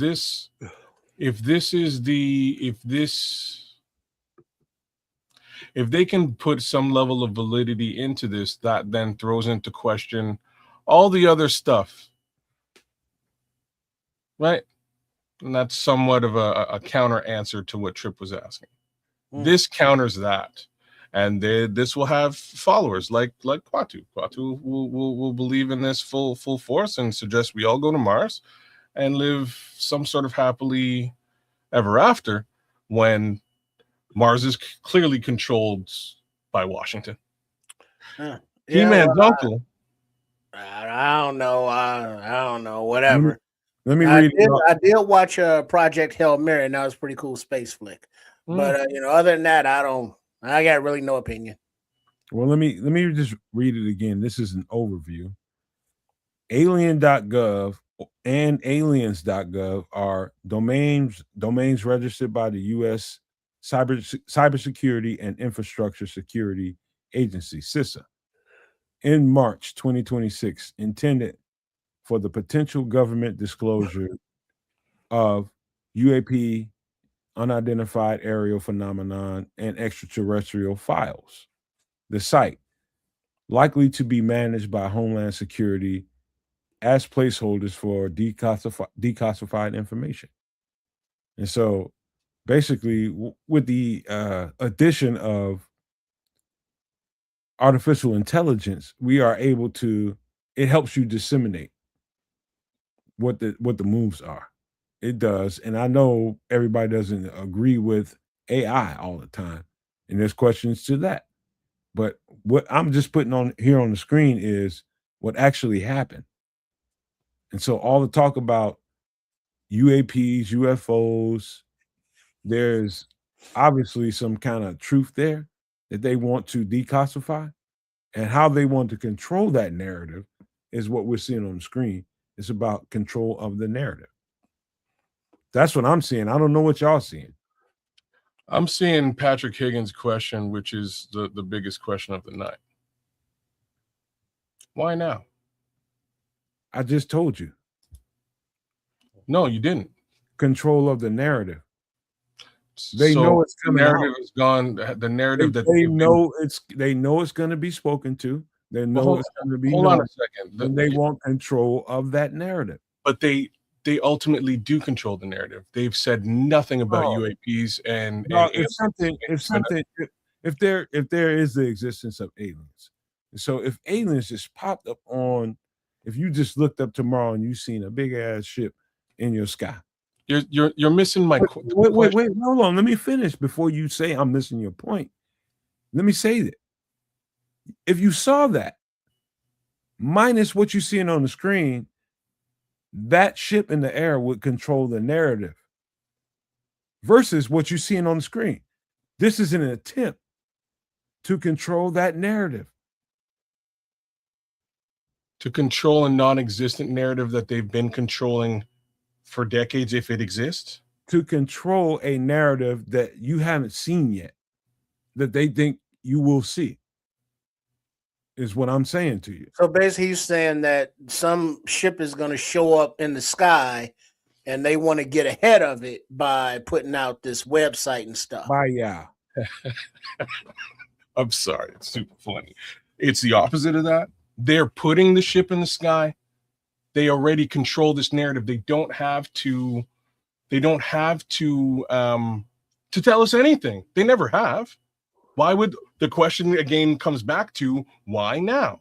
If they've never if Area 51 exists and shit fell down in Roswell in 1950-ish, they've given us nothing except for a couple of imaginary films. Why in 2026 March are they building a website for shit they've been holding down, lock and key, for almost 100 years. Well, one of the reasons that I've heard actually about aliens is when they were interviewing Trump when he was running for office, and he was talking about declassifying files, the quote unquote Epstein files. We see what fiasco that is, but he also mentioned JFK and aliens. So this could just be the follow up from his declassification of whatever alien files they are. It's just, the government's just saying, all right, we're going to put it under Alien.Gov. So whatever files that they do have, Area 51, Roswell, or whatever he's declassifying will go under these domains and not necessarily new info. Right. But again, why now? Well, because it's something that he spoke on, and it's also a distraction from that other thing. Thank you. Now we're getting closer to the actual answer. This is all the distraction from the other things that are going on. They need this distraction. It's kind of important because this distraction leads people away from other things. Other real life on the planet things that can be proven. There you go. And people can go to prison for a long time that they want to avoid. Right. How about this? Let me I'm not even listening to you, motherfucker. I'm just saying, bro. It don't even matter to me what y'all talking about. But let's get this on the screen. Let me share my screen real quick. Give me a second. Let's just look at this. I believe we looked at it one time, but maybe not. Let me blow it up. What did you steal? Secrets. The data they paid me to protect. Are they people?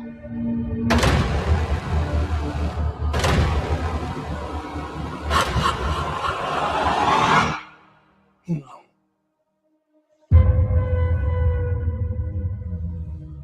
Good morning, Kansas City. Let's take a look at today. Today is today's.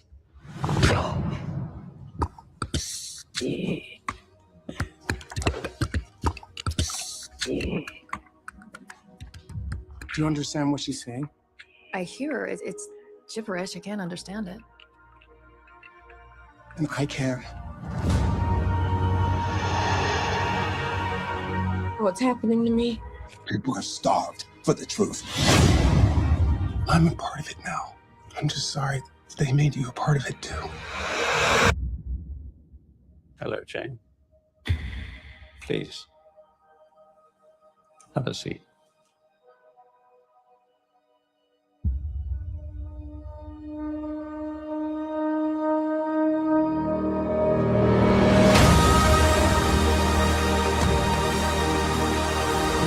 This 79-year terror campaign of lies has to end. What are you gonna do? Full disclosure to the whole world. That truth will upend all established order across the entire world. If you do this, there's no undoing it. I got one thing to tell y'all. If you're ever any kind of unsure about what's going on around you, first thing I would tell you to do is pay attention to animals. Because animals have their first instinct in front of them. Just put that there before I talk about some other shit later on, but keep it going.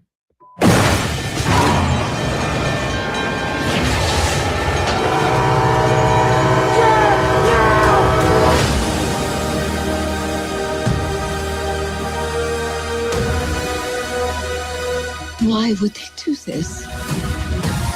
When the time is right, everything will become clear.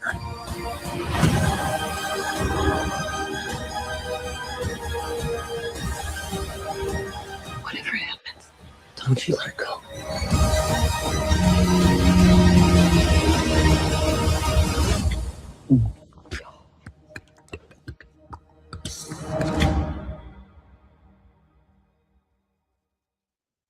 I only laugh because of all of the different marketing aspects that they went with this thing. It's kind of a mashup, Invasion of the Body Snatchers, Close Encounters of the Third Kind, and then the name of, Independence Day, but not. So, I mean, it's a Steven Spielberg joint, big cinema, sound stages, CGI, compelling story, with remnants of the quote unquote truth as the government, and kids as boys, try and cover everything up, keeping the status quo and control, versus the enlightened few who can communicate and now they're the hunted ones. I mean, so it's a story and a movie that's been told many times in different forms. So I mean, yeah, it's cool. You sound like a white girl. It's oh my god. Gag me with the spoon. It's that. It's not believable. It's this. It's come on, man. In concert with what we just put on the screen, man. Come on, man. It's not like it's a documentary. Is timing not relevant in the day and life that I don't think anything's a coincidence, man. I'm one of them people. Well, I mean, you look at, like I mentioned, Hail Mary, blockbuster space movie coming out, and now another blockbuster space movie coming out. I wouldn't be surprised if there's another blockbuster space movie coming out. Yay. All right. That's my take on what I think I'm talking about. I'm talking about putting two and two together. Everything that's happened, that happened in March of this year. We're in that month.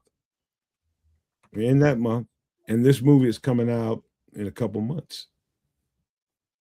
I don't think anything is a coincidence. I think Steven Spielberg is connected, very connected. I know he is to everything going on. And he happens to be in a different realm of what's going on around us. And that happens to be Hollywood. That happens to be TV. That happens to be movies. All of this stuff, in my opinion, it's not disconnected. You can tell me something different, but that's the way I see it. No, you're probably right. It's probably connected. Mind you, in what capacity? To what end? That's the question. This is where my headspace is. And what we've learned over the course of this year, Hollywood ain't super duper above board. They're not good folks. So, a lot of the time we look towards this government and we look towards Hollywood for the answers. They've been lying to us forever. I'm not so sure there's any reason for them to stop. I'm sure there is. Huh? I'm sure there is. There's a reason for them to stop lying to us. I'd like to hear that. At this point, no, there is no reason for them to stop. It's been successful for them for all these years. We're talking about in that realm you're talking about. I'm talking about it all in any aspects, sir. They've been producing this kind of content for 120 years at least. Whether it be in black and white, whether it be flicker films and whatever they're doing to distract people from people need to be, I think people need to be entertained. They need to be occupied with something to keep their minds off of what's really going on around them. And then when you graduate the technology, the writing, and societies to a point where you can actually really, really message in filmmaking and TV shows, you can be very oblivious about it, or you can be knowledgeable about it. I think that's where we are. I think you can see what it is, or you cannot. Yeah, but that's where Red Baron's comment. The movies, Hollywood mixes a little bit of the truth with a bunch of lies and a little bit of fantasy. Mm-hmm. So there's a tad of truth. That's what I'm trying how to get big at. is it? How That's what much I'm is trying to get at. That's exactly what I'm trying to get at. It's your discernment that determines whether you see something, some truth in something, or some BS in something. There's always there's always underlying messages in everything you see. It's whether or not you see it. Well said. Very, very true. And it is, whether your eyes are open to see it or not. And I definitely see what what they're cooking, and I understand why it is. I'll leave that for y'all's discernment to determine what it actually is. But I'm well aware, and I really hope that that the rest of the world becomes aware on that level and understands what the purpose of all this is. You know what, Kez? This is not. We don't live in a society that I necessarily grew up in, where you had to go really research and just go out of your way to find information. Like the internet is the greatest ally we have and the greatest inhibitor we have all at the same time. Yeah. And you can go out there and be hungry for knowledge and information and understanding and completely just put your mind a rabbit hole somewhere. You can put your mind in a blender because you can't discern what's right and what's not. Yep. That's the danger. It is. And that's also the purpose. And out of chaos comes control. That's exactly right. And so, all right. Any last thoughts about what we just got through looking at? But I thought it was significant enough to point out here on the show. Looks like a dope ass movie. I'll probably go see it in the summer. But outside of that, my level of trust in Hollywood and the powers that be, whether we're talking about your government or mine, have pretty much eroded. Don't believe these motherfuckers. That's me. All right. Guess what we got to do? What? We got to talk about a couple of movies, man.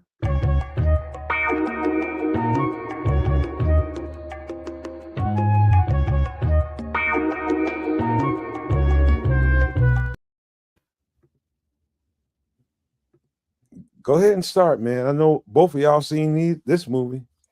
Oh yeah, we're looking at on the screen here, Martin Scorsese picture, Goodfellas, starring Bobby De Niro, Joe Pesci, and Ray Liotta. Old school, decades of life in the mafia film. It's a classic. It's the anti-heroes, the victims, yet the perpetrators, the backstabbery, the corruption within that life is a damn good movie. Can I say this, man? And I think we're living in such a patriarchal society where guys just run everything and they are corrupt. Let's just say that. And I'm not saying that women would be any different. I'm just saying that you have to put the finger where it belongs. Guys run the society. This is a patriarchal society coming out of Italy. These are Italians. And mafioso comes out of it. And I just want to say this, talking about the actors in this show. The girl that plays Ray Liotta's girlfriend, to me, is the more impressionable person in this movie, besides Joe Pesci. Take it for what it's worth. I think she was really good. His wife or his girlfriend? Your girlfriend. Okay. Oh, the wife too. She played a good role too. It was believable, really believable. Both of those ladies were good. And why y'all get quiet, man? That's the truth. So I'm gonna tell you why I got quiet. So this movie, unfortunately for me, and Casino bleed into each other, and I can never remember which one is which or what happens in what movie at all. And the reason for that is I watched both these movies back to back while I was on what the I'm hell glad was you said that, kids. I might have bled my interpretation of what I just saw into both of them movies. I'm just saying because the whole wife girlfriend part was Casino. You might be that's right, what I was dog. about to say, right? So that's why I kind of paused. I actually just pulled up the film to try and make sure which one is which, because I watched these two movies back to back while I was on codeine, because I just had all four of my wisdom teeth pulled. So I can never really separate them from each other. They're literally married to each other, and I try to figure out, is this the one where De Niro is the the Jewish guy? And I'm like, no, that's this is Casino. The Jew, that's Casino. That's Casino. So this one, now I'm lost. This is the one where they're the mafia families. I never really thought about what he just said. They do bleed into each other.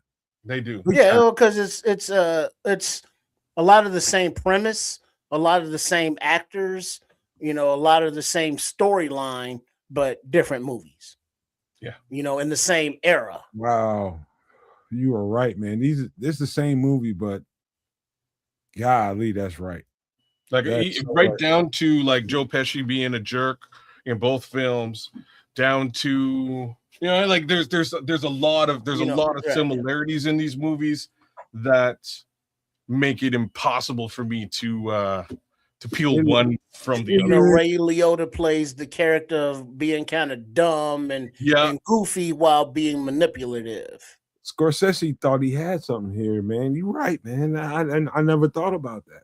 He did have something in both these movies. I love both these films, but again, in retrospect, I cannot separate one from the other. I don't know how. They just exist as one film for me. It's a good movie. You know what I mean? It's a good, both of them rolled into a ball. Good film, super dope film. But I think it's more if you the actual storyline to where the Goodfellas is about the Lufthansa hijacking and the story along with that and the characters related and the accomplices. Whereas Casino, the name, is Vegas. It's like, oh yeah, that's where Joe Pesci was the enforcer with his crew out burying people in the desert.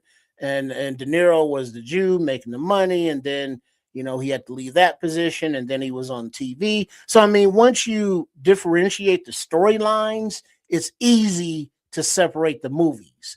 But just thinking back a few decades, they're very similar. All right, you know what, man? Sharon Stone was good in this movie. Mm-hmm. She was. But I definitely I got the two movies mixed up, and that's to credit to kids to notice how well that shit blends together, because it's kind of the same movie, but in a different era, different perspective. It was, man, he's on point when he said this shit bleeds together. That was right. Oh my God, now you got me thinking about it totally different, man. But again, good movie. I just imagine all the time whenever I watch this movie, and I've watched it probably 12 times at least, and I know a lot of people watch it more. But what if Joe Pesci was a black dude? I always thought that. What if he was a what? If he was a black dude, he'd be Sherman Hemsley. Yeah, well, yeah, the gangster. Sherman Hemsley, come on, man, he'd be Samuel. Less Deacon, more gangster. It'd be Samuel. Yeah, short in stature, loud, funny, but very abrasive. Obnoxious. No filter. Spike Lee? No. Nah. Spike Lee just short. He's not abrasive and obnoxious and a general. Like when Sherman, like this is what I'm saying. When Sherman Hemsley walk in the room, Sherman Hemsley's there. How about a Sherman Hemsley, or how about a gangster Mike Epps? Well, okay, or we could go even Cat Williams.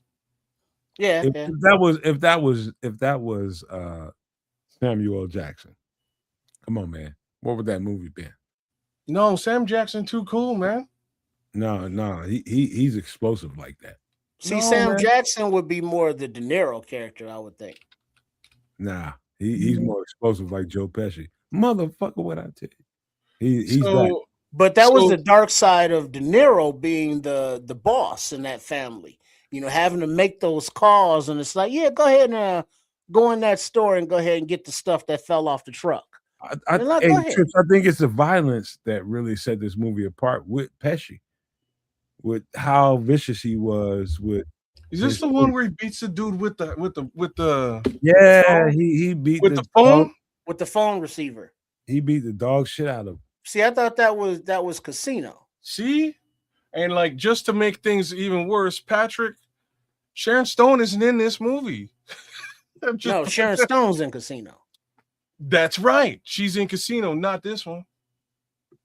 Just showing how much these movies bleed to each other. Missy's saying 50 Cent, maybe, which is not crazy. Even 50 doesn't have that like that certain je ne sais quoi as a joke. It's just raging jerk. And that's why I'm saying, like, when Sherman Hemsley comes stomping in the room with his arms swinging behind him, you know Sherman Hemsley's there, and his mouth is running the whole time. Talking about Weezy. Kids, what I think you get it wrong is you thinking about Joe Pesci and his stature, and what stature brought to the show because he's so small. It's an important part of it because it's like Napoleon syndrome. If you follow, sometimes folks who are undersized, like I've met a few, I have friends who are undersized and they are a bloody pit bull, and you kind of need to be like, man, you're gonna get us blasted. You need to shut up. You need to calm down. You're gonna get us into some situations where we don't necessarily have to be in because you're running your mouth and you don't know when to be quiet. And that's the type of person that Joe Pesci is in these movies. Same token, it's the type of person that like Sherman Hemsley is very similar. Again, just not gangster. I'm trying to think of somebody else who's just a pit bull. And Cat Williams isn't a pit bull. He's got the mouth for it, but like he's just not that abrasive. Like, it's a lot of dudes. It's a lot of little dudes that can play that role. It's a lot of little dudes. But I love the way he plays that role. He does it better than most. I think Patrick is right. He says when Nomad said the girlfriend, I knew he was mixed up. I am. I do have those. Kev was definitely right, man. Bro, that's why I was like, and I had to go and open the website and be like, wait a minute, is this one? This one's not Casino though. You know what I mean? Now I gotta go re-examine both of those motherfuckers because of that. They're both great movies, and again, I personally think, everybody loves Robert De Niro, and Ray Liotta is a great actor. Rest in peace, Ray Liotta. I have to say, I feel like Joe Pesci kind of stole the show in both of these films. For me, I think he stole the show in both of these films. Well, I mean, I think for who Joe Pesci is, My Cousin Vinny. I was just brother. I was kind of thinking that role too, or even his role in Lethal Weapon of all things. He kind of comic relief. You know what I'm saying? He kind of comes in and is just that loud, obnoxious little guy. Like, I don't know, man. Gotta love Joe Pesci at the end of the day. All right, we got one more to get to, man. We're gonna end on a more lighter note. Probably one of the best movies ever put together. Talking about character actors. See? I'm the pappy. This is Eddie Murphy and Martin Lawrence in the movie Life. Ensemble cast. Rest in peace, Bernie Mac.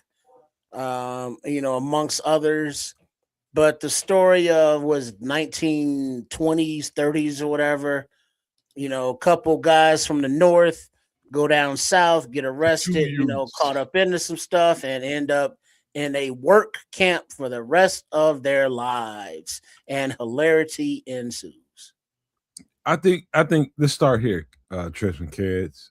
Why did this movie hit people of color so tough and not really land very well outside of the comedic bits that ended up in social media that people really, really love. But why didn't this movie do as well as it should have? You know, because it was, you talking about, I don't think I've seen a better selection of character actors in my life other than Harlem Nights. Bokeem Woodbine can't get right. I think I think the three of us can admit, though, right off the bat, that this movie is nowhere near as funny as some of his other films. I think this movie is, I'm serious. I think this movie is a little bit, some of the content in this movie is a little bit serious and it's humorous. It is prison. You know what I mean? It is pretty, like, it's humorous. They take. What do you mean it wasn't funny as some of his other movies? Brother, I'm gonna have to say that Coming to America is so much more funny than this particular film. Wait, Coming to America, you think is more funny than this? Without a shadow of a doubt, yes. F-O-F capital T, soft. I have to say it. My boy is standing on the "fuck you dudes" on the balcony. There's so many things in Coming to America that, you know, your royal penis is clean, sir. Come on. There's so many things in Coming to America that. So you saying so glow? Basically, you saying a younger, basically, owls, brother. Come on now. Basically, you saying as a younger Eddie Murphy and his style of, he didn't put that together. Well, no, I think the subject matter is a far more serious tone in life because it's dealing with them being, you know, locked up in prison for life, as opposed to Coming to America. You know, he came to sow his royal oats. Exactly. You know, a lot of one-liners, a lot of you know, what do you call those? When famous people come in and do you know, scenes, just one scene, to whereas, you know, in this life movie we had to watch, you know, people get old and pass away, and that's kind of sad. And then when in jail, you got to deal with these type of motherfuckers. Out of Pepe. You gonna eat your cornbread? Don't be scared. Don't be scared.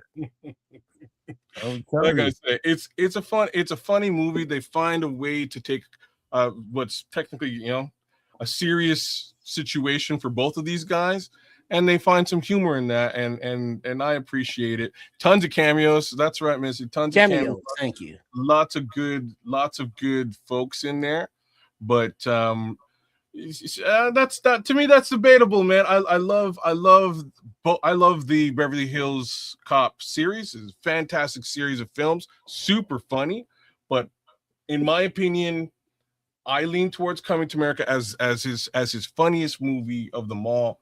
I still quote Coming to America on almost like on a regular basis, and people just don't notice. And then if I tell you to F you too, it is because of that scene. And then I also enjoyed Coming to America more just for the levity of it all, and seeing, you know, Eddie playing the prince, you know, son of a king, as opposed to Life, where all the inmates, you know, are subjugated, you know, on this work farm. Yeah. And it's like, you know, that kind of sucks, especially during that time. It's like, I mean, it's funny and shit, but it ain't funny. Well, they found humor in there. You know what I mean? Hold on. I can see how some African person, natural born African person, can be offended by Coming to America. They should be. It was fucking offensive, which is half the reason why it's hilarious. Yeah. Nah. King Joffrey. Do you think when they the kingdom with the wild animals running through? we gotta layer another perspective there. You cannot do that and then not layer another perspective there. You did, and I'm just saying, he's a black man. He can make fun of black people. I think that's fair. I think that's fair game. And you know what would be dope? Like the opposite film. If they went the other way and went to Africa. It's uncool in some parts of the world. Eddie Murphy, if you're watching, run with it. I know you could run with that. do the opposite. Send your kid. No, you don't, Eddie. Don't do it for our entertainment. I'm telling you, I'm telling you, he could crush that. It would be an actually hilarious film. It's just fish out of water at the end of the day. But yeah, I love Coming to America. This movie, I like this film. It's funny. It's got some really interesting spots, and again, they're taking some what I consider sensitive or serious material and making it palatable for all of us. It's sort of a humorous take on what you might get from a Shawshank Redemption, which is much more dramatic and grandiose. You know what I mean? The schemes over the years of how they wanted to get out, and the friction that they ran into, but even like little things in life that were humorous were when they were being punished and they had to stand on top of the crate of empty bottles. And he was like, my toe keep going in the bottle. It's like, oh shit, because they're barefoot, and it's like, oh, that's funny, but they are literally grown men being punished by standing on empty bottles. So it's funny, but the whole situation is kind of like, yeah, this is kind of pisses me off. That's not funny at all. We gotta get ready to get out of here, man, because we only got a few minutes to do it. This movie, on its face, just looked like some young black dudes in the 1920s or 30s that got in trouble. That, in the movie, looked like they made the most of the situation in jail. I'll remind you, in jail.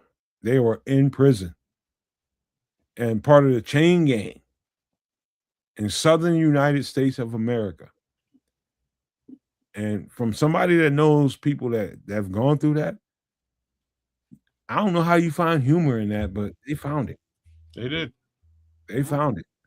And that's what makes it brilliant to me. How you find humor in black people going through what they went through in the southern part of the United States during that time, how you found that humorous. It takes a genius to do it. That's genius you saw on the screen. Genius. Absolutely. When you put it in that perspective, then you can understand where the humor comes from, because unless you find a reason to laugh, there's every reason to cry. Because the humor is the only thing that, well, not the only thing, but stop this from being a Rosewood or a Mississippi Burning kind of experience. And that's the perspective to take home with you. Humor, finding the humor. Black people have survived all the endurance of everything. Everything. Through humor, through music, through creativity, through art, throughout art, everything. That's our special gift. We will find it and turn it into something beautiful. You found blues, you found jazz, you found rock and roll, you found hip hop, you found what you see on the screen here. All of that came through us trying to find a way to make this right. That's the truth. That's just the truth. But to close this out, man, we're going to wrap this up, and give me a second. Give some quick final thoughts before we get to our witching hour, which is 5 hours, and we're going to get out of here, man, before we get to that. Thank you guys, man. Thank you guys enormously. I'm talking about these two guys on the screen for helping us get through this stuff. And we had a lot of stuff to talk about. We had a chef here. We had all this stuff to talk about, and we got through it without getting too crazy with it. And so thank you, fellas, man. I just want to say that. No problem. Hey, man. Wednesday night, we're just about to wrap it up. Thank you for joining us for some extra sauce. Big shout outs to the chef. Chef Trip, man. Chef Trip crushed it tonight, I have to say. I've been hungry ever since. It's just too late for me to get any food. Anyways, well done to the chef. I can't give him kudos enough. By all means, check out his channel. Check out Sports Chicago Style. Check out Kedza Canuck, and check out the Nomad Network for continued content. We would appreciate that if you give us a like, share, subscribe, leave us a comment. All of that is helpful for us to grow our existing channels. There's the young chef hurling potatoes at oncomers, doing what he does best. But look, we had a good show tonight, man. Really enjoyed the food portion, the Bears portion. We really got down to some of the 30 visits. It'll be interesting as we get closer to the draft and get deeper into who's who in that draft pile. Oh, look at that guy! What a handsome gentleman. But yeah, we'll continue to give you what we can for each one of those potential draftees as we move forward. Outside of that, any Bears news that happens between now and the draft, and as well as after the draft, we'll keep that focus on a Sunday as well as right here on Extra Sauce. So join us on Sunday for Nomad at Night, and we'll get a little bit deeper, likely run maybe a mock given what we've been looking at, or maybe we'll have a special guest. We'll see what we can iron down. But as it stands today, great conversations around the State of the Union, if you will, internationally, oil, etc. You got a bit of my take on some of that. You got some triple R love with respect to that, as well as Nomads. I think we did a good job sort of going around the horn with with all of that sensitive material, and rounded things out with a couple of flicks. That being said, shout outs to all y'all for hanging out with us. Missy, Patrick Higgins, Kwatu, the Scrolls, Mr. Mayhem, AC Adam. Who else was with us tonight? I was with you. I'm in the chat. Good old ATF was all over the chat today. He-Man's uncle was joining us today. Although he looks a lot like Skeletor. I just wanted to put that out there. I don't think Skeletor's related. BT9 was in the chat with us today as well. Shout outs to all you guys for supporting us. WG, thank you as well. White G, mad love. Fox Warrior Gaming was with us tonight as well. And I guess we'll kind of leave it there because I'll get into the weeds with it. But to round things out, once more, thanks again for joining us on an awesome episode. For those of you who are watching us on replay like Smitty Q, big ups to you. Thank you for your patronage. Trip? Indeed. Also, shout out to Chef Trips for representing, the content creation under the umbrella of Sports Chicago Style. His channel at Chef Trips. And a shout out to everybody who tuned in. And remember that on Sunday, as we can say it now, winding down to the draft, we started building Nomad's big board last week, and we'll continue that and finish that to get to the point that, these are, Nomad's dogs from his kennel, the top prospects. And then we'll, look at who maybe scheme fits offensively and defensively for the Bears. And then, the fun draft prospect draft Nick stuff, as this is that season for at least another month. So, Sunday night, we will see you then. And being that this is now Wednesday night, happy hump day now that it's over.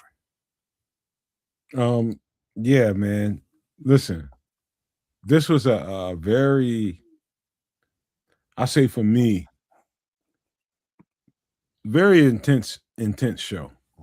And I'm talking about the Doomsday Survival. I'm talking about the paranormal UAP. The thought that I had to go through to get to this point to set that conversation up was let's just set it to the left for now. Let's set it over here and leave it there. Let's sit it there.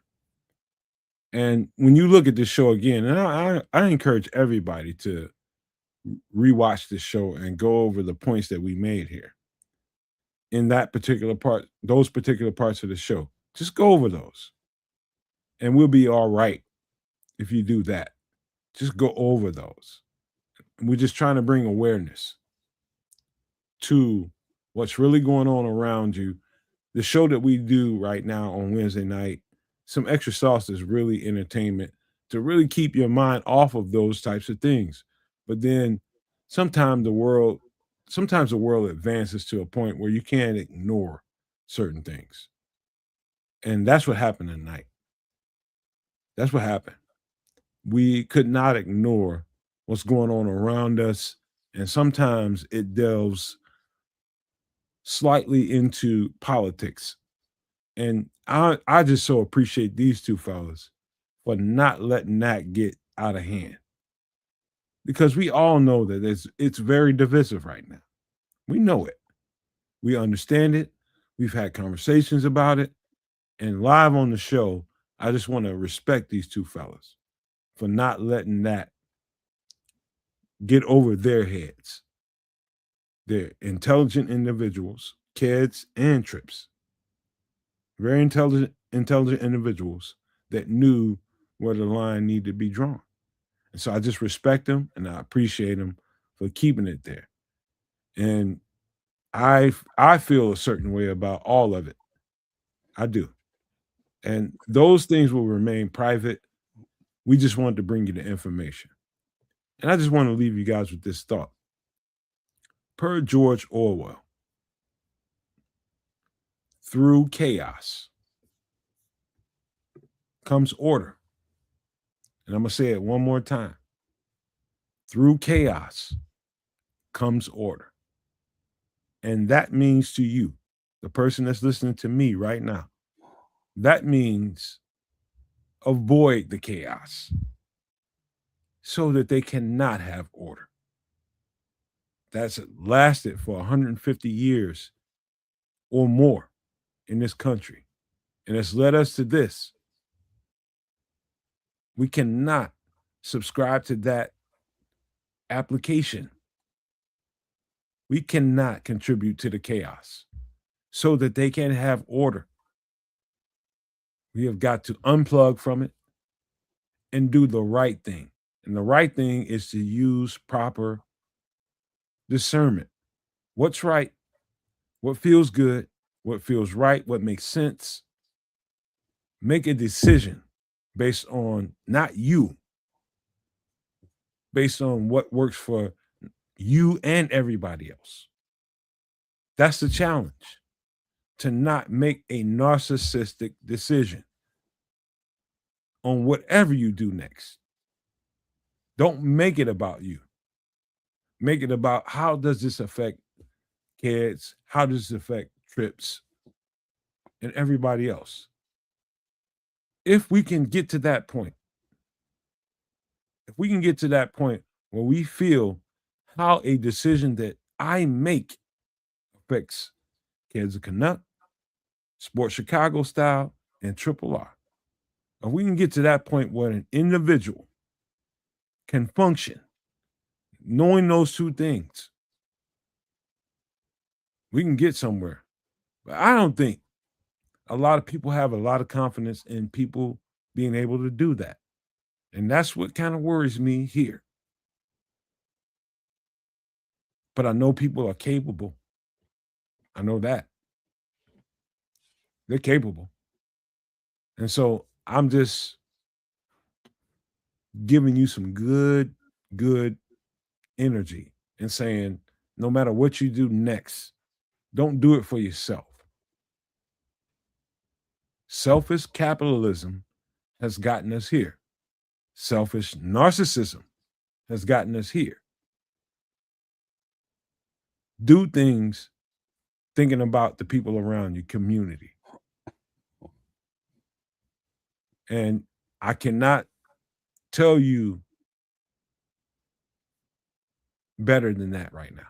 And I'm just parsing my words right now before I say too much, but I love you all and I appreciate you all. Appreciate these dudes here doing the show with me for almost 5 hours, but we do have to get out of here with a whole lot of love and a whole lot of respect. Hit that subscribe button for all 3 channels. Please. I want to leave you with these famous words.